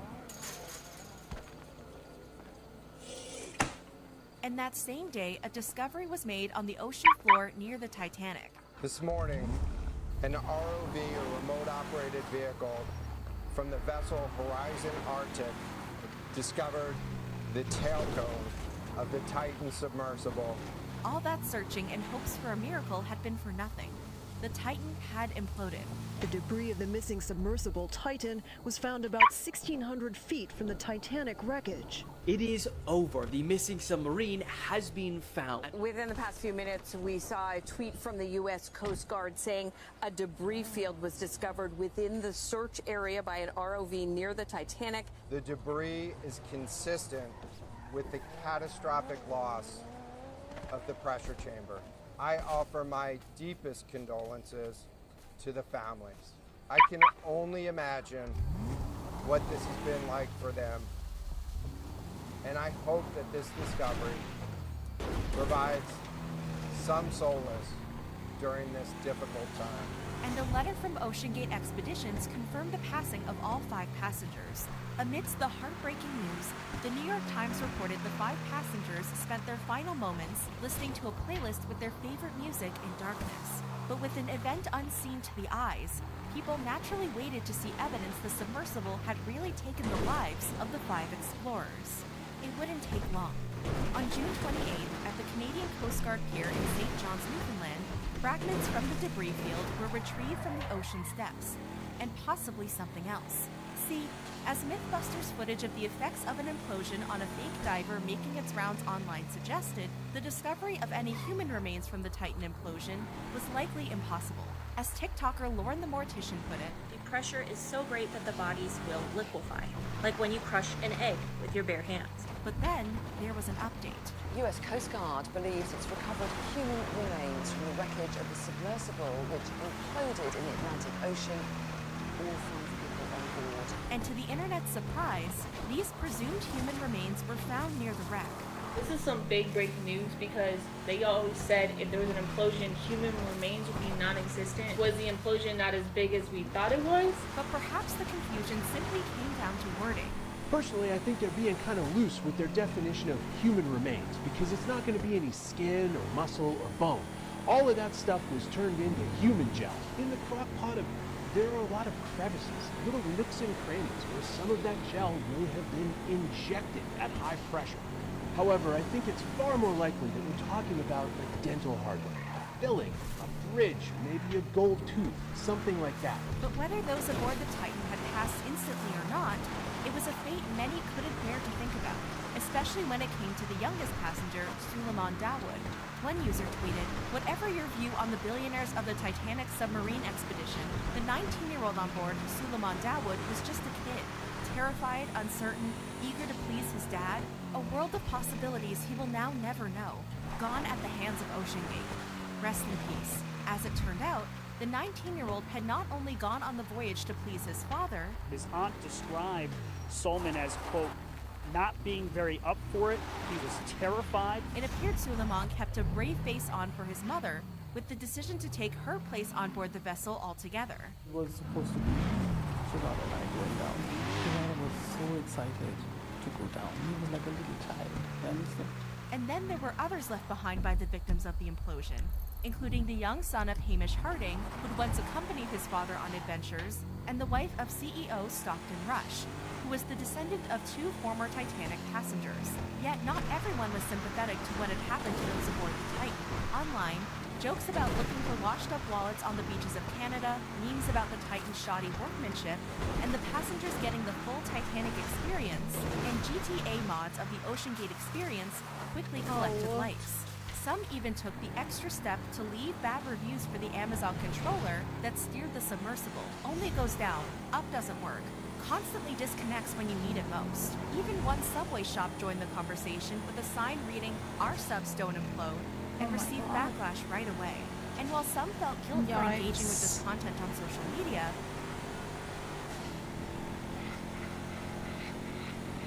y'all going down. Oh my goodness. What's this?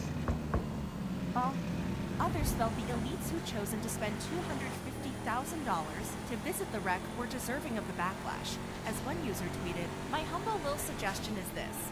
If you don't want people to make jokes about your unfortunate demise, don't live in such wild, blatant excess that it seems like farce." And as users continued to joke about the tragedy, some were already profiting as the Temu app started selling an OceanGate submarine toy.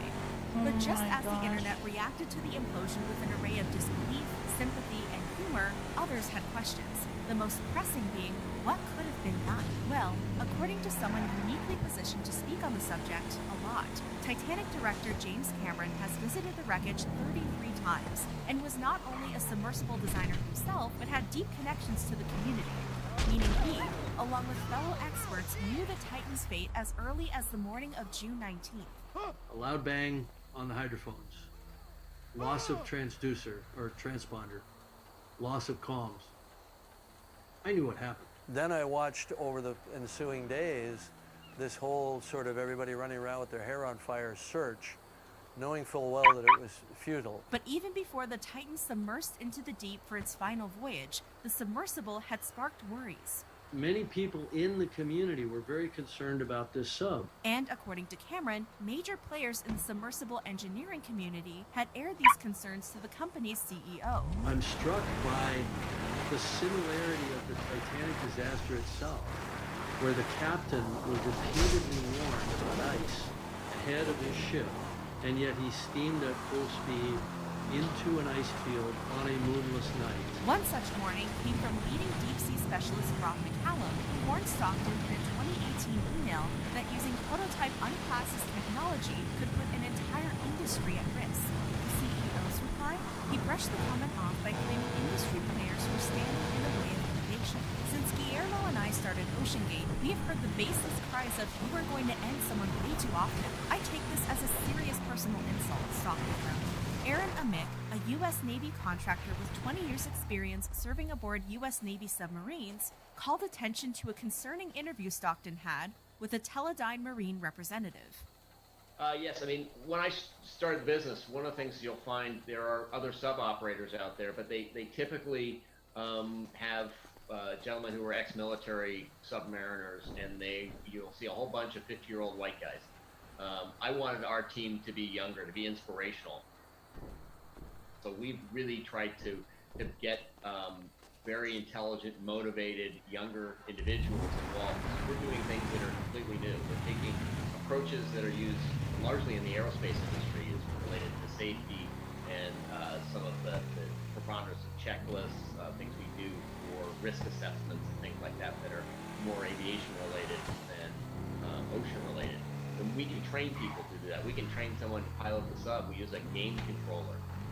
Aaron acknowledged that young people tend to look up to other young, successful people, but pointed out the importance of expertise. But also, you don't want to just only hire young college graduates that you would then train to inspire the next generation. You have to have subject matter experts at some point in the chain, but you don't seem to have a subject matter expert that's from the submarine community. The team included technicians that threw a hammer in college was his qualification. Another college graduate was a surfer. Aaron also addressed Stockton's inspiration from the aviation community. Well, one of the worst non-flight disasters in NASA history was from the Apollo 1, where 3 astronauts lost their lives doing a systems check on the launch pad while they were bolted into their capsule. This is a very important lesson learned that apparently Stockton didn't learn from, or at least forgot. Back in 2015, deep-sea engineer Liz Taylor had approached Stockton with her own qualms about the project, specifically the material Stockton was using, carbon fiber. We all told him, someone is going to be this thing, and you've got to not do it. It being hollow on the inside, or just, one atmosphere on the inside, and having the tremendous pressure of the ocean, trying to push in on it. It just doesn't, it's not the right material. Submersible pilot and former OceanGate employee David Lockridge had expressed similar concerns, which led to his dismissal from the company. He warned the Titan was not safe, and he particularly looked at, or rather pointed out, the window and said that the window was not certified to go to those depths of 4,000 meters. Perhaps it could only go to, say, half that or perhaps less. Back in 2018, industry leaders, deep sea explorers, and oceanographers collectively expressed their concern in a letter to Stockton, warning him that OceanGate's experimental approach could have catastrophic consequences on the industry. The letter also pointed out that OceanGate falsely advertised the Titan as meeting safety standards, stating it was misleading to the public and breaches an industry-wide professional code of conduct. But according to James Cameron, the Titan did have a safety measure in place in case the vessel didn't hold up to the pressure. It just wasn't a very good one. OceanGate sub had sensors on the inside of the hull to give them a warning when it was starting to crack. And I think if that's your idea of safety, then you're doing it wrong. And it seemed the passengers of the Titan may have had such a warning before the submersible imploded. We understand from inside the community that they had dropped their ascent weights and they were coming up trying to manage an emergency. According to the New York Times, in 2021, the Titan had also attempted to drop its weights during a mission after the vessel lost its propulsion system. However, the mechanism designed to drop the weights didn't work, forcing passengers to rock back and forth until the ballast was released from the top. It's unclear if passengers aboard the Titan's final expedition had to do the same, but the weights were dropped, possibly along with something else. See, in dire situations, the landing fairing of the submersible could have also been dropped, and as the Titan's fairing was found near the wreckage, it's likely Stockton made a last-ditch effort to reach the surface before imploding. He realized, oh god, we're going to implode because we're not ascending fast enough. So what made him drop the fairing as well, and not just the sandbags? Was it just the pressure gauge freaking him out, or was there a giant dent in the top of the structure right before implosion? And letting go of that fairing was the last thing the CEO ever did. And it's possible the Titan would have met its end much earlier if most of the vessel's trips weren't abandoned due to weather conditions or technical problems. That's CBS correspondent David Pogue, whose plunge aboard the Titan in 2022 failed to reach the murky depths of the ocean not once, but twice. There's no GPS underwater, so the surface ship is supposed to guide the sub to the shipwreck by sending text messages. Turn 30 degrees right. But on this dive, communications somehow broke down. The sub never found the wreck. We were lost. We were lost for 2.5 hours. And while the third trip was a success, YouTuber Jake Kohler, known as DalmyD Online, never made it to the wreckage. I think the anxiety comes from when you go in the submarine, someone on the outside literally bolts you shut. Weather conditions as well as a ghost net that damaged the vessel meant 2 trips were canceled. And when Jake did finally make it aboard the Titan, his dive never left the platform. But looking back, the YouTuber believes what seemed like bad luck at the time could have saved his life, seeing as his trip occurred just days before the Titan was destroyed. If the fog didn't roll in and cancel the dive, who knows, maybe we would have left that platform and maybe we would have imploded. I can tell you right now, I feel like I dodged a bullet, but I also feel very bad for the families who lost loved ones. And Jake wasn't the only one who felt he'd cheated death. All I could see when I saw that father and son was myself and my son. That could have been us in that picture. Jay Bloom and his son Sean made the decision to give up their seats on the June 18th expedition after they became concerned with the vessel's durability as well as the lack of caution in the man at the helm of the mission after Stockton flew out on an experimental aircraft to convince them to take the trip. He had so much passion for the project that he was blinded by it. He wasn't objective. He didn't look at things that I saw and that others saw that were problematic because it just didn't fit his narrative. But for those who had taken trips aboard the Titan before the vessel met its untimely end, complications were a norm. There were communication problems on every trip I've taken. Again, I don't think that's their fault as much as just that's the nature of the beast. And even if a friend of Stockton believed the Titan was flawed after hearing cracking while on the craft, at one point I was actually even able to drive the submarine towards deeper water by the sound of the cracking getting louder. In 2023, complications continued as the first 4 trips of the year were canceled. And if this video allegedly posted by an OceanGate crew member on June 11th is accurate, it's possible the vessel was in no shape to carry passengers just a week later. Okay. Forward starboard tank, all the valves are closed, and there is a little leak in the top one. But naturally, on the heels of tragedy comes conspiracy. And one major theory that's gripped the internet since news of the implosion suggests there's no need to grieve the loss of the Titan's 5 passengers. After all, why mourn the living? According to certain social media users, Stockton allegedly faked his passing to start a new life after allegedly being sued for embezzlement. As for the pilot's passengers, well, as society's elites, who could say they hadn't found themselves in debt, legal issues, or worse? Easy to set up an alternate identity with enough money to live very comfortably for the rest of your life out of your billionaire fortune.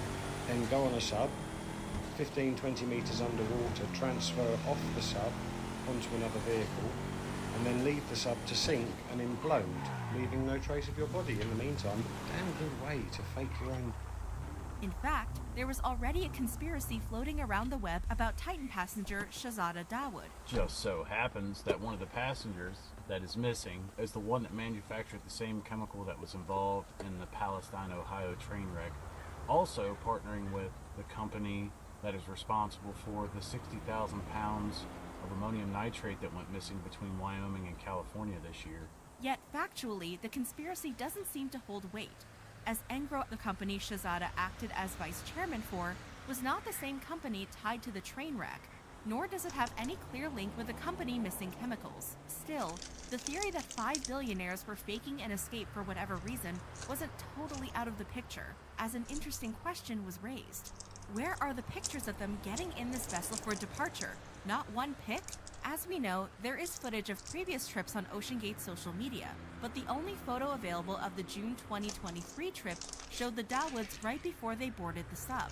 And with conflicting theories on whether the Titan sub imploded deep in the ocean on the first day, it's been revealed top secret US Navy microphones detected the implosion days ago, just hours after the Titan set off to explore.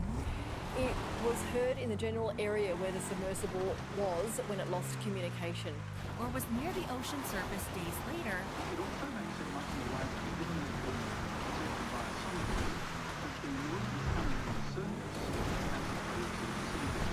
This only continued to fuel this conspiracy even more. Then there was the theory that the worldwide attention of the Titan story, whether real or fake, was to scare people from taking trips down to the Titanic. The reason? Well, perhaps to continue keeping popular conspiracies a mystery and prevent other ocean tales from being explored. And while theories like this rage on, others were more alarmed that a certain sitcom known to foreshadow future events had predicted the submersible tragedy. In an old episode of The Simpsons, Homer found himself stuck in an underwater vessel with dwindling oxygen levels.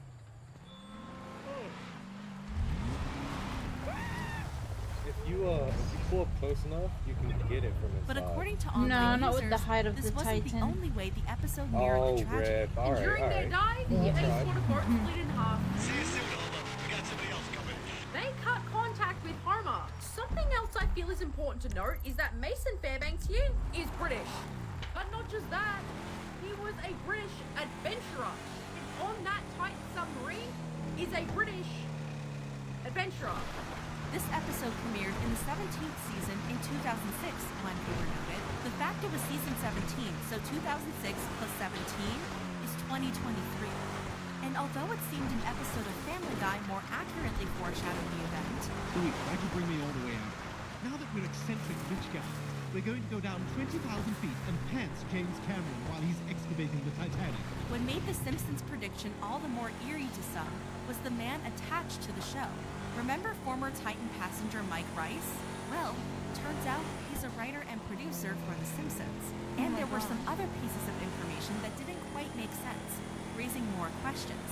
Like OceanGate taking 8 hours to report the missing sub to Canada's Coast Guard after it lost contact on June 18th. With the US Navy allegedly detecting the Titan sub implosion with their top secret acoustic system the day the vessel went missing. I was an intelligence specialist with the Navy. What we are saying right now, listen, the whole concept of we've only explored 8% of the ocean. Dude, no.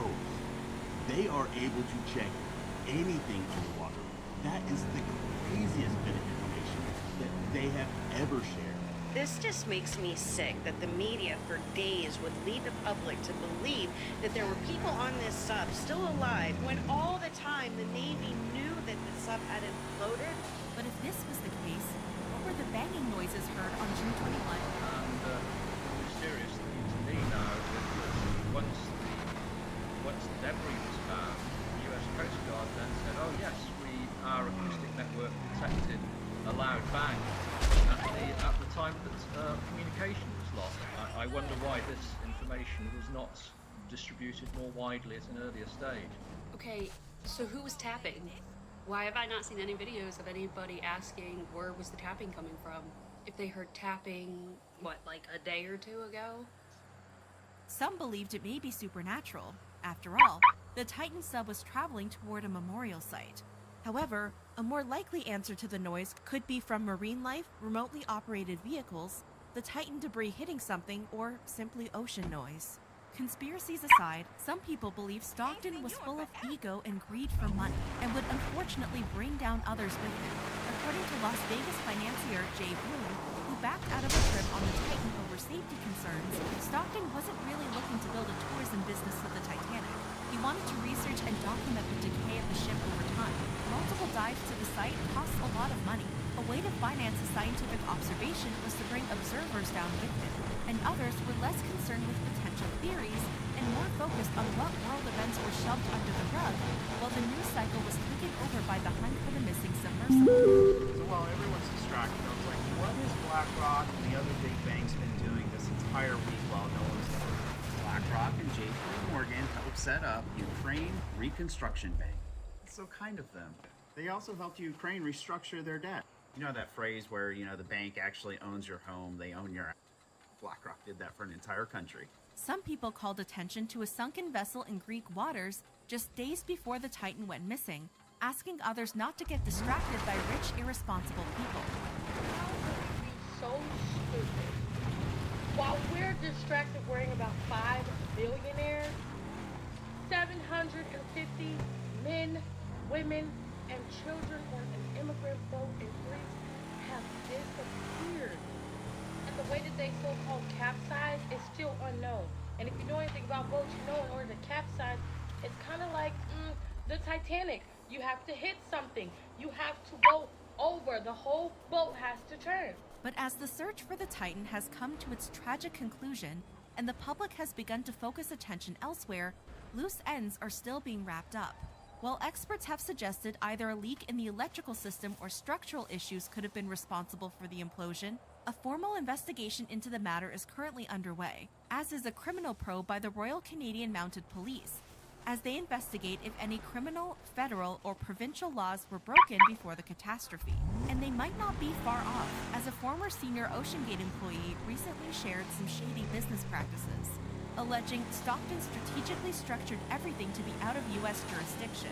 In legal filings, the submersible was developed and assembled in Washington, registered in the Bahamas, and operated outside the territorial waters of the U.S. Under U.S. regulations, you can unalive crew, but if you unalive a passenger, you're in big trouble. And so everyone was classified as a mission specialist. There were no passengers. The word passenger was never used, the former senior employee alleged. And while not criminal, OceanGate had a strange protocol in place.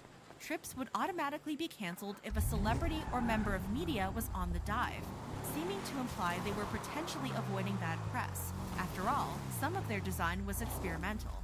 And in May 2023, a trip was canceled when Arnie Weissman, editor-in-chief for the Travel Weekly, showed up to the mothership Polar Prince. OceanGate stated it was due to weather conditions, but Arnie noticed the strange protocol about media members. And on July 6th, OceanGate Expeditions quietly ceased all operations, making a banner statement on their website. Then, on July 12th, OceanGate quietly removed all media footage on their Facebook page and YouTube channels, which included footage about the Titan sub's build, platform checks, incremental testing, and previous dives. So, is there any hope for justice for those who lost their lives to the Titan? Well, while the company's waiver appeared to give passengers thorough warning about the dangers of boarding the experimental vessel, according to legal experts, this doesn't necessarily protect OceanGate from a lawsuit. If these folks, when they issued and signed those waivers, didn't know of all these issues, likely lawsuits and litigation would survive. Waivers aren't an absolute fix. Most people a lot of times say, hey, they signed a waiver. That's not how it works in the law. You need to show that a defendant knew that there was a problem and failed to do something about it.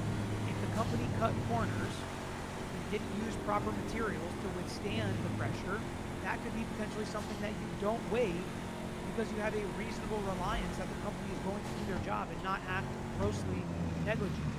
So while the company and its co-founder have repeatedly claimed passengers were aware of the risks the expedition entailed. At least when I was there, we always were very transparent with anyone who was going to join us on expeditions about the risks involved. An example could be made out of the Titan catastrophe yet.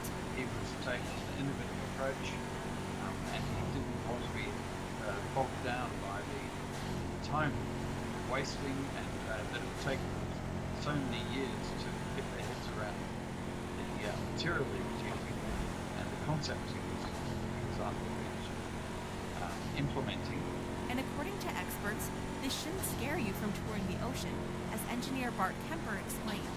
The narrative did change from the beginning, where they were calling this a tourist sub, and then changed it to an experimental sub. That hopefully has educated the public that this was not the same as a tourist subs that operate safely for decades in various parts of the world. It's worth noting that there is 9 or 10 other submersibles that can reach the depth of the Titanic, and everyone except Stockton's is done to class. Through a combination of idealistic intentions, for me, the whole mission is how do we get access to the deep ocean that isn't, limited by government research dollars or billionaire yachts. And so the Titanic is the way to do that. unheeded warnings. The BBC has seen email messages showing that warnings over the safety of Ocean Gate's Titan sub were repeatedly dismissed. It seems the Titan was doomed from the start. One of the saddest aspects of this is how preventable it really was. And that to me is the greatest heartbreak of the whole thing. Bearing a tragic reminder of how quickly innovation can come at the expense of human lives. Sometimes lawsuits have to be filed to ensure this never happens to anybody ever again. This is the story of the Titan, Ocean Gate's submersible that wasn't built to withstand the ocean's depths.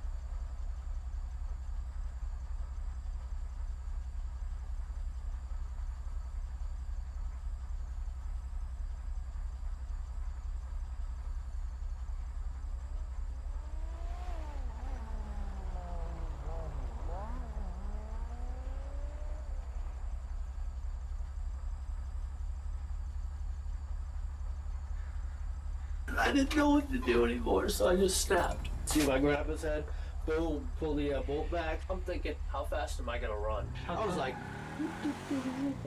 if anyone in that house deserved it, I did. He just dropped, and I heard blood just pouring out of his head. He's insulted me before, he's done so many different things wrong to me. My grandma looks over and she's like, what's going on? Boom. This is an emergency. We noticed a window off to the side, and one person went in and looked and discovered a body. Okay, do you know who it is? Yes, Janet and Rick, please. On May 13th, 2012, the family of Rick and Janet Sweet made a horrific discovery at the couple's home in Manchester, Iowa. They had no idea the dark secrets that were soon to be uncovered.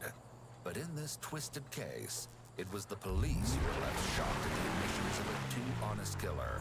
A killer who you will hear from in an exclusive, never-before-heard interview.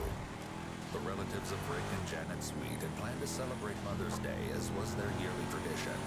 But as the family approached the house that day, they instantaneously felt that something was very wrong.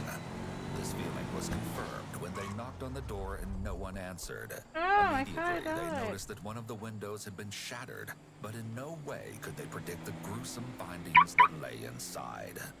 Peering through the broken glass, they glimpsed a horrifying sight. Rick and Janet were inside, both in pools of blood on their couch, murdered in their own home. Shocked and in a panic, a call to 911 was quickly made. There is apparently a body inside, and I noticed a gunshot through the window, and so rather than go in and explore, we're calling you. But a burning question lingered in the air. Who could have committed such an evil act? The horror of the discovery was made all the worse as the investigation began. Rick and Janet's family members quickly informed the police that there was one person still unaccounted for. The couple's 17-year-old grandson, Isaiah Sweet, who lived in the home with them. Fearing that he may have met a similarly grisly end, authorities began looking for the missing teen. But they never could have imagined what they would uncover when they finally caught up with Isaiah.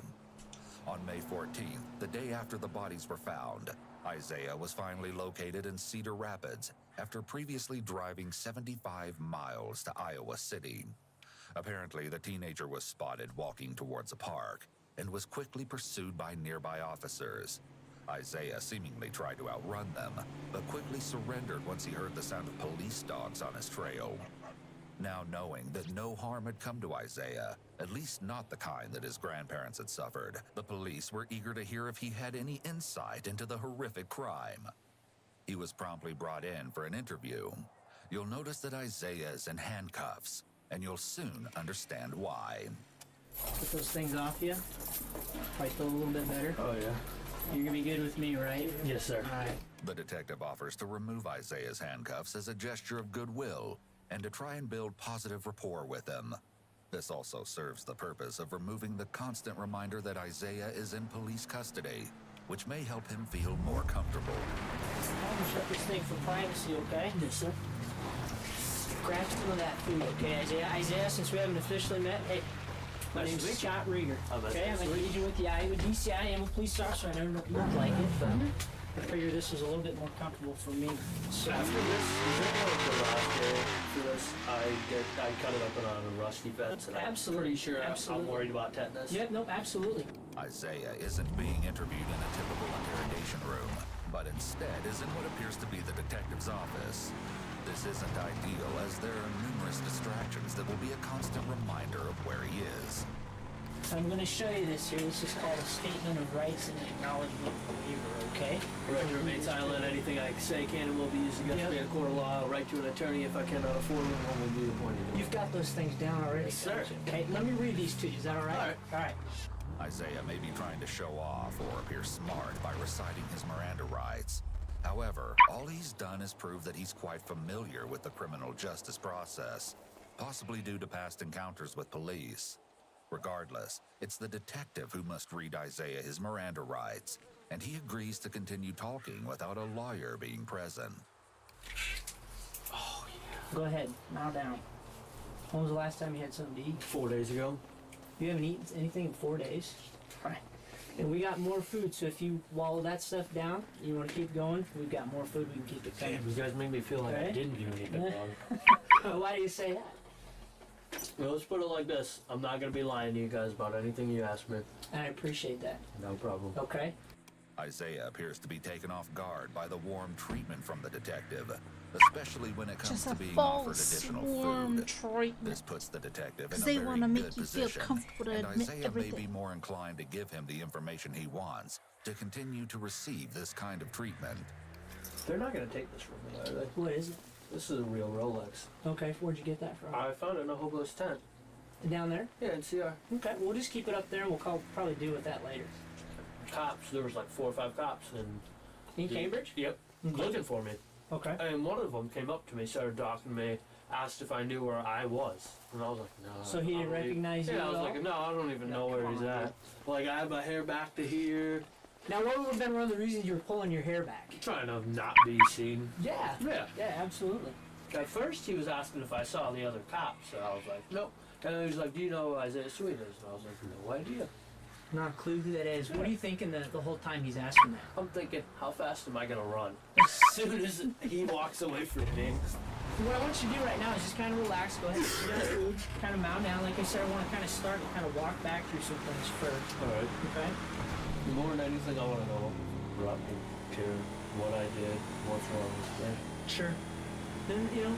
I'm about to start bawling. Okay. Hey, Isaiah, if you cry, that's totally fine, man. I respect that, okay? I want to go back so bad. How come? Because I loved them so much, and they didn't deserve that. How come they didn't deserve it? If anyone in that house deserved it, I did. More than anyone. Take your time, brother. They raised me since I was 4 and I never failed much.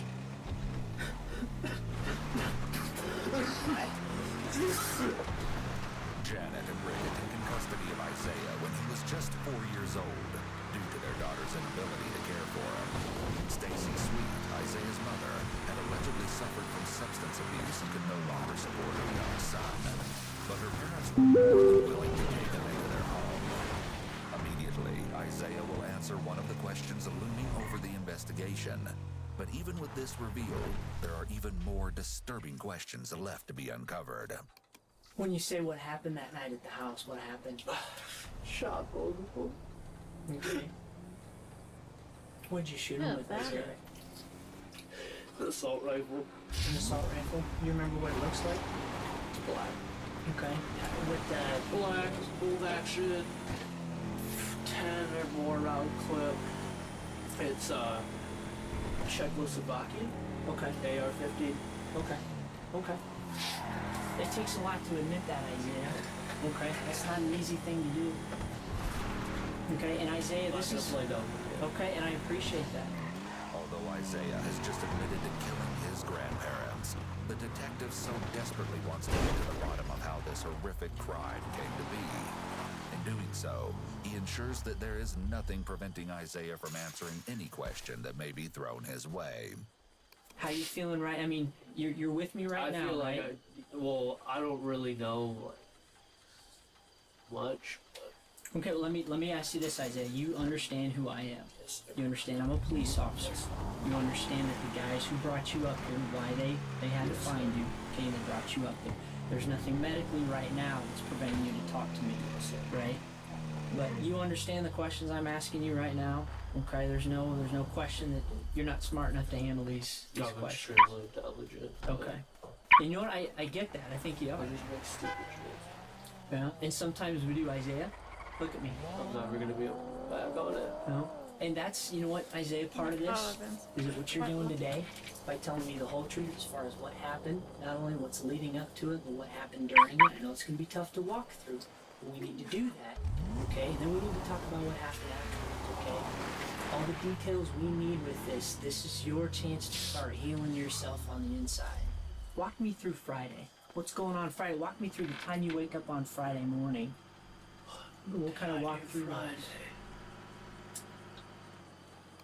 When someone's gaze drifts to the left after they're asked a question, this generally indicates that there is some inner dialogue going on in their head. Really? This doesn't necessarily mean they're being Left. deceptive. Left. However, detectives I don't know. will take note of this behavior. Inner dialogue. I'm sat at home on house arrest all day. Okay, were Grandpa and Grandma home? And then I went down to the basement. Up Like, what are you gonna tell the detective? I don't know what to tell them. Here, just say this. Like, inner dialogue, like that. Dialogue. I only looked at bullets. Funny. Walked up the stairs. Took like a point like this. Had earmuffs on and everything. I took a point like this. Stepped up one stair so I could see my grandpa's head. Boom. Pulled the trigger back. Pulled the bolt back. Shot my grandpa twice in the head. What? Where was your grandpa sitting? They were both sitting on the couch. Okay. And where were you at? I was on the stairs coming up like coming up from that landing? Okay, because I've heard, I haven't been inside your house, but you know, some of the guys were up there the other day and they're kind of going through it. hollow point assault rifle rounds. And then Okay. I went up to him and I just broke down, started crying, and told him all that shit. Apparently, the teenager was heading down a tumultuous path filled with partying, substance abuse, and rebellious behavior. high school years, Isaiah had supposedly begun to fraternize with a crowd of older kids, with substances such as marijuana and methamphetamine. Along with this, he allegedly possessed severe learning disabilities, making his education all the tougher to accomplish. Unfortunately, this only led to further issues, as Isaiah dropped out of high school at the age of 16. It seemed that after this, the unruly teen's dangerous actions were beginning to manifest at home. During the course of the last year leading up to the horrendous crime, Janet and Rick had called the police 18 separate times on account of Isaiah's unpredictable nature. On one occasion, that in hindsight would foreshadow the events that followed, Isaiah threatened to kill his grandfather and hurt his grandmother, along with burning the house down. On September 8th, 2011, police once again made their way to the infamous house to try and stop the emerging incident. They instructed Isaiah to calm down, but instead of obeying the command, the angry teenager retaliated by going at his grandparents once more, before being handcuffed and placed on a couch. It's reported that once calm, Isaiah was informed that he would be charged if the officers had to return to the house. Numerous other encounters consisted of the same nature: violence, substance use, and threats. At one point, Isaiah was supposedly threatening Rick and Janet so much that they wanted him to be placed in foster care. But they were promptly notified that this wasn't an option, as Isaiah's mother would have to be the one to take him in, which the grandparents did not want. On April 11th, 2012, the most recent call to the police was made due to the fact that the teenager was using a lighter and aerosol to make a blowtorch inside the house. When police arrived, Janet insisted that rather than arresting Isaiah, she simply wanted him under control. The officers helped to calm the situation before they left without incident.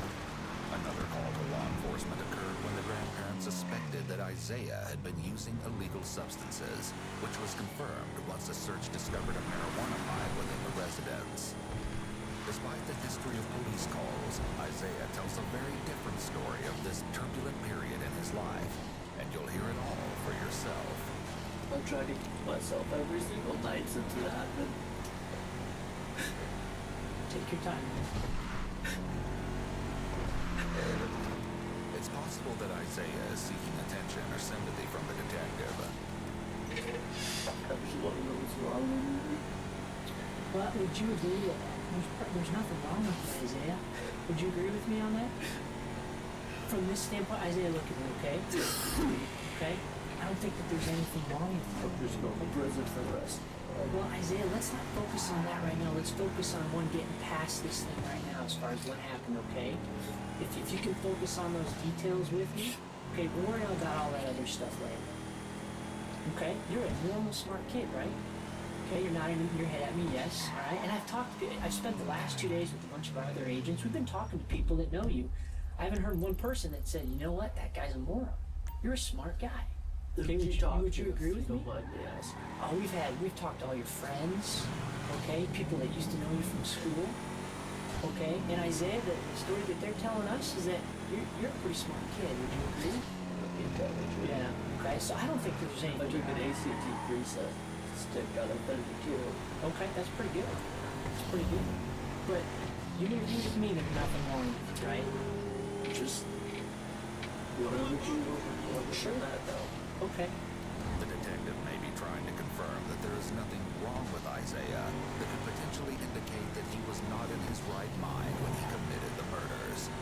At the same time, it's possible that he's flattering Isaiah about his intelligence as a way to build rapport. Let me ask you about this. I think you mentioned that you went downstairs into the basement.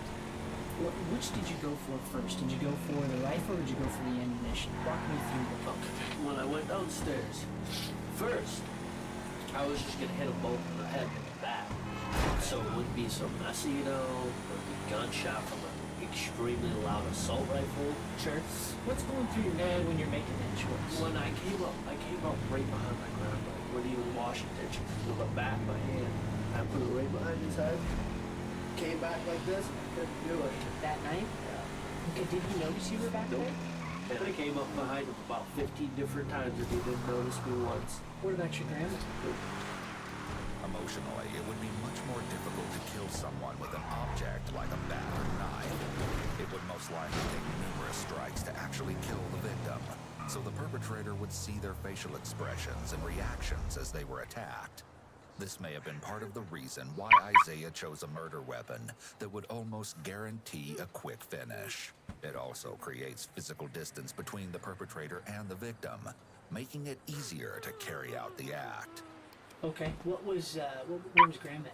She was out in the room. What was she doing? She was sleeping? Okay. The gunshot woke her up. Okay, the gunshot when you shot your grandpa? She didn't know what to do. She looked over at her husband. His brain was hanging out of his head. Like, I'm not even being exaggerative at all. Sure, and I wasn't up there. Like, this whole part of his head right here was gone. And then my grandma's right here, all that was gone. Okay. Did when you, and we're kind of getting away from that, I know we're going to do that, okay? Go ahead and take a bite of your sandwich. Maybe that'll kind of help calm you down a little bit, too. When you went down to go get, you went and got the ammo first, right? Or you went and got got the gun. Okay, this was after I had beat out with the bat. Okay. Went, got the assault rifle, brought it down in the basement, got in the ammo box into the basement. There's over 30,000 rounds for that assault rifle in there. Does he keep his ammo down there? So you knew his ammunition was downstairs. Yep. Okay. Does he keep it under lock and key or? Nope. Okay, so you knew that you have free access to it. Okay. And so what did you do next? Got the hollow point rounds because I knew they'd do the most damage. When asked by the detective why he chose the hollow points, Isaiah states that he didn't want his grandparents to go through any pain, indicating that he didn't intend to injure or maim them, but in fact clearly wanted them to die. So you knew that the solid ones, they might have lived through those. Yep. Okay. And you didn't want that. Shot my grandpa. He just dropped, and I heard blood just pouring out of his head. My grandma looks over and she's like, "What's going on?" Boom. Shot right there, grazed her head, and she was still moving. So I shot her right here through her head. How close were you, Isaiah? I could have made the shot from 300 yards. I'm an amazing shot, but I was probably 10, 15 feet away, if that. Okay. Well, honestly, from the barrel of the gun to my grandpa's head, 6, 8 feet. Next, the detective asks Isaiah why he wasn't able to go through with using the bat as the murder weapon. Why'd you stop? Why didn't you use the bat? Bring myself to put them through any sort of pain. Okay. And I think you mentioned it would have been too messy too, right? No, I didn't want it to be messy. Okay. That's why I wanted to do it with a bat. Okay. Okay. Did you think the bat would be a cleaner way to kill him? Cleaner. Okay. Had you done any research on the internet about this, or? Yes, sir. Okay. What kind of websites did you go to? Let's put it like this. I was typing in best ways to kill somebody and all this And if I would have waited one more day, I would have killed them the cleanest way possible. Which is what? Nicotine poisoning. And Isaiah, you understand that these are your grandparents. You know that they're human beings, they're people, right? Yeah. You're nodding your head at me, yeah. Okay. Is there any particular time why you only shot Grandpa once? Because I heard blood pouring out of his head like so you knew fire hydrant. You knew he was dead? Oh, yeah. Okay. And why the 2 shots with Grandma? She moved right after I shot her. Okay. Did she look at you? Or did she say anything after you She shot like her? twitched, and I thought maybe it's probably just the twitch they get after they die, where they just like create on themselves. Sure. Yep, I know what you're talking about. I just wanted to make sure because she was the only one that I actually cared about. Okay. You think you were closer to your grandma than your grandpa? How long you been living with them? Since I was 4. Okay. And honestly, I wish I would have myself that night. How come? Because they didn't deserve it, and I did. When it's over, okay, and you know that did you check to see if they had a pulse? Did you check them at all? My grandma's whole side of her face was blown off, so it's Okay. his. So like his brain was like on the coffee Okay. table. But you didn't go over and just to double I check. kissed both of them and then packed my left. Okay, why'd you kiss them? Because I love them. Kissing his grandparents after killing them could be an indication that Isaiah may have had some sort of emotional response after all. But at the same time, he may be lying, as he would have likely gotten blood on his face or clothes, and he made no mention of changing before packing his bag and leaving. If he is lying, he may be trying to present himself to the detective as remorseful or caring. Furthering this, Isaiah then states that after he had committed the unthinkable acts, he prayed for forgiveness. Did you pray for forgiveness because you knew what you did was wrong? Right away, I just did. Right away, I wanted to take it back. I don't know why I did Okay. After that, you said you packed your stuff and then you left. How much time did you spend in the house after they were shot? Half an hour.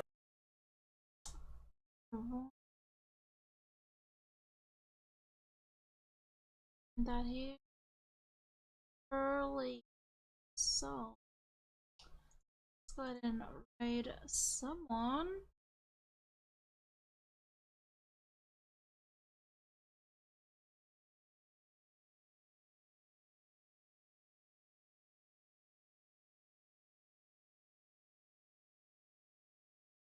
Okay.